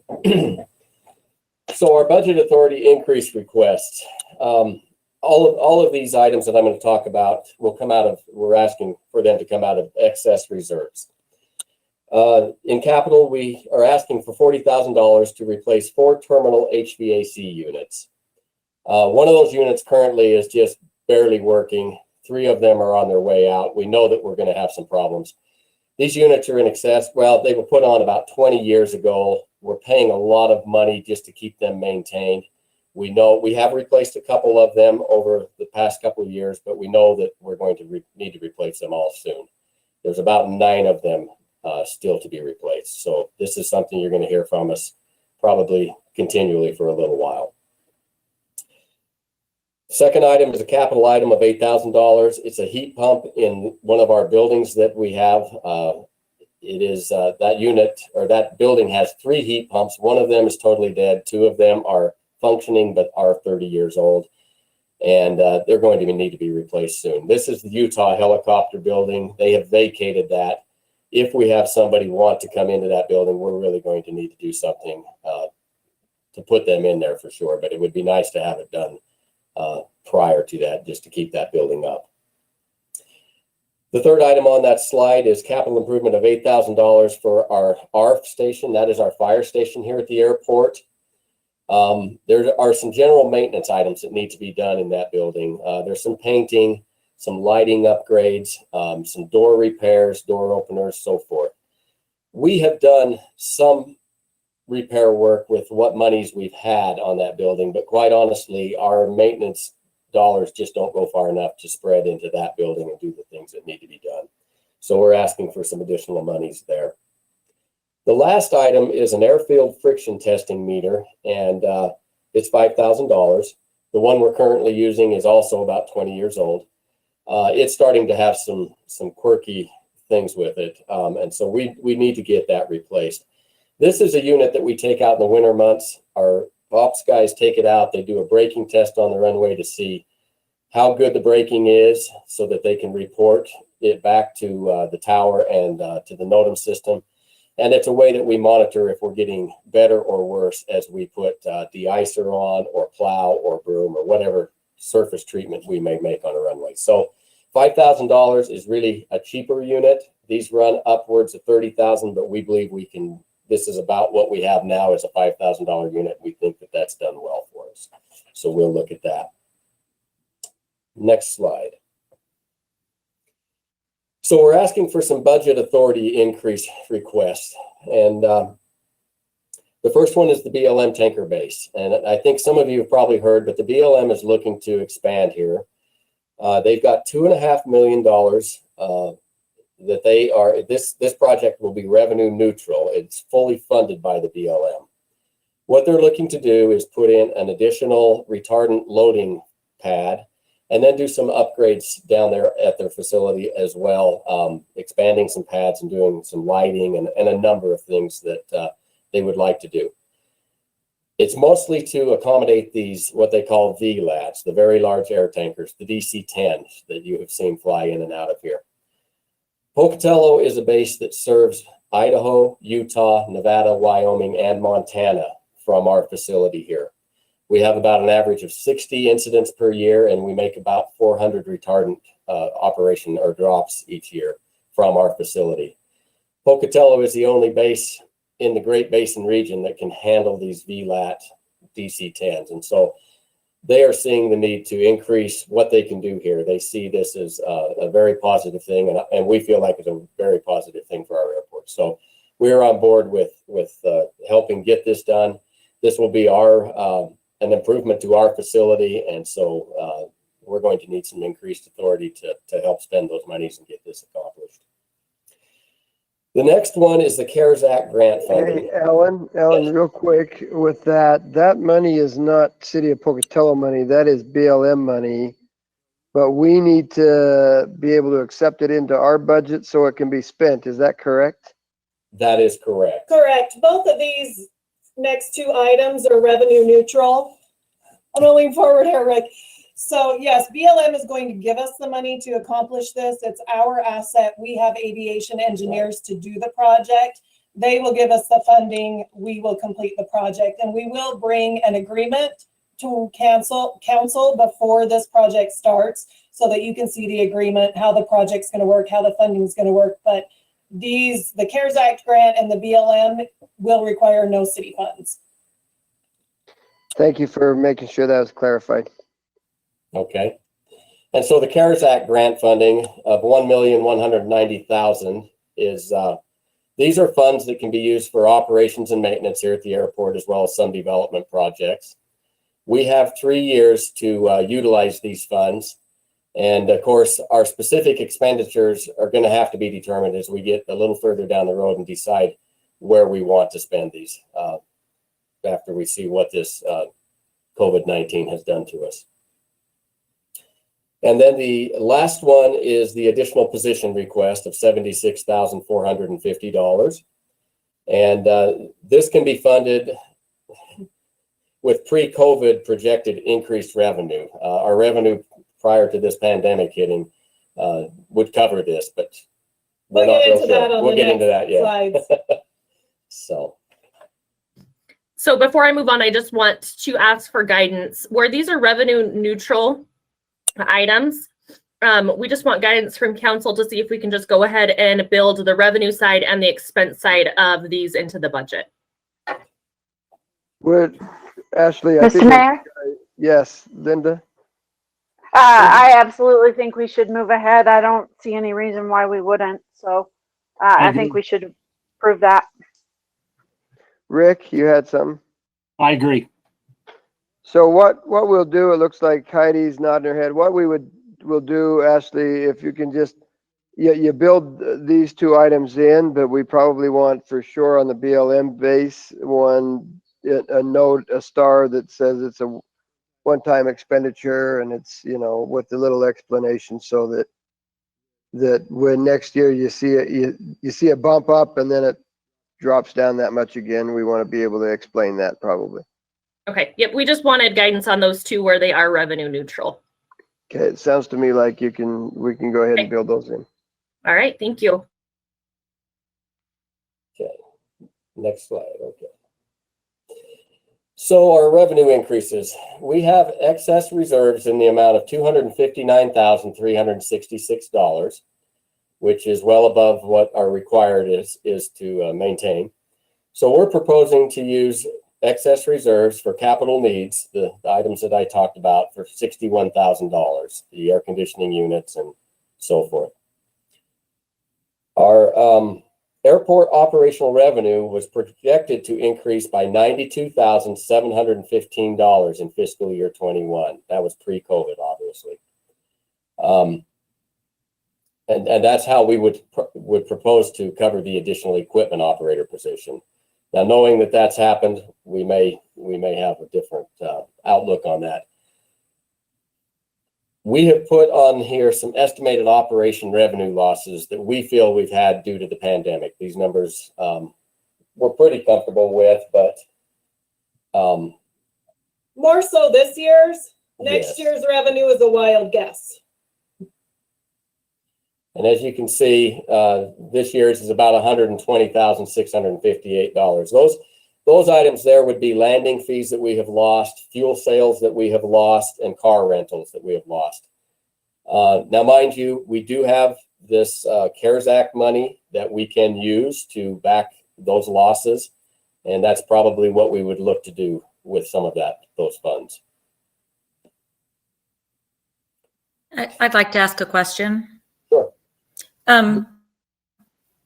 Alan, what's the word on the street with regard to Delta asking the FAA to not service our airport anymore? Where do you have any new information on that? I do have a little new information. I'm not sure if you guys, if all of you received an email that the mayor had sent out. I had passed on some information. On Tuesday, what I can share with you is on Tuesday, we found out that the Department of Transportation has had so many of these requests from the airlines to restrict and reduce service, that they have kind of changed their process, if you will. They have decided that rather than to grant it the way they were doing it, they have gone back to the airlines and given them until Monday the 18th to give them priority lists of what they would like to do, which airports they would like to reduce those services to. And they're only giving them a certain amount. I think it was 5.5% is what it was. And so after the 18th, they will resubmit the list of airports that they want to do this with. And then there is a comment period for the public to comment. We don't know how long that will be, but that will happen afterwards. My feeling, I may be wrong, but I kind of don't even think we're going to make that 5% list once they look at this and realize what they've got to do. We're not a Delta direct impacted airport anyway. It was kind of an interesting scenario the way we ended up on that list, I believe. But we'll see what they come out with. If our name still is on it, we obviously will comment towards that. The one thing that was in that document that we read, and I'm not sure if how this will be upheld, but it did mention that if you had service March 1st of 2020 at your airport, that they would not take service away from you. If that was your only service was one airline, you would not lose that. And that would be us. They would not pull that away from us. So I'm feeling much more comfortable right now than I was prior, but this process will still need to work its course, and we'll see where we are. Okay, so based on that, is there anything that you've read that would not allow them to reduce the already small number of flights if they have to keep servicing our airport? Can they, have you seen anything that says that, do you know what I mean? Will they be able to go from the 3 that we have to 1, which would be a huge impact? Well, they've already gone to 1. We only have 1 a day right now. Right. And that was allowed. I believe they may even be allowed to go up to only 3 flights a week under the current DOT rules. Whether they'll change that or not, but right now it pretty much what it says is they have to maintain service if they are the only service, but it can be at a very minimum rate, which is what we're seeing now at 1 flight a day. I will just pitch in that we are seeing an increase. Things have opened up a little bit. We are seeing a little bit more movement. It's not drastically great where we'd like to be. But this morning we had 11 people fly out. That's 7 more than we've been seeing even last week. And so it is better. You can do anything with numbers and percentage that you want. Boise last week had 30 some odd % increase in their numbers, but that number equated to 100 more passengers. I mean, it was that low. So we are seeing an increase. There are more people starting to move. And so I think as we all know, as things start to open up across the country, we'll start seeing some people moving. I don't know how quickly it will rebound. But yes, as Christy said, they probably could restrict flights more.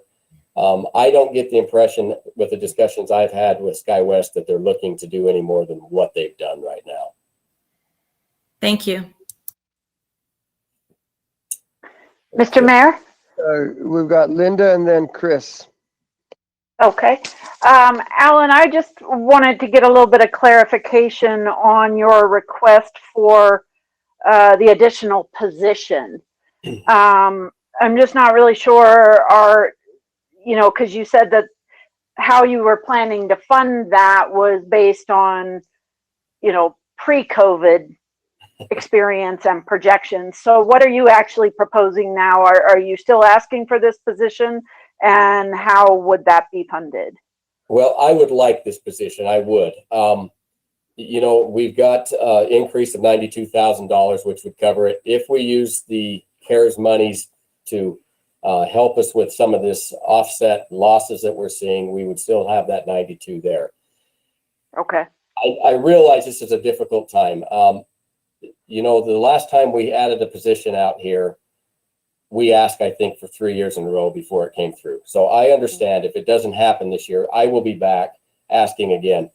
This isn't something that is brand new. For a number of years, we have had inspectors raise their eyebrows and make comments when they've come in and looked at our operation. We're totally meeting our requirements, but they've all made the comment that, boy, you are really, really thin on manpower. I mean, one little hiccup and you could have some issues with delaying flights and, you know, whatever may happen. And we've known that. And quite honestly, I'll just say it, the people I have really work hard and really go above and beyond. And that is primarily why we've been able to do a lot of the things we've done. They are very dedicated to their jobs. This last inspection happened in January. We were right in the middle of an event when the inspector showed up. Things went well. We took care of the storm. There was no real problems, but his comment, and he did document it as well in his report, that, you know, we need to start looking at this because we do have very few people here and very few options should we have a problem. And just to chime in, Linda, hopefully you can hear me. If all of a sudden October 1st, they start flying 3 flights a day, we start selling fuel, everything goes back up to normal. Yes, we'd have that 92,000. We could more than pay for the position. We don't think that's going to happen. So your answer would be either more property tax funding support or the CARES grant money. We're getting 1.2 million. We're bringing that grant agreement to you next week. We'll be able to explain a little bit more, but we think that amount will supplement us for quite some time. We could use portions of that to not only back this revenue loss we projected here, but to also fund the new position if that's what's needed. So, and I guess that was kind of part of my question, is that money, are you allowed to use that money for a position? Or would you just shift it and use it for something else and then fund the position by offsetting, by using it in another way? Yeah, it Does can that be make sense? for any purpose that airport revenues can legally be used for. Payroll, supplies, maintenance, repairs, anything. So we could use it directly for that. Right. Okay, thank you. Chris?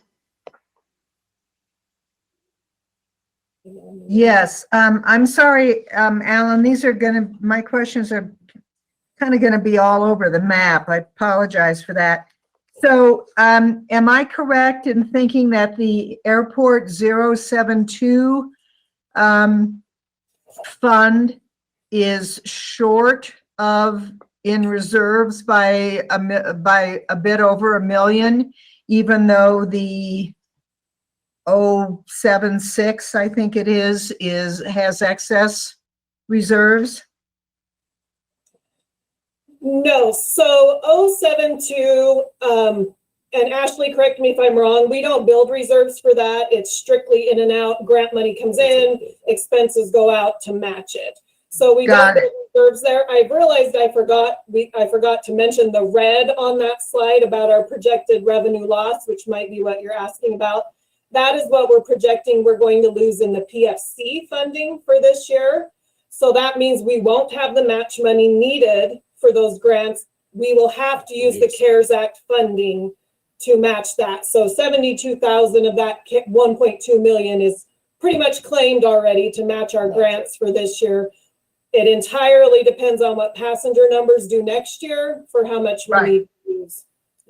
Great. All right. Thank you. And then I noticed under service issues and concerns, in the next to the last sentence of bullet number 1, it says, with increasingly stringent FAA requirements, which I get, and increasingly aging infrastructure, we need more staff. And I'm just wondering how getting more staff will assist with aging infrastructure. Well, I think as far as the FAA goes, that part, I can well imagine. It takes more time. They have to spend more time fixing everything that breaks. Right. If they have to fix a broken piece of equipment, they can't be out plowing. So it reduces our response time, our clear time. The more they have to keep stopping and fixing things is kind of our point there. That the more time they have to spend fixing all the old stuff that's broken, less we. So have we done a cost benefit analysis to see if it is more or less expensive to correct the infrastructure problem? And then kind of in partnership with that question, I'm wondering whether or not we have considered having trained part-time snowplow operators or cooperating with Tom in some way to see if we actually need to have an entire full-time person to provide for illness, injury, and vacations. And I understand where you're coming from, and I agree with you on that. We have looked at part-time people in the past. We've actually used some of WPC's people in the wintertime when we've needed to years ago. It can work. It can work, but one of the issues that we have is you've really got to be on top of, on the airfield side of it. You've got to be very confident in your radio transmissions. You've got to have your familiarization with the equipment, with the airfield procedures. And to be honest with you, that is a difficult thing as a part-time person. Correct, but perhaps if they were, maybe, I don't know, it might be cheaper to pay an already employed off-duty snowplow operator. I don't know. I'm just wondering whether or not, you know, whether or not there are other lenses through which we could look at this issue. That's all I guess I'm really asking. I appreciate that. And I can see what your point is. And I'm not disputing that couldn't be done. I think that may be an option. We are getting enough work, not just in the winter months. Our load in the summer months with the things that were being required from the FAA to do are really taxing the two individuals that we have that work on that airfield side. I mean, there's miles of safety area that we have to keep mowed down and flat and free of badger holes, so on and so forth. There's a lot of things, and it seems like there's more and more coming every year from the FAA that they're requiring. Yeah, I can imagine. And then I'm wondering on the budget comparison, airport fund 20 to 21. And then I'm looking at the budget comparison 20 to 21 that says 18 and 19. I'm assuming that's 20 and 21. They got fixed. Maybe it didn't get resent to you, or you might be looking at the old one, but it did get fixed early this morning. Yes, that's 20 and 21. Oh, okay. I mean, I assumed, but.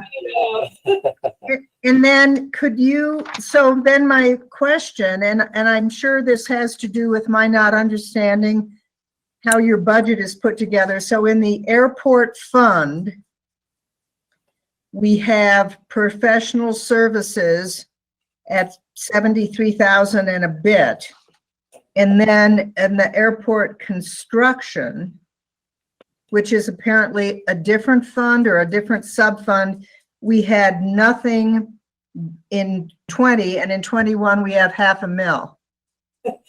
So you've caught my mistake. So that the 500,000 in the 072 is our engineering for our construction projects.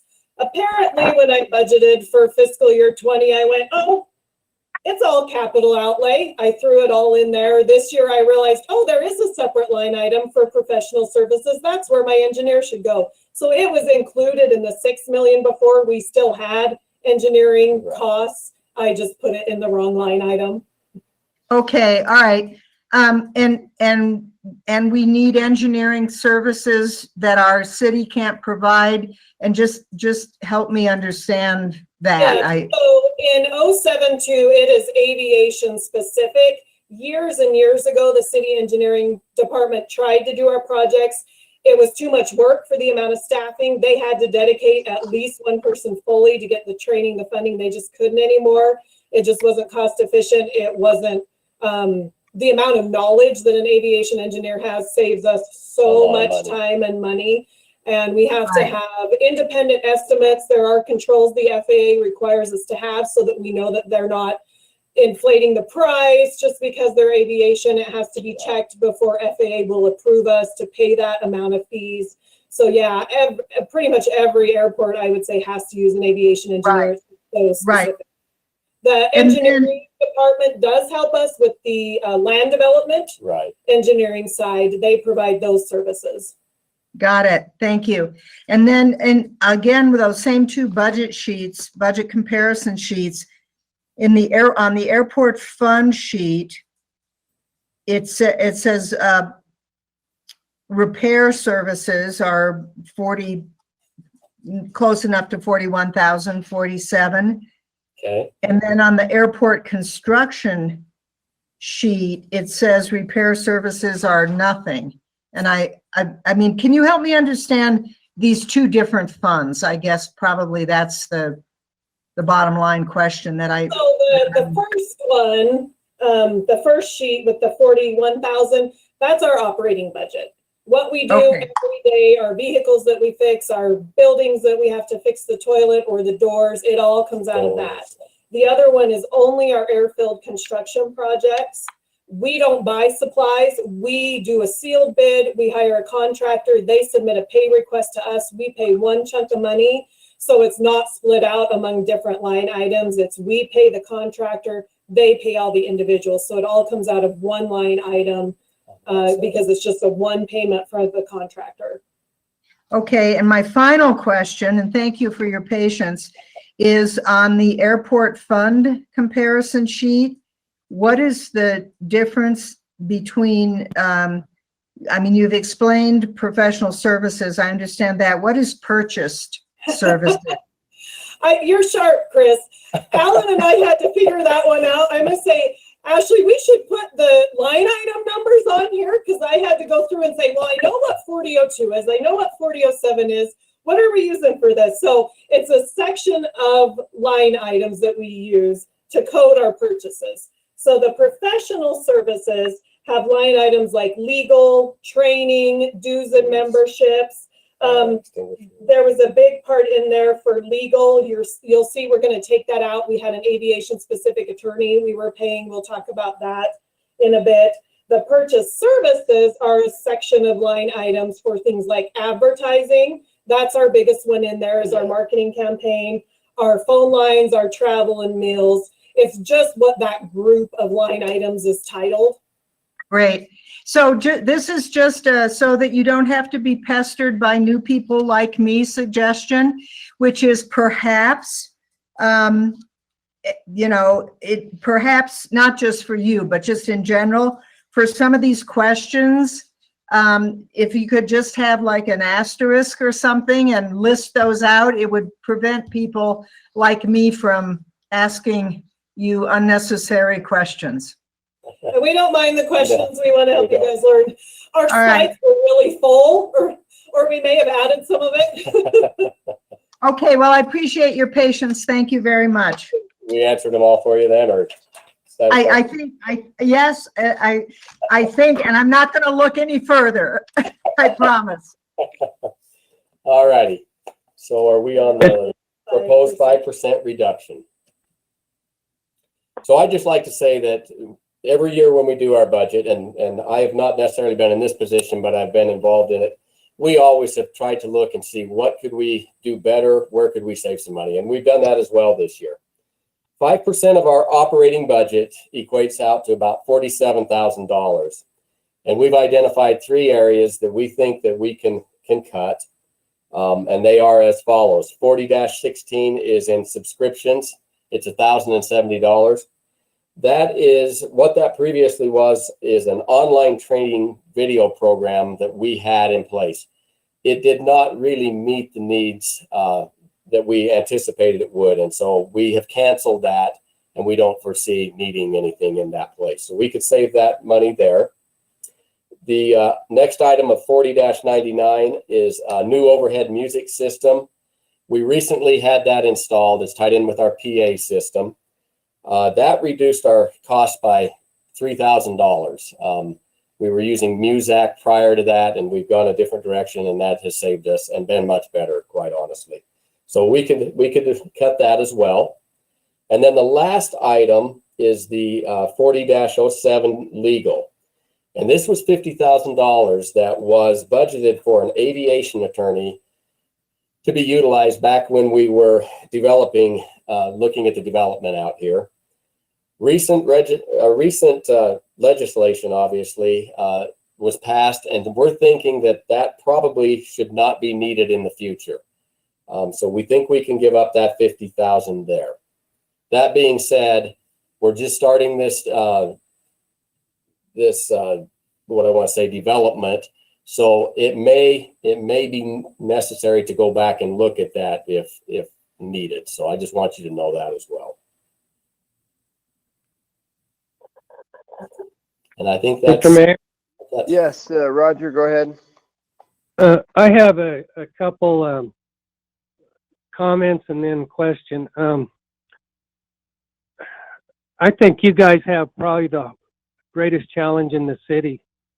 I think this coronavirus has hit your industry more so than anything else. And it makes it hard to project when recovery will occur, because a recovery can come back to a certain segment, but there are others who will not travel for a long time. The stuff I've read suggests that it will be at least 2022, but probably 5 years before the airline industry has instilled the confidence that people need. The other thing is we had the world's oldest airline file for bankruptcy yesterday, so that kind of tells us the world situation too. So I think we ought to move ahead on what creates local business, like the BLM and stuff like that. But I think we ought to stay pat on anything that's expansion, because I'm not sure that we're going to even see our airport coming back to the level in the next year or more that it was early this year. So that's my comments. I know you've anticipated that by your projections of revenue downturns for this year and next year. Can you tell me how long the CARES Act is applicable? 3 years. You take 3 years to utilize the funds. We can explain it now when we come next week with it, but I think they kind of want to get the money off of their books. So it's kind of been suggested that you use it all now and get it off of their books and into ours. So what we may do is submit all expenses until we draw down that 1.2 million, because it's a reimbursable basis. Sorry. That will go into our reserves, and then we can have the cash on hand to draw it as we need to make up shortfalls. But you have 3 years to draw down all that money. Well, but I would suggest that the designers of the CARES Act anticipated that the effect would be 3 years then. And they plan for us to anticipate how we will use it over 3 years, whether it be that we immediately consume it by the need of the present, or whether we anticipate it to be a reserve for the next 3 years. I agree. I think you're right there, Roger, or Councilman Bray. And I think once the country opens up, we'll have a lot better idea of what's going to happen. With so many states still shut down, we really have no guess. Once things open up, you can see what kind of a level travel will be at. We can maybe make better projections. Well, it's going to be a while when one of New York airports hit their stride. Dallas, Fort Worth, I don't know what's going on there, but I think that's another major airport. And so it's going to take a while to really know the mix of the airline industry. And I think business people will travel, but I think the vacation people will be reluctant to travel for a while. Yes. I believe you're right on that.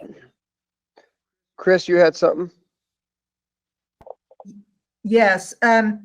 So I'm just curious, and apologize for saying I had asked my last question and reneging. So given the fact that we've been having, 4 people flying in and out on one flight a day, that's a significant reduction. So I'm wondering in terms of, because are there any savings from this? I mean, I'm having difficulty seeing that we need the same level of custodial work for 4 people a day as we do for 3 full flights, for example. And, so I'm just wondering what's happening with that excess, that apparent excess of time and or money. And that's a good question. What we're doing, we are finding a lot of things that we just have not had time to get to. The maintenance guys have been out painting the parking lot, if you will. It's been so busy, we've never been able to paint it for some time without moving a lot of cars. And so those sorts of things are happening. The custodian, he's taking care of the detail things that he doesn't generally get to in his duties. And so we are looking at ways that we can do things. Now, that being said, 4 people flying out, and of course, it's been a little bit better here lately. We're starting to see more people coming in as well in the last week. So, we're still running, I don't know how many people we figured came through last week, but 200. about 200 people week. came through the facility last week. So there were quite a number of people that were coming in. So yes, we are trying to adjust. We're trying to keep our guys on top of things, busy and accomplishing the things that we can. And just to throw in there, disinfecting and sanitizing surfaces a million times a day take up time. We also have just put in an order for a mister so that we can fog areas every night. And most of the things say that the operations staff and the maintenance staff have to do. It doesn't matter how many flights you have, how many people. It has to be done period every day just to have a commercial service operating. So, but we are filling in with all of our pulling weeds and picking up garbage and cleaning up sand and pine cones and doing everything we can that we haven't had time to do. So we keep everybody busy. Thanks. Appreciate that. Thank you for the question. Any other questions? Okay, sounds good. Thank you, Alan and Christy. Appreciate you.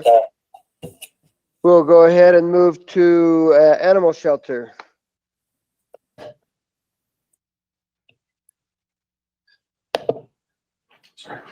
Come on. There we go.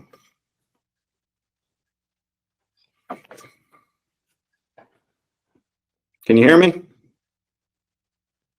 We can, yes. Okay. Good afternoon, council members and mayor. It's Josh Hines with the Animal Services Department. This is our 2021 budget. Next slide, please. So our mission statement is to ensure the public safety and welfare of the animals here in the city of Pocatello.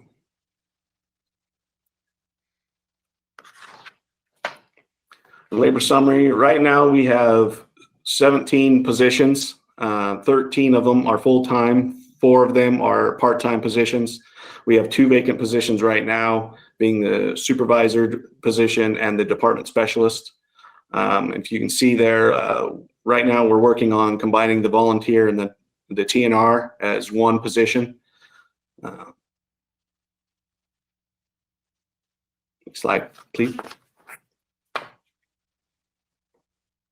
Our output summary of the year is we did last year, we did 2,826 intakes, 1,215 adoptions, transferred out 114 animals, 573 returned to owners, which is, we had 943 animals either euthanized or die in care, and we did 61% live release, which is 4% higher than the year before at 57%.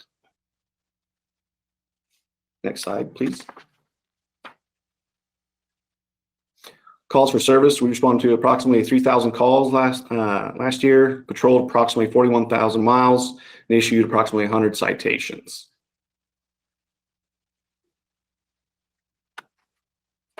So, measure of effectiveness and key accomplishments, we had 6,491 volunteer hours. Run with the Big Dogs, we had 267 participants. Splash Dance, we had 418 participants, which means 418 dogs participated. We updated the shelter HVAC system, upgraded animal control officers' equipment, employee training, some new ACO vehicles, and we with the council's vote, we established the TNR program. The one thing that's not mentioned on here is we added some new fencing on the outside of the building. The old fencing was coming apart and it was getting pretty bad, so we had to update that.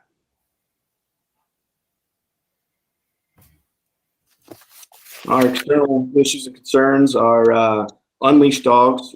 This is a current problem out on the parks and trailways. We can get out there as quickly. By the time we get there, they're usually gone. We're getting a lot of calls out there, but we can't respond as quickly and catch them. The Marmot or Rock Chuck, this is a current rise of calls in the city. Just drive past Lower Ross Park or anywhere, you'll see them out there. They're crawling into people's vehicles in their engine compartments, RVs and homes. So we're getting a lot of calls on these. Also, citizens' responsibility for cleaning up after their pets. We provide the dog bags at all the parks. A lot of people don't use them. They just let their dogs go, and the parks end up running it over, or they see it afterwards. So these are some of the concerns that we have. Next slide, please. Internal concerns are staffing, finding and retaining qualified staff. Last year alone, I believe on our kennel staff side, we had 15 people come and go through that position, and it takes about a month to train them. So you can do the math on that. It was quite hard keeping staffing there. Updating our standing operating procedures. Concern is an on-site vet care, a full-time. We would like to have someone there. The ability to collect and analyze relevant data. Our current software is significant improvement over the last equipment that we had. However, it's does fall short in officer reports. So, and customizing a few things. So we're still finding a few flaws in that we work with Shelter Buddy. That's the name of the software using that. We're still working with them, working out the bugs. Cat kennels, current cat kennels we have, they're made of like a particle board, and it's keeping in a lot of the bacteria, making the animal sick. So that makes us use a higher concentration of cleaner. It's a cleaner is about $1,500 for a 55-gallon barrel. We're going through about eight of those a year. So just to keep that at bay. And then there's expansion with the annexation of the city and the city growing, where there's very few options of expanding at our current location. I understand it's a new building and there's things that we can do there, but depending on long-term, when the city starts to grow, we're going to have to do some significant things there to make that expansion. Claudia, did you have something? I do actually. So Josh, before we go further, I just need some clarification on a few things. Sure. Going back to your very first labor summary page. Okay. Are you the director? That's correct. And then you have a shelter supervisor? That's correct. Okay, so that's an open one, right? Correct. And so where is Captain Nash and all this? And Captain, so I report to Captain Knapp, who reports to the chief. They are not at the shelter doing the day-to-day work. That's what I'm doing. I go to them if I have concerns or if I need directions and assistance. I report to Captain Knapp, who looks over several divisions in the department.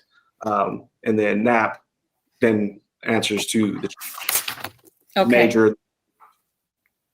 So Okay. they're not actually at the shelter doing day-to-day No, stuff. no, I understand they're not at the shelter. I was just wondering why we needed so much administrative at the shelter. When you go to your output summary, it says that you patrolled 41,000 miles. What are you patrolling for? When patrolling, that's including the miles. There is also included that we're going to the calls. But when we patrol, we're usually patrolling to the park. We'll drive through parks, or we'll drive around a green belt. We're patrolling the city. We'll go through neighborhoods that we know that there are active dogs that usually get out.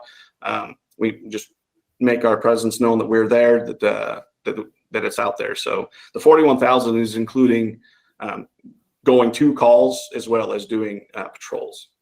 So then out of those 41,000 miles and 3,000 calls, those only resulted in 100 citations, right? Yeah, that's correct.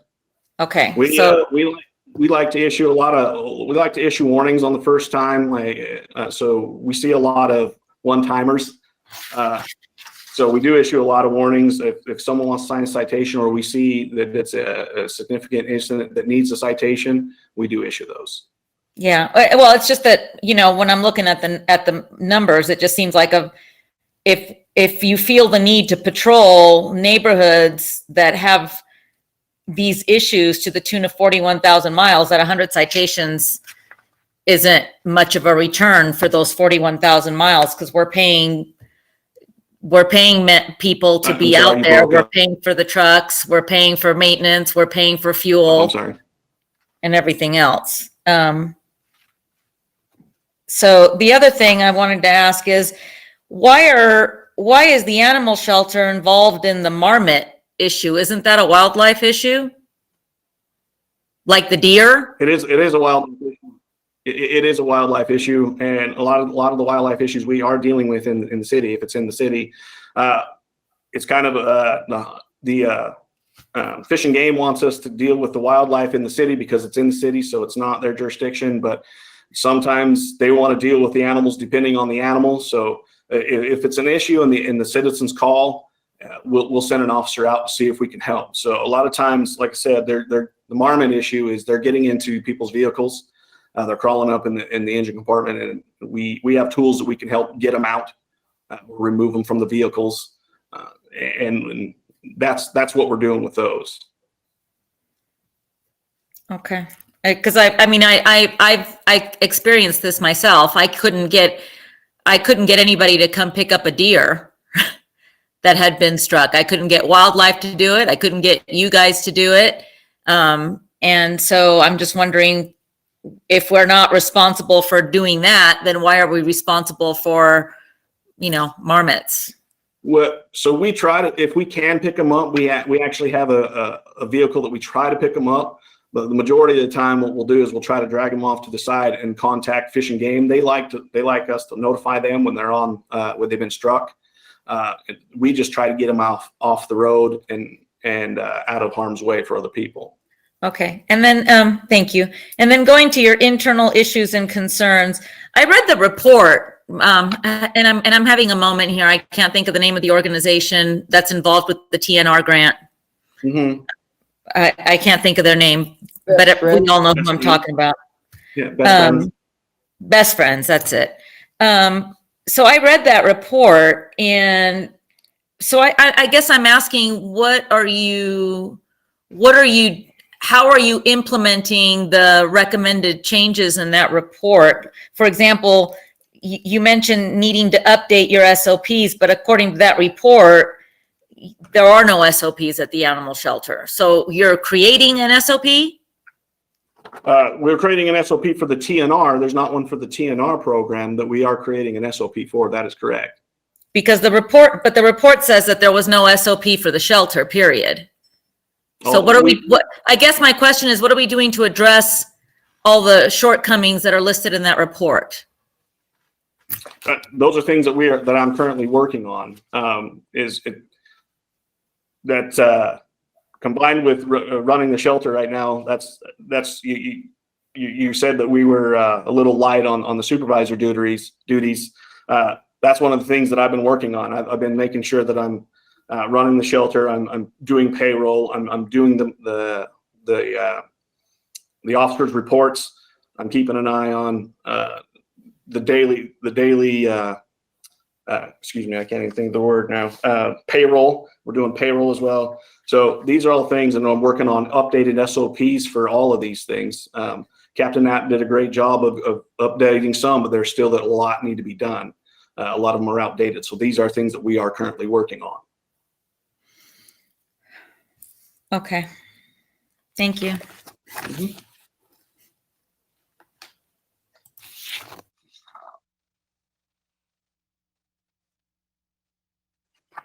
Okay. All right, our goals, increase revenue sources or grants, other events like the splash dance, also go to pet and food litter sponsors, increase operation efficiencies like tracking relative matrix, SOPs, ordinance reviews, and fee increases. Next slide, please. Okay. So we're just going to go over the personnel budget. There has been an increase in the personnel budget that was due to reorganization. We are trying to double check these numbers to make sure that we have everything in there correctly. If they do get updated, we will let you know about those. 75% of animal services budget is for personnel, and there are currently 13 employees and part-time dollars of about $68,000. And then you can see that the operating budget has remained flat. And I will have Josh go over his proposed fee changes unless there's any questions. Okay. Our proposed fee schedule changes are. Wait, Chris, I just saw your hand up. Sorry, I can't get to my mute button very fast. Go ahead, I understand, no problem. So it sounds like you're doing some personnel rearrangement based on what you said, Josh, and then what Ashley just said. So I'm wondering, on the labor summary page, would you be willing to get me an updated job description of the director, the supervisor, and then maybe quickly you can tell me what a department specialist is versus an animal care specialist? Mm-hmm. I'll be more than happy to get those to you. Okay, and how does a department specialist differ from an animal care specialist? The department specialist is a full-time position where the adoption counselors are part-time positions. The department specialist also is involved with looking over the permits that are brought in, making sure they're up to date every year. Those are special things that the department specialist does. Okay, so I would love to get, whatever the updated job description for department specialist is also. Sure. Perfect, thank you. And then I am wondering, I'm trying to think which of these questions are appropriate for now and which will just take us down a rabbit hole.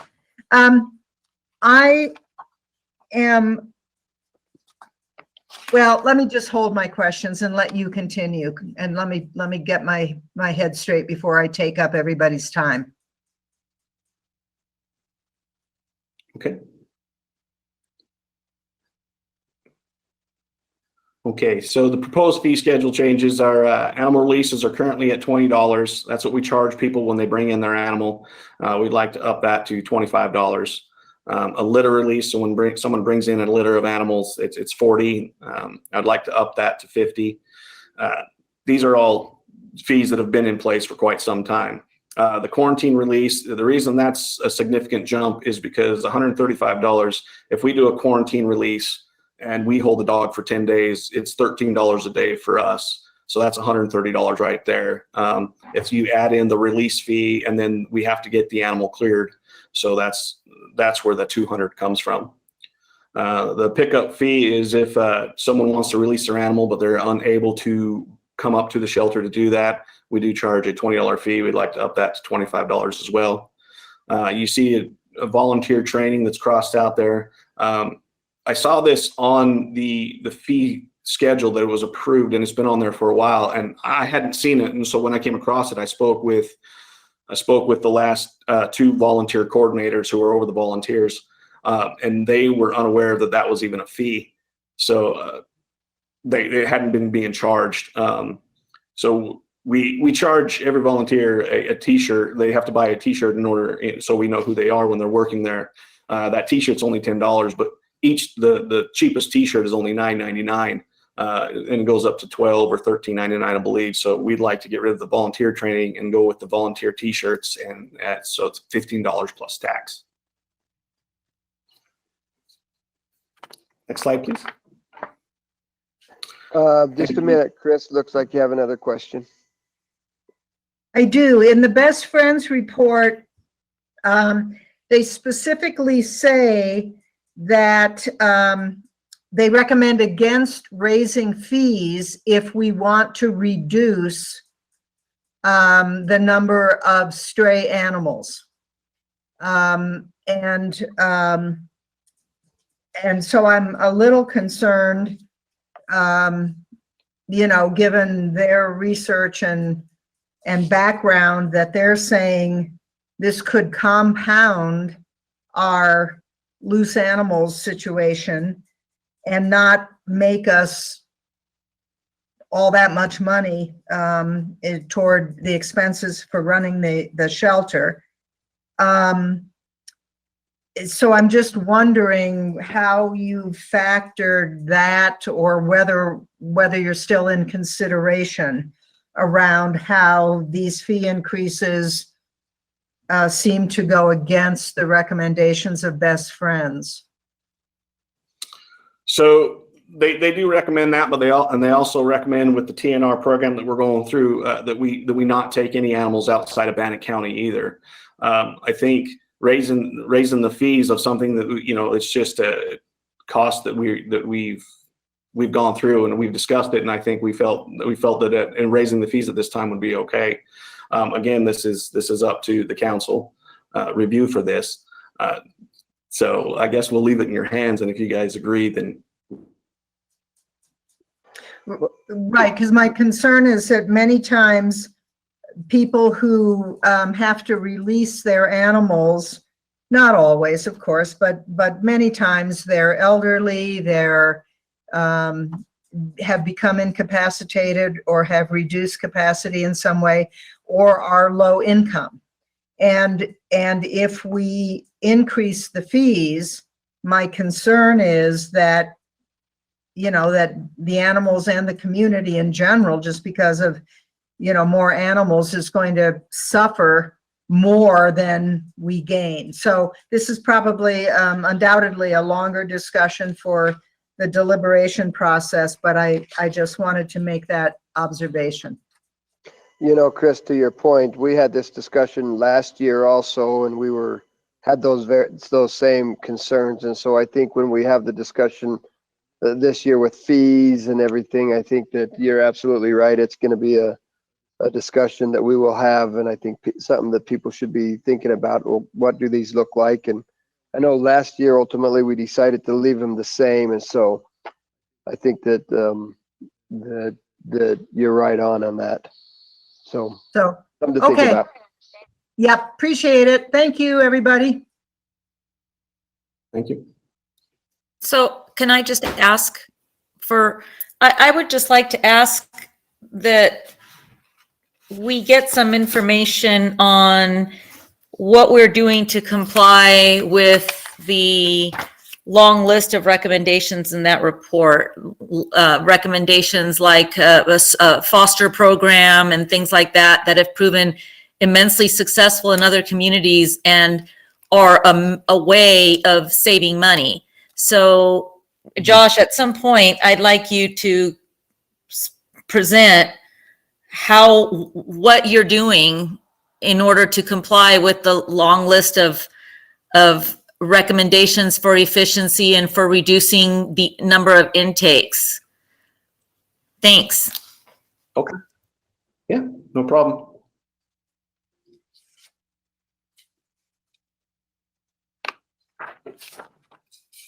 Okay, so our proposed 5% reduction budget, our operating budget is $242,424.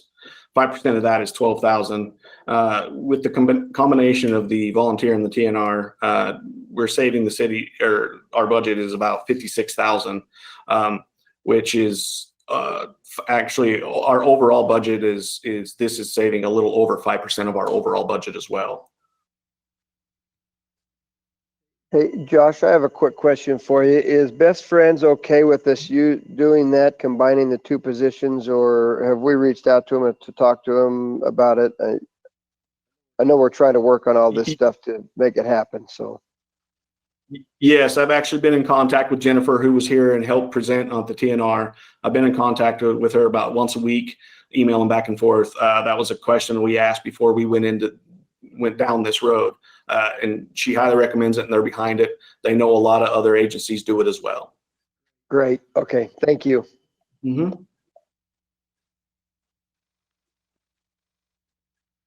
Okay. Any other questions for Josh while we've got him? Chris.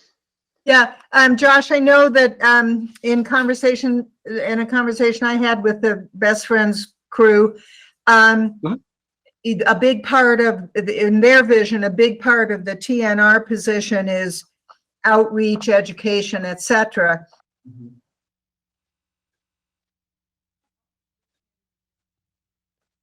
Chris, you just put yourself back on mute. Oh, okay. I thought it was me. I'm sorry. Oh, so sorry. So sorry. I've also been in conversation with a variety of, I'll call them heavy lifter volunteers in the animal activist community in Pocatello.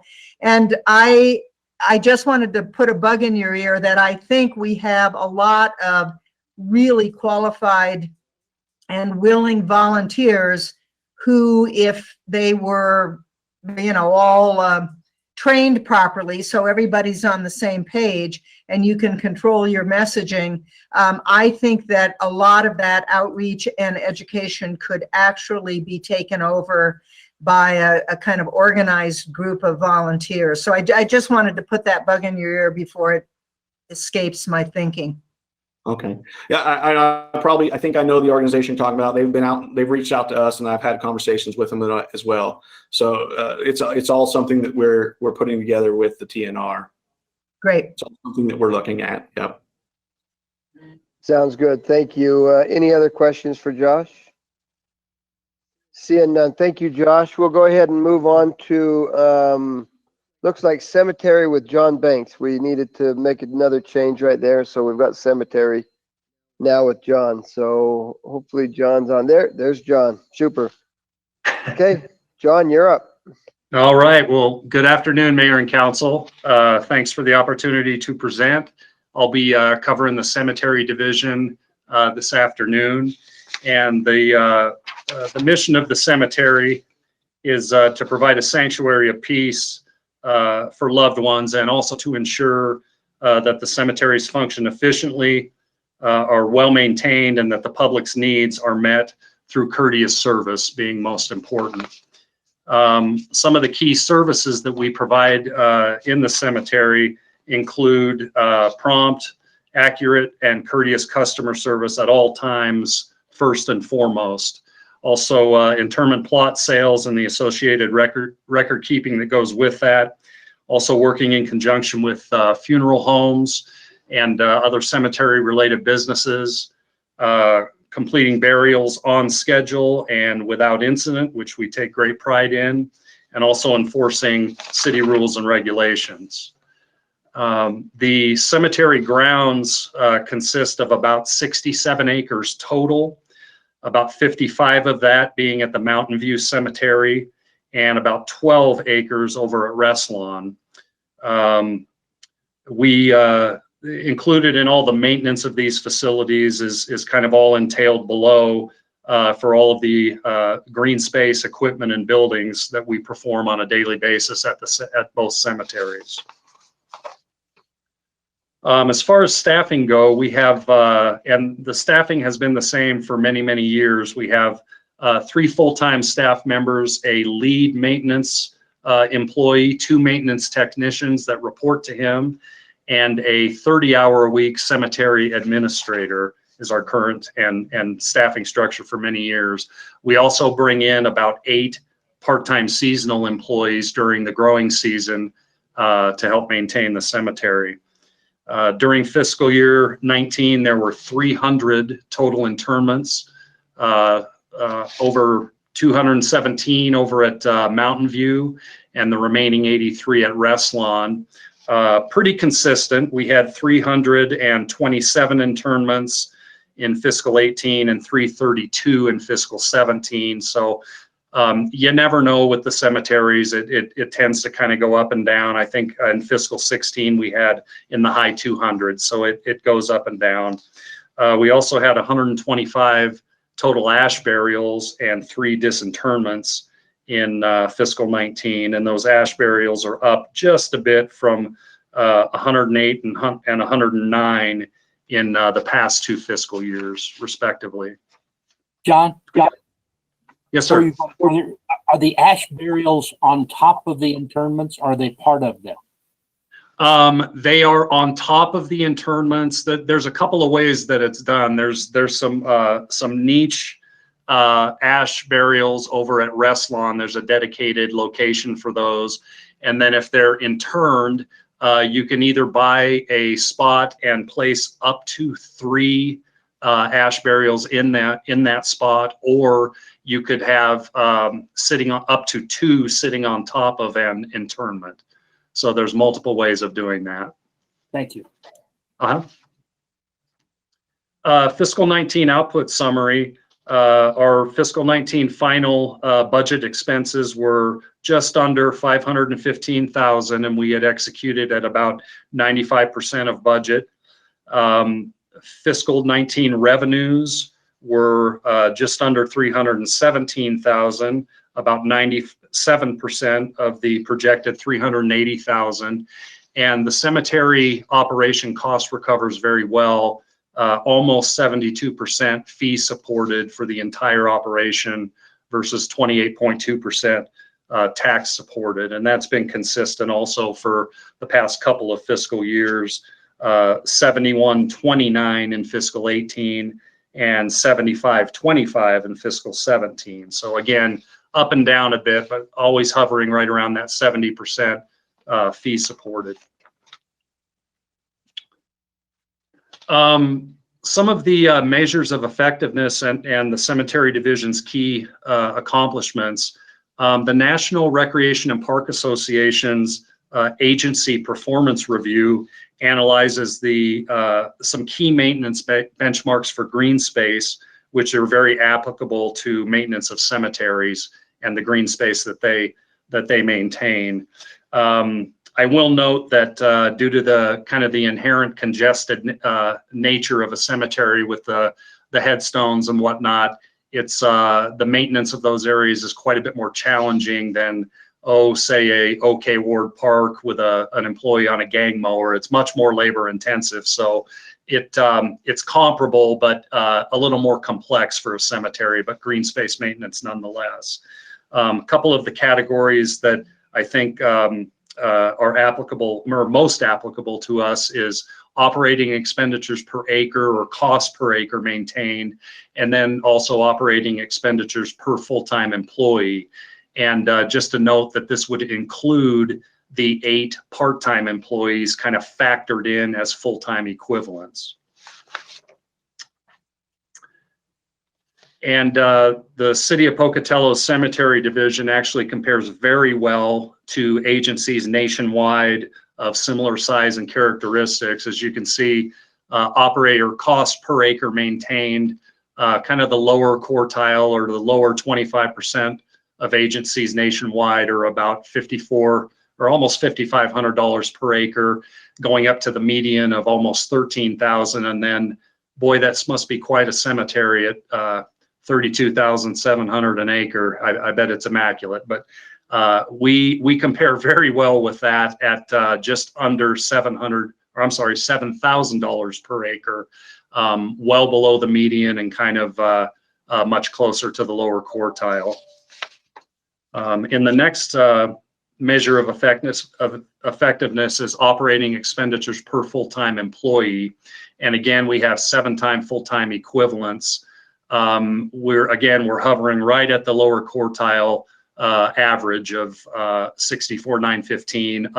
Pocatello coming in at just under $67,000 per employee.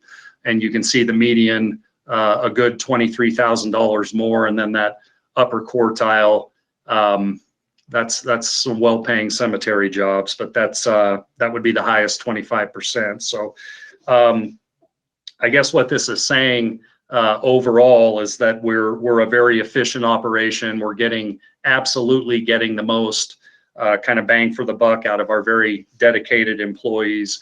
And we also make very good use of large-scale volunteer efforts like the LDS church kids coming out, although they did not this year because of the COVID, but in years past, and I'm sure future years, we'll get hundreds of volunteers out helping us rake leaves and kind of get the cemetery ready. So kind of a combination of the staff efforts and the tremendous volunteer community support that we get at the cemeteries. They remain in very good shape. I'm sorry, Ashley, I'm ready for the next one now. John? Yeah. I have a question before you move on to the next slide. Does this 66,000, is that just wages, or is that wages including benefits? That's everything. That's actually that's actually the entire operation. So this would be wages, benefits, interfund, operation, everything. Yeah. All right, thank you. Sure. Some of our key accomplishments during fiscal 19 is first and foremost, we completed all scheduled internments and services on schedule and without incident, and probably more importantly, in a courteous, caring, and empathetic matter. We emphasize this at all times, and our staff is really tremendous at this and caring and understanding of the community members that are in, emotional states with the loss of a loved one, and they really do a nice job of showing care and empathy out there. So I'm very proud of them for that. Also in fiscal 2019, this was pretty big news. So we had a long-term sexton, Martin Peace. If some of you remember him, Martin was with us over 40 years. And I like to tell a funny story. Him, and you may recall Alan Green, also, we lost Alan a couple of years ago, our park superintendent. Alan and Martin in the early days used to hand dig the graves, if you can feature it. So that's how far back they go, 40 years ago. So Martin retired in fiscal 19, and we took that opportunity to restructure the cemetery division to achieve some more efficiencies. I felt it was best to eliminate the sexton position and replace that with a cemetery maintenance lead, which we have done, and also bump up the administrative assistant position to a cemetery administrator. And this is the 30-hour-a-week employee that facilitates all of the office administration function over in the cemetery. So I think what it did, first and foremost, is we realized some cost savings from the salary differences. We were also able to get a clear delineation of duties and areas of emphasis, and just kind of more value for the dollar. I think it's the efforts are more concentrated and efficient, and it's working out really, really well, just as I had hoped. So we're very happy with that reorganization. We also continue to make progress on creating additional cemetery sections and developing them, specifically number 56 and 7, which kind of border Barton Way. In fact, we just had those areas cleared and grubbed here in the recent past, and it's incremental. We kind of stockpile. John? Yes, ma'am. Could I ask you about those? Sure. I walk past those daily, so I've been watching the work that's being done. And I was just curious about, and maybe you were going to say this, when that is supposed to be completed? Well, it's we we've been scheming and dreaming about that for years, and starting to stockpile kind of irrigation supplies. We did do the clear and grub this year with the assistance of the water department and their staff and equipment through an interfund charge. I do have some money in the capital line items next year for tapping, connection fees, and more irrigation parts, although with the 5% reduction was proposed to come from there. But I would say within the next couple years, we will begin developing that, install the irrigation system, seed it, get everything growing, and probably within the next 2 to 3 years, you'll see a nice green available space for new plots. Okay. Thank you. Claudia. John, when it comes to these new sections, my dad's been gone for 40 years, and 40 years ago, the cemetery where we let him stay already only allowed flat headstones because of the maintenance costs. So are you planning to do and implement anything like that in these new sections? Because as you mentioned, those, other types of monuments do increase the cost of maintenance and whatnot, right? Because it just takes more time. So did you have had you considered doing anything like that, or? It's come up. I mean, I think we're maybe a discussion for maybe a council work session. I would imagine that it would be easier for maintenance purposes, but having, say, 90% of the cemetery and previous patrons where it was allowed versus a small section not, I just think it would need a larger discussion, maybe some public input and a council work session. But yeah, we have considered it. We don't have any set opinions on it yet. I think it just would need more consideration. Okay, thank you, John.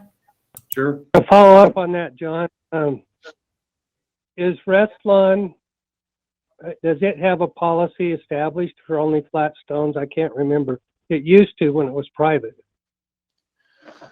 I am not sure about that, and I'm sorry, Roger. I'll have to get an answer on that. I'm not sure on that one. I'll have to check. I can't remember seeing any raised stones out there. But yeah, if we could keep that, at least that's a beginning point. If it is true. Right. I think Restlawn is all flat. That's where Bill's mother is, and I believe it's only flat headstones. Right. Yeah, I've been out there many times. I guess I've just never noticed or took note. Let me check, and I'll get back to you on that, Roger. We have Thank you. Chris has something. Yeah, I'm just curious, when we are resetting sunken markers, are these, do we have, if 20, 30, 50 years ago, a family buried a family member and they want the marker, etc., the gravesite maintained, in perpetuity, do we have a way to, do we have a fee for that kind of thing? Are these sunken markers, from 5 years ago, or are they from 1800? No, it's a lot of the sunken markers were inherited when the city acquired the Restlawn Cemetery back in '02. It was privately owned before that, and kind of poorly implemented. They weren't set properly to begin with, so kind of low quality materials. So that's kind of the majority of those resetting of the sunken markers is over at the Restlawn facility. I'm sorry. Go ahead. Yeah, as far as kind of in perpetuity, a couple of years ago, I want to say 3 fiscal years ago, we did implement a endowment care fund and assess a charge for that in the fee structure. This is a common fee. It's generally 10 to 30% of the space fee, and it provides kind of for in perpetuity regular care and maintenance of sites. So yeah, we have thought about those issues, kind of those in perpetuity issues, and have kind of assessed additional fees accordingly. And then are we resetting these sunken markers at family requests, or just as to improve the aesthetics? Yeah, to improve the aesthetics and kind of as a courtesy to the families, but it's not something that we are doing constantly. It's kind of, okay, we managed to get everything done. We got 2 hours left today. Let's go do a couple of them. It's kind of a as we can get to it type of thing. Okay. And John, if I may, can I just add to that? The Historic Preservation Commission and Jackie Albert in particular is working on a program where she raises funds to redo or reset sunken markers. And to answer your question, Chris, many of those are pretty old. These are sunken markers for veterans specifically. And some of them, it could be from the Spanish-American War, the Civil War, World War I, World War II. The ones that are mostly having problems are pretty old. But she raises money and gets donations and actually looks for people to sponsor a headstone, if you will, in order to fix and upkeep veterans' headstones. Thank you, Linda. And does that money, how is that administered? Like, it doesn't seem to travel through the city budget. So how is her effort, which is terrific, how is her effort coordinated? And to be honest, I'm not sure exactly how that works, where the money goes through. And I think staff that are the liaisons to the Historic Preservation could answer that better than I can. Right. Or John, sorry, Linda. No, that's fine. If someone else knows the answer to that, Ashley might know. Yeah. Or John, do you does this organization or this lady raise this money and then coordinate with you so that you kind of have, or whomever has kind of an overall handle on the plan for which grade when? Jackie, I speak with Jackie all the time. She's the greatest. She had mentioned to me more of a volunteer effort for a kind of a cleaning and restoration service for veterans' headstones. I wasn't aware that they were doing any raising of the headstones. I'll have to contact her and ask her about that. But we do not have any kind of a donation stream running through the cemetery division budget or anything like that. So if she has done it, is a separate. Yeah. They did volunteer cleaning sessions, and they try to do that yearly.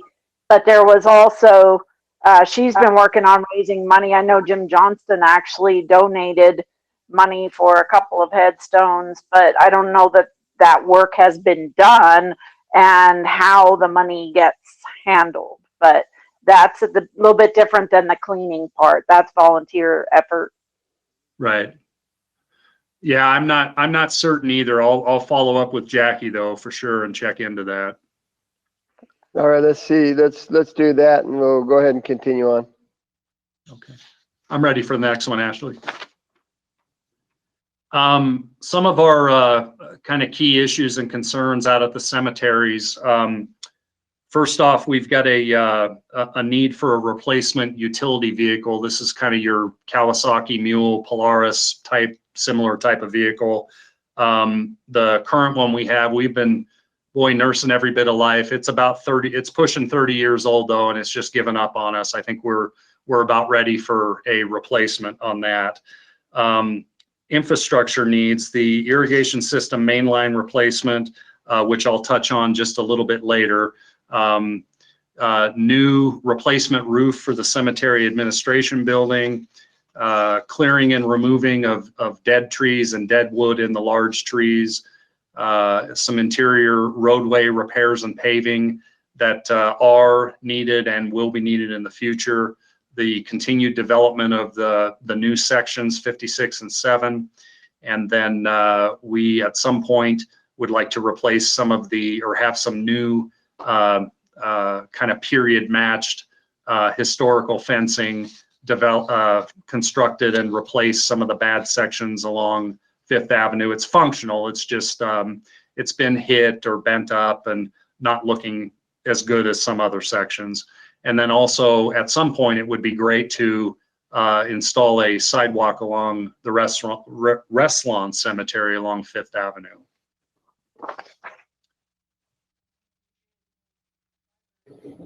All right. Okay. So we're just going to go over the budget comparison. You can see that there's a little bit of a decrease.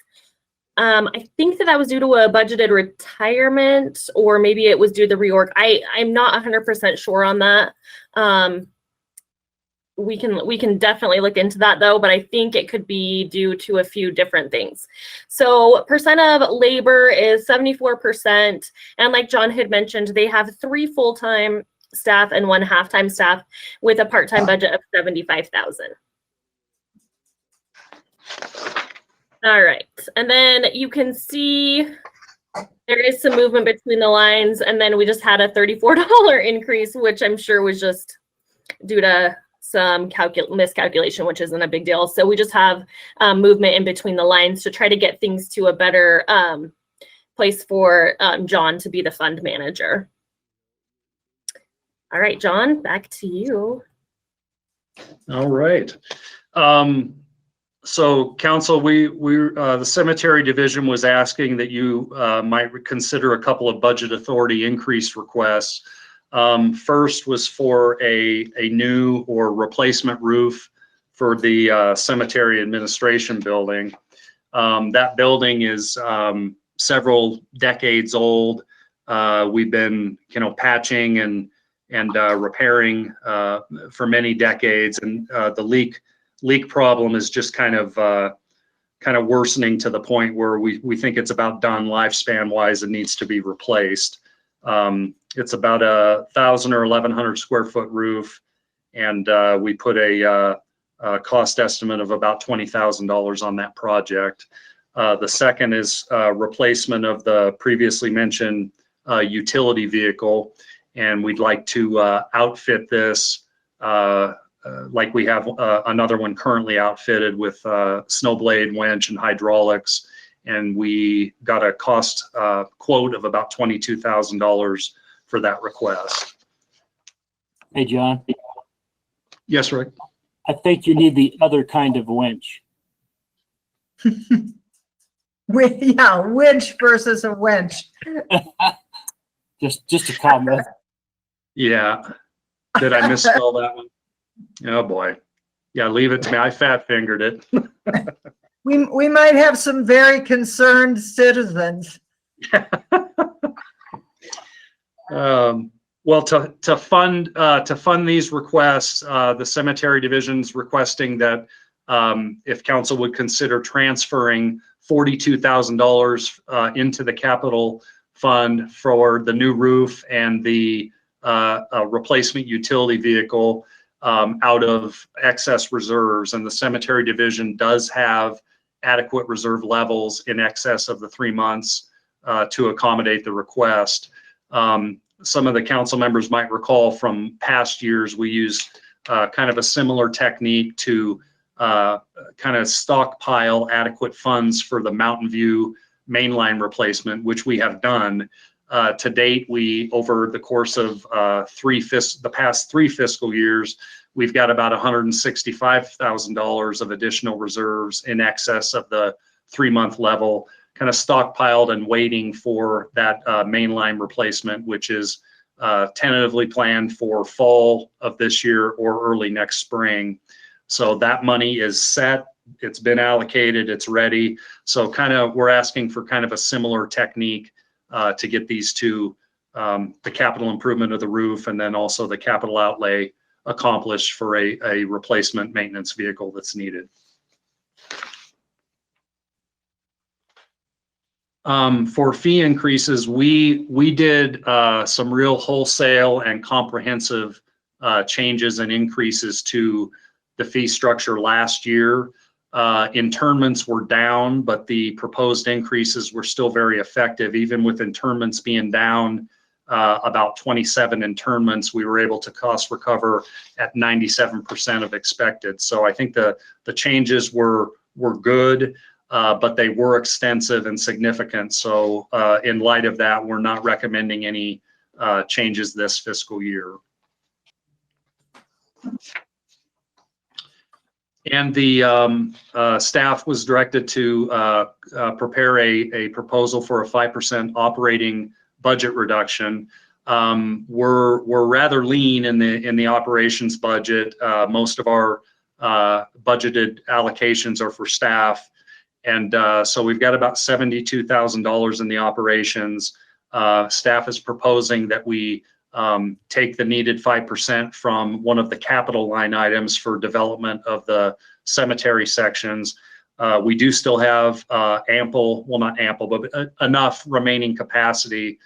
We just reconveyed about 1,000 spaces back to the city that were in excess of 80 years old and with no action from the time of purchase in fiscal 18 in the Mountain View Cemetery. And we've got about several acres remaining over at Restlawn, about 12 acres. So if we had to delay the development of that area a little bit because of the budget reduction, I don't think it's the end of the world.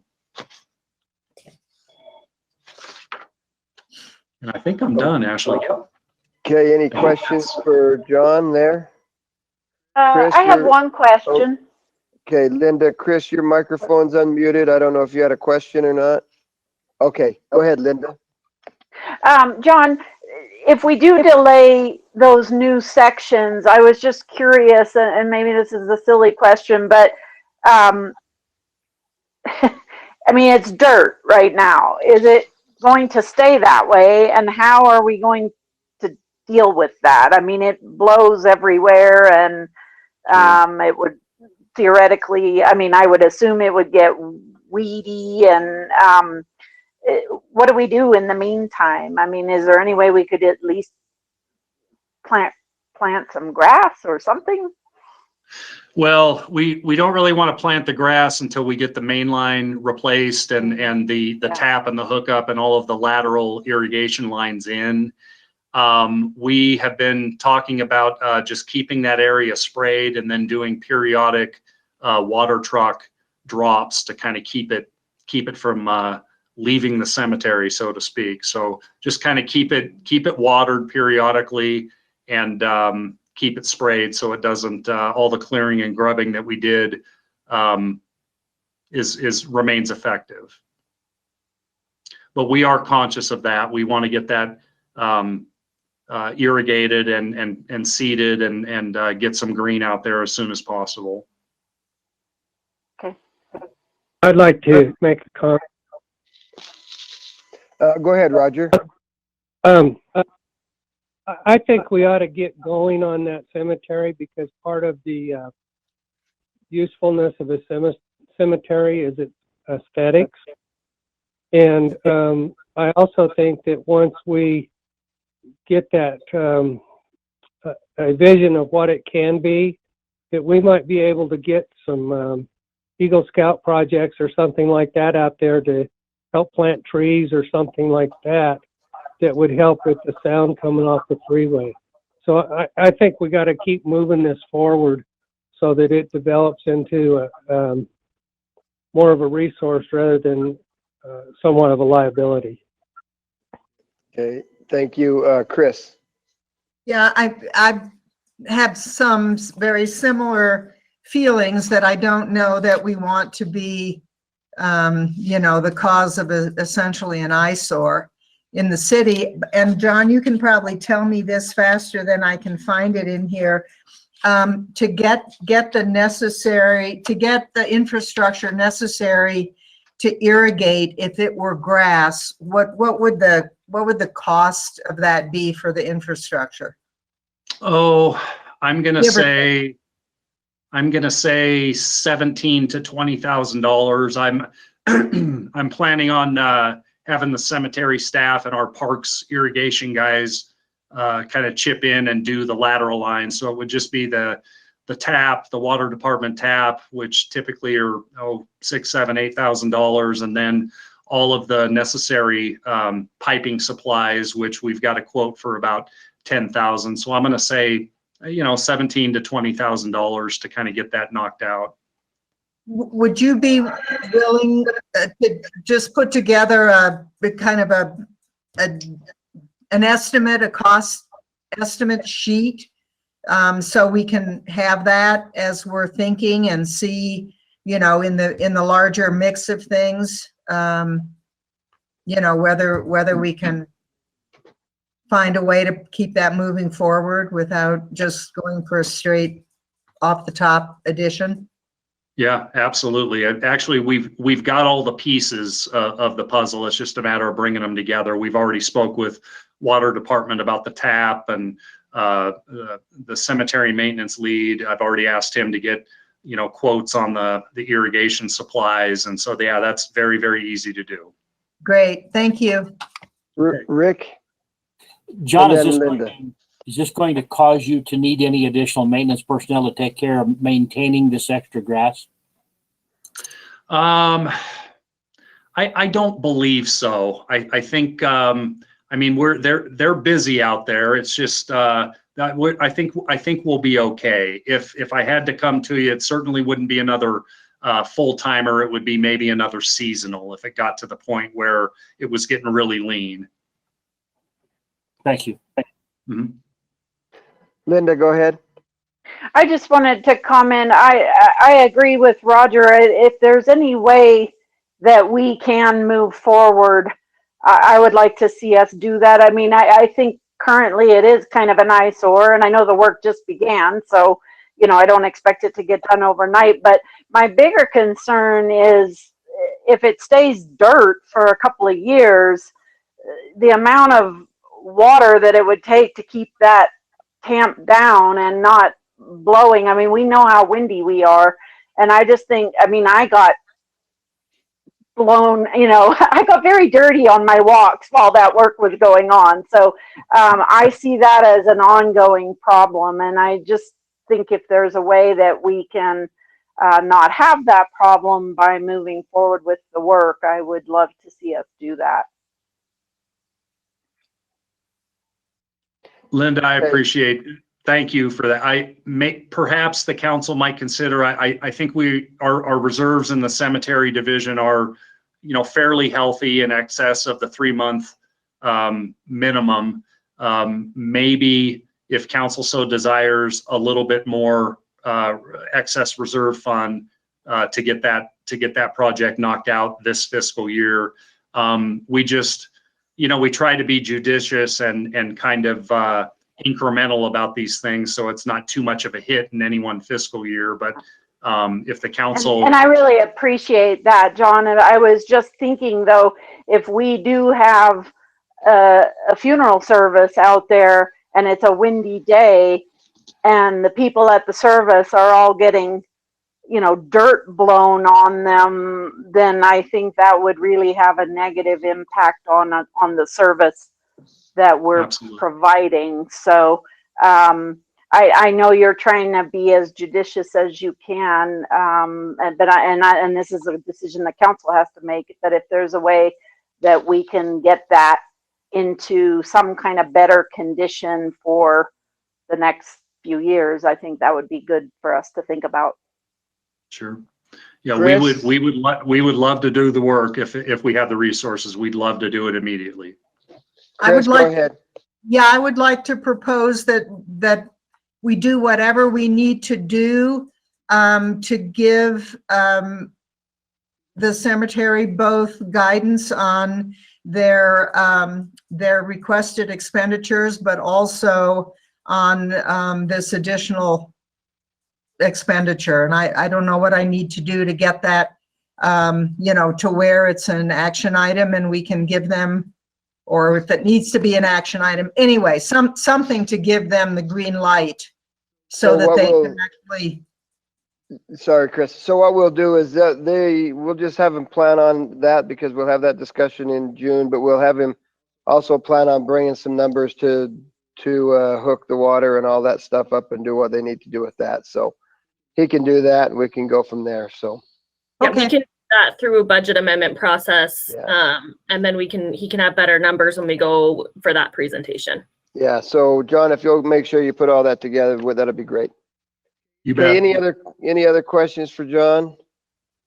All right, super. Thank you, John, very much. We have one more, and it is library to get through. And council, I would maybe remind you that we have a meeting that needs to get set up in here. I think it starts at 5. It is a hearing examiner meeting today, and so we've got to give them a little bit of time to be able to set up. And so with that, I'll just turn the time to Eric real quick. Good afternoon, Mayor and Council. I'll try to make this as brief as possible and get this going the way it needs to. I'm the director of the library, the Marshall Library. You can move to the mission and vision if you want. Next slide, Ashley. The library and its mission and vision are pretty dovetailed into the mission and value statements that the city has. We are essentially an equalizer. It's a department for everybody, old or young, poor or rich, all the different kind of levels of education. It's something for everybody. And you especially see that when you determine we're really not a box of books and haven't been for a long time. We are a place that bridges the gap in the digital divide that is clearly still there. There are a whole lot of people in this city that don't have computer access, and we can provide that. We can help people apply for jobs, fill out tax forms and other federal forms and those kind of things. And so we're really critical for a lot of people because it's their only way to get to those things. We are also very involved in early childhood literacy and STEM literacy and various other things. So we do a whole lot of things. So we really try to be, and as it says, public library services for all people. We try to push that in the same vein as the mission and value statements the city are looking at. Next.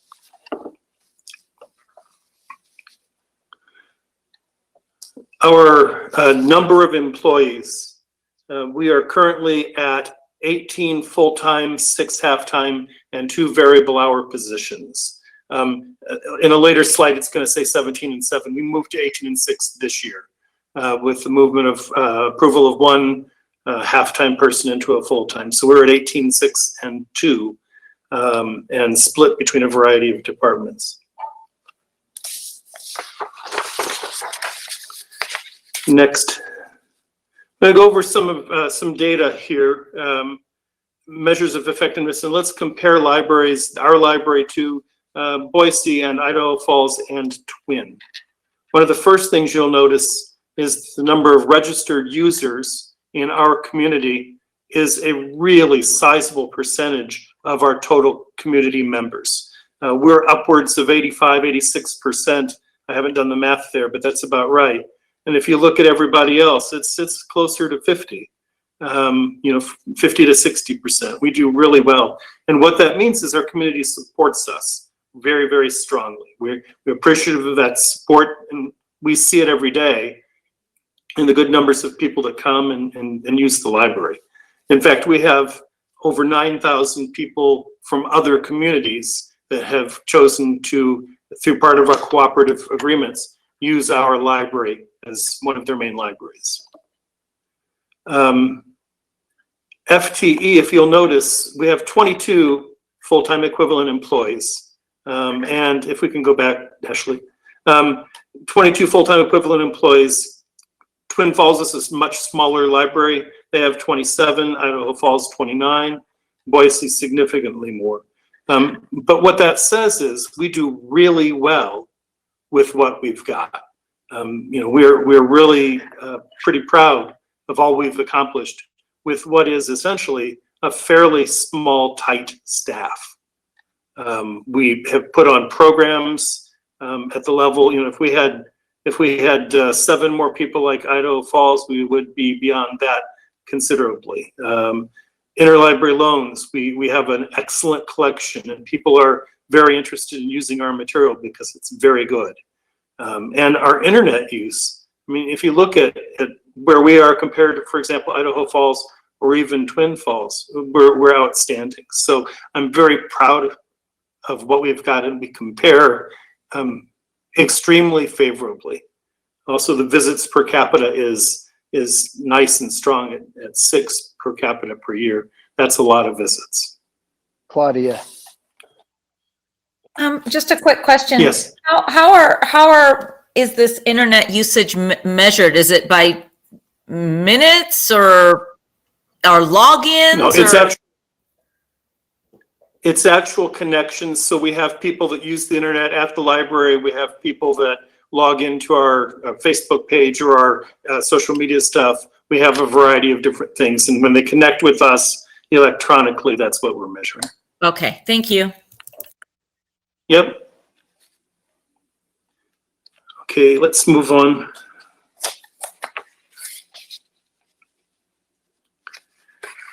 Okay, issues and concerns. One of the things we're finding is that as we've gone to a more digital environment, bandwidth is an issue here. We haven't put any numbers to the cost to extend fiber to the library. We've just started to talk about it with IT, but we really run into areas where it's slow, where we have problems with service due to bandwidth. People are using our Wi-Fi within the building. We've got a variety of other computer use that's going on and different things happening. So that's something to explore as we move down the road. And I'm going to go to the third one here too. The ability to reach patrons who cannot come to the library. When I talked about our mission and trying to serve all people, we really can't do that. Right now we serve very well the people who can come into the library. Several years ago, I combined 3 library department heads into one position, and as a way of saving cost. And we had hoped to take one of those other positions and make it sort of an entry-level outreach person. We were not given that opportunity. And since that point in time, instead of being at about 1,000 outreach contacts per month, we're now under 100.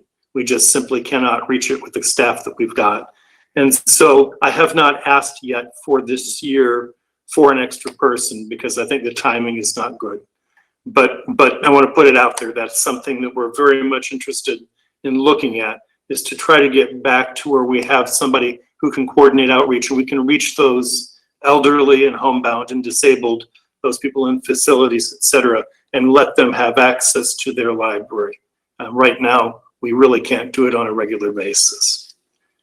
The third item is one that I would like to consider for this year, if possible, this coming year. We have a 1995 Subaru station wagon that we've had many, many years. It's becoming, I don't know if I call it dangerous, but at least not stable and not a good vehicle. And we have brought this up, I think, every year for the last 3 or 4 years, and have said, well, we can put it off, we can put it off. Last year, we sort of had it as an item to consider, and it was not given that considerate. Well, it was considered, but we weren't supported in that. We have the reserves to be able to get that. It would probably run roughly 22 to 23,000 via our conversations with Fleet. It needs to be able to have a tow hitch in the back because we have our book wagon that we take to parks and to various other places during the summer Kids in the Parks programs, et cetera. And so we need to have that, but it can be very simple and basic. We've even talked about if there were other vehicles within the city that would fill that same need, that were of reasonably high quality, that would be okay too. So we would like to consider, though, the possibility of using reserves to pay for that vehicle. And we're in conversation with Fleet. Mr. Mayor? Any other questions? Yeah. We move on. Rick, go ahead. Eric, what kind of vehicle do you need? Does it need to be a sedan or a wagon or a van or a truck, or is there? Ideally, something like a panel van or something that has the ability to carry stuff with us. We sometimes carry equipment or large boxes of things. So a sedan probably wouldn't work as well. Like what we have now is a station wagon, and that does work. But some kind of a van or an SUV or something with real basic things. We don't usually have more than 2 people in it at a time. Doesn't need leather seats, that kind of thing. But we're just looking for something that is stable enough and will be consistent in being able to get us from here to there. We don't have that right now. Okay, Claudia, go ahead. Eric, have you approached any of the local dealers in town to see if they'd be willing to donate? They could wrap their vehicle in whatever their dealer name is, and the city could make a very public spectacle of thanking them for their donation to the public library. I mean, Cole Chevrolet, Phil Mador, Young Ford. Have you asked them at all? I haven't done that. That's an interesting and a really reasonable idea. I don't know what availability there is out there for that, but certainly worth exploring. Because I think that would be an easy sell, really, because it wouldn't cost anything for the city to make a huge spectacle out of a donation that's going to really benefit the community. So I don't think that would be a very hard sell. No, I agree with that. So I can check into that. Thank you. Linda, go ahead. You mentioned that you were in conversation with the fleet department, and I thought that I remembered last year when you came to us with this request, and fleet was new at that point and just beginning to get started and everything, that they thought that they'd maybe found a vehicle for you.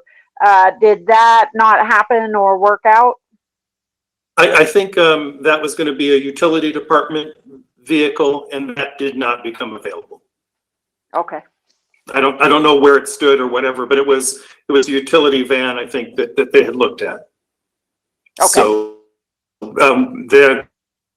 that was not made available to us. We checked, we worked with them, and didn't get that opportunity.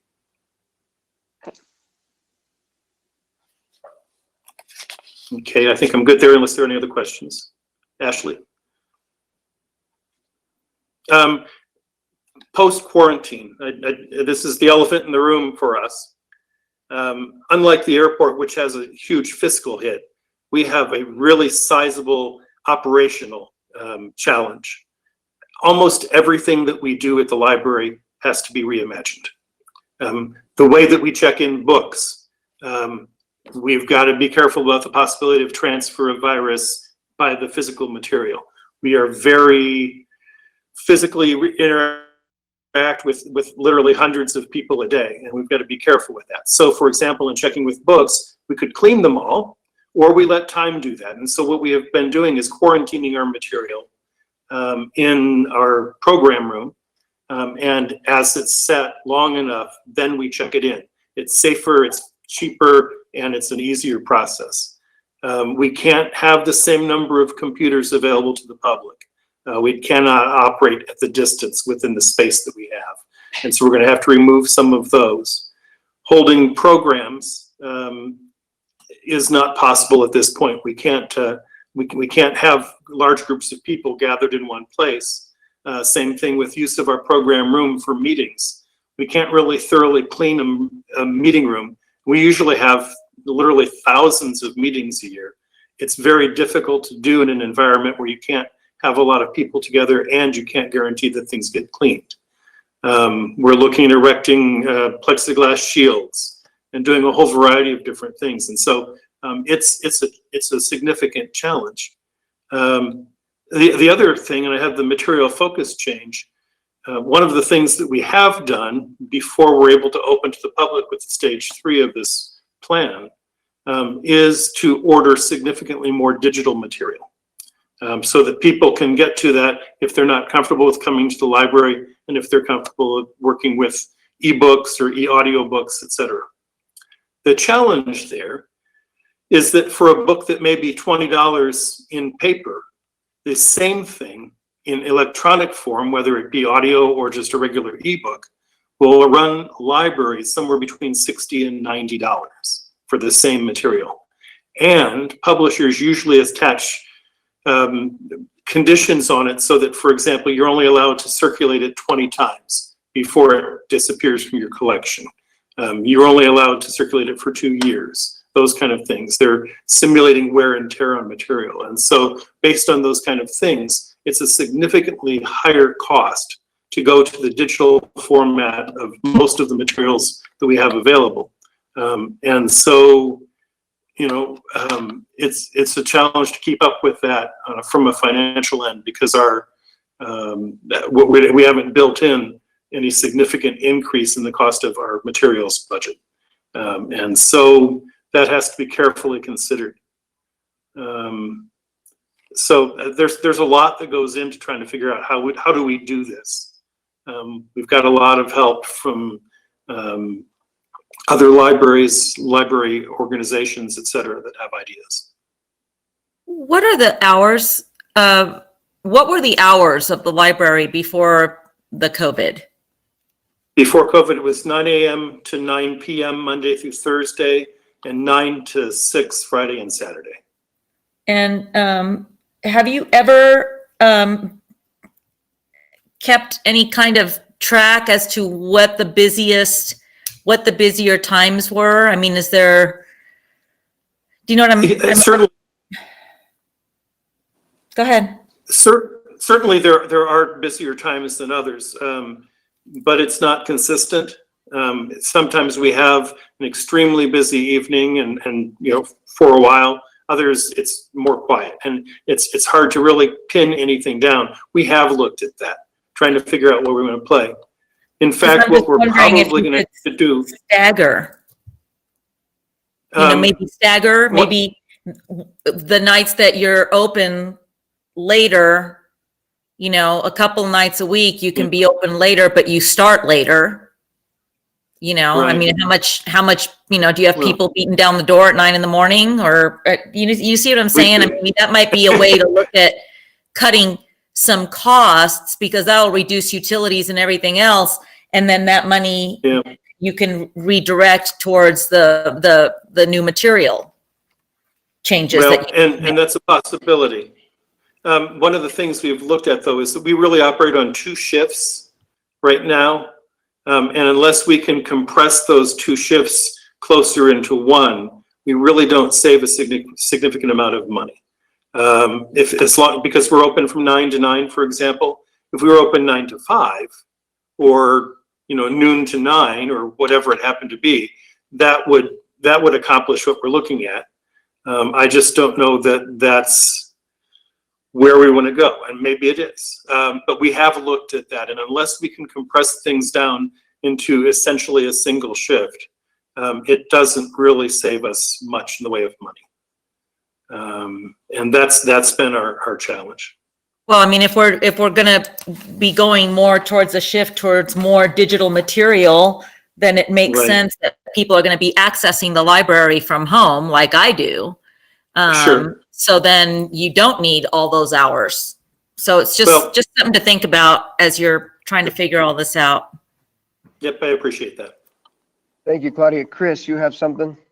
Well, yeah, I just accidentally ran into an interesting exercise schedule that some European countries have put into place. They have designated days that you can be out doing whatever you're doing based on the the letter of your last name. And and so they, you know, and I was just thinking, if you're, you know, looking for ways to limit, you know, or control the number of people. I mean, I don't know. I haven't thought it, but it just, I thought it just struck me as a pretty novel thing. I mean, you could do it by parts of town. You could do it probably by all kinds of things, you know, if you're bringing young children, whatever. Anyway, and then I was kind of wondering relative to the, when are your busy hours, all that sort of thing. You know, I was kind of wondering whether something like fleet services data spreadsheet that alerts them and pops out potentially underutilized vehicles could work. Because as I understand it, Tom does that based on, I don't know, fuel consumption or something, and that's not the basis of the on which the decision is made, but it pops out certain potentials. And so I was wondering, you know, it doesn't sound as though we actually have that kind of, you know, comprehensive, reliable data, but I'm wondering if maybe it wouldn't be a model that the library could follow, which might pop out some potentially low, you know, human to human user times that would help save money for these other important costs. Sure. The other thing, a couple of things that we've considered, some in the short term and others maybe longer term.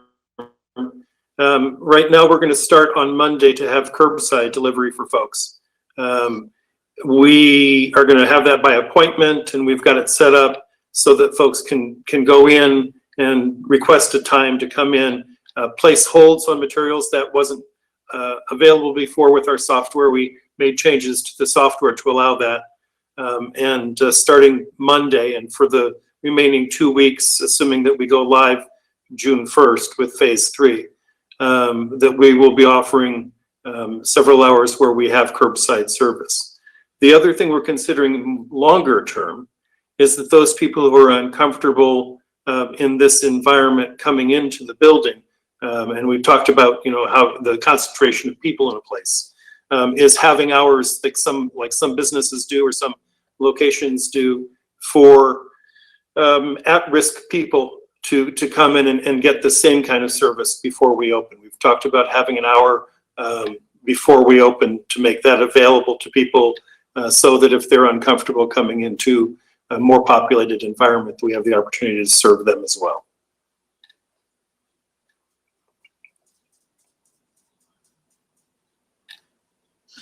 Eric, earlier, I believe it was Alan from the airport mentioned that they're looking into getting a mister, I think he called it. Yeah, fogger. Yeah, fogger. And so I mean, I just am wondering, you know, whether or not, I mean, there might even be some way to you know, cooperate, whatever. I don't know, but that might be. As Alan said that, I thought the same thing. And I know that the church that I go to is using a fogger to clean the place or to sanitize the place between each service. So I know that's a possibility. And when Alan said he was using that for the airport, I thought that maybe that would be something to at least look into. I don't know how it would affect things like paper materials, though. That's the only thing I'd be concerned of. We also have other things that came up that you don't think about right away, but you know, because we're a high touch kind of place, things like magazines and newspapers, you know, if the first person in the morning uses a newspaper, how do you make sure that it's safe for the next person? Or can you? You know, do we quarantine magazines which have been used the same way we quarantine material that's been returned to us? There is a ultraviolet light piece that is used like in medical and various other things that might actually solve our newspaper problem. So we're investigating all those things too. There's a whole lot to consider. Yeah, you could also have those users, since they're in your building under your supervision, it might be that those people would need to, be gloved. Right, that's a possibility. The other thing, for example, with computer keyboards, we've got keyboard covers, and we'll have wipes available so that the next user can come through and do that. We're talking about assigning library employees to stations when they're doing circulation, so that it's their place rather than, going to any place that they happen to be standing, so that they can then clean off their place before the next person comes in. There's just so many considerations. And like I said, almost nothing gets to stay the same.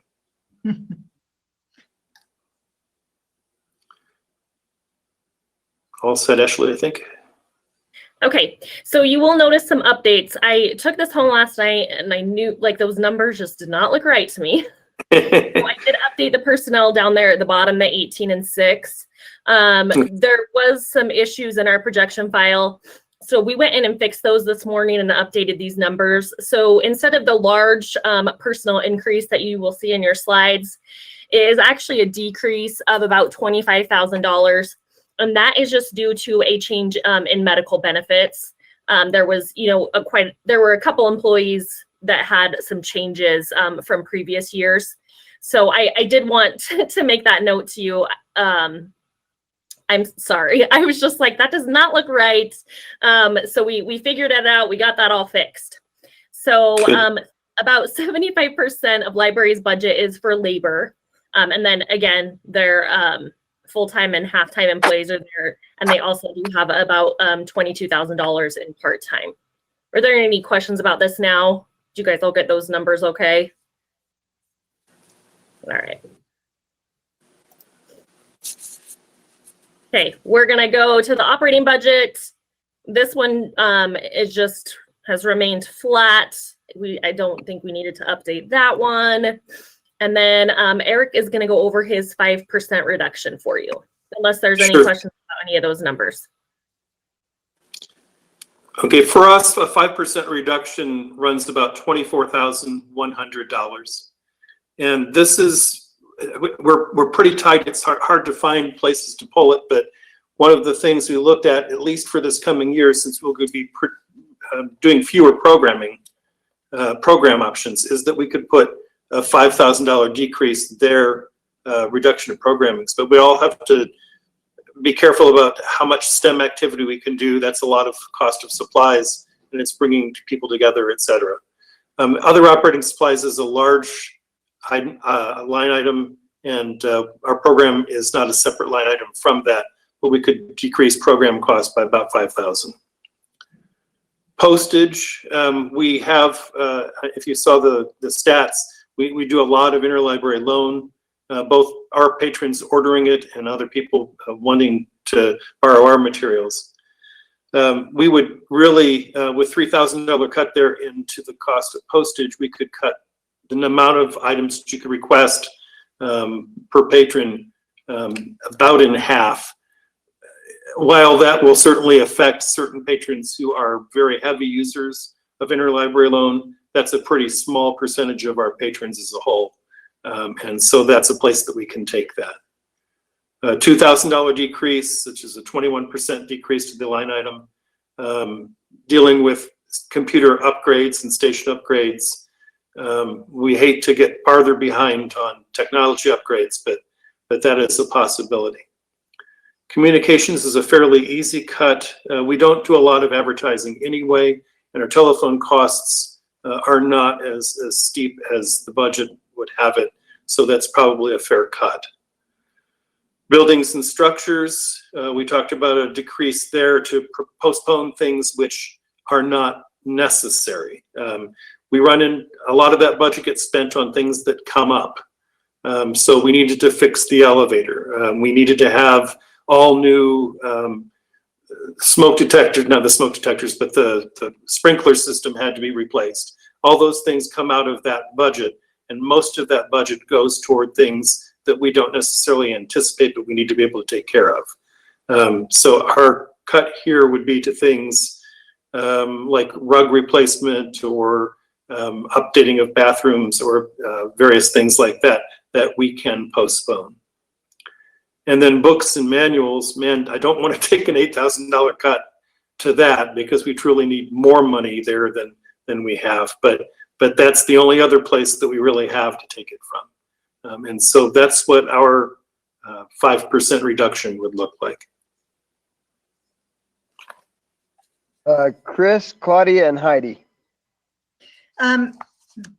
First of all, Eric, I want to just empathize with the complexity of what you're dealing with, because I think you are really hard hit. I'm wondering if maybe a place where we could think about some reasonable fees for services, and maybe those are already there and just not mentioned, might be in books sent to patrons. I wonder if that is not somewhat analogous to us providing an inspection service or a permitting service. Sure, when you say, I'm not sure what you mean by books sent to patrons. Well, it says 5% reduction cut under postage. Yes, okay, that's, sure, yes. We, that's to patrons from other libraries. That's possible that we could establish a fee for that.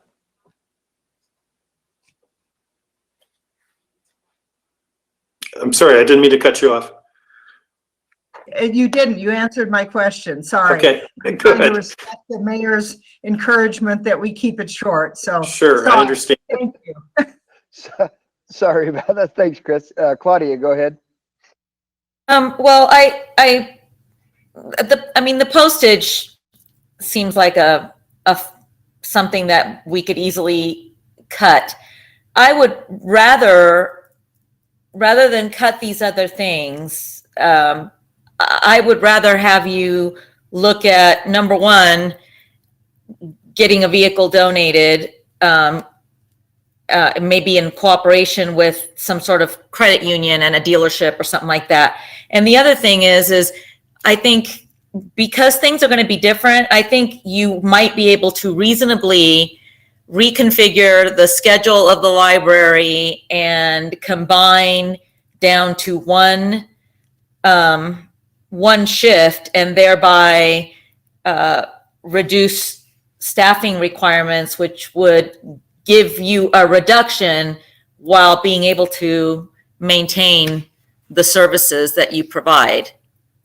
Because I believe in the services of the library. I grew up in a library, you know, so I'm a big believer in it, but I also know that we need to be able to afford those services. So that's sure. it. My question was just along the same lines with the postage and the interlibrary loans. I was wondering to what extent, I'm just going to guess that we probably provide more loans to some of the outlying communities than what we would receive back from, like Bear Lake, for example. I don't know if that's true or not. So that was a question I had. But I felt the same way, that maybe rather than just reducing the postage by $3,000, we should do some kind of a fee to cover that expense. Sure, and I appreciate that. Yeah, our net, we are a net lender. We have more lending than we borrow, but it's not by a huge proportion. We borrow an awful lot too. I'm not sure what the mechanism is to be able to charge for interlibrary loan. There are some places that do it, but I'm not sure how that gets implemented and stuff, and that's something I can look into.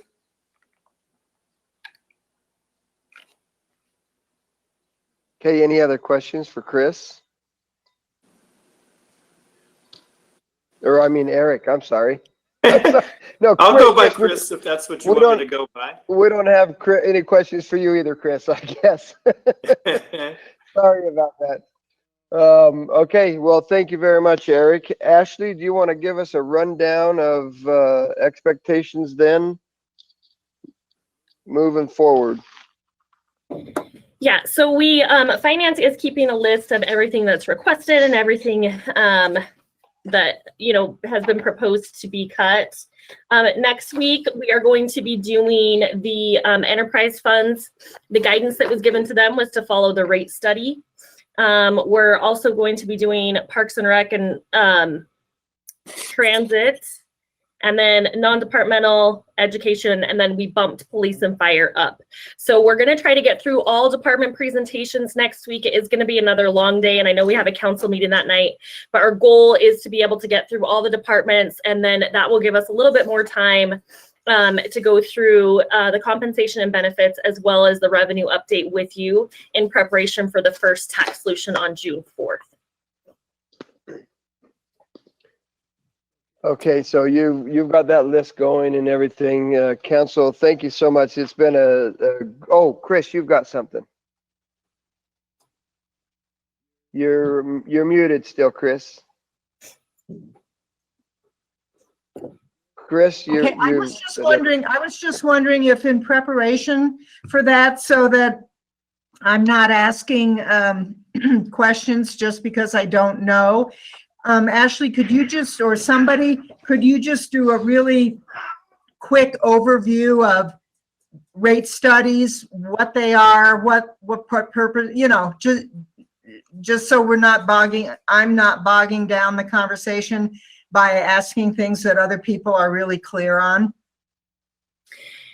Yeah, so we kind of, in budget prep, I believe that we talked a little bit about the rate study. So the rate study is put together every 5 years by an outside entity. We work with them for months. Oh, sorry.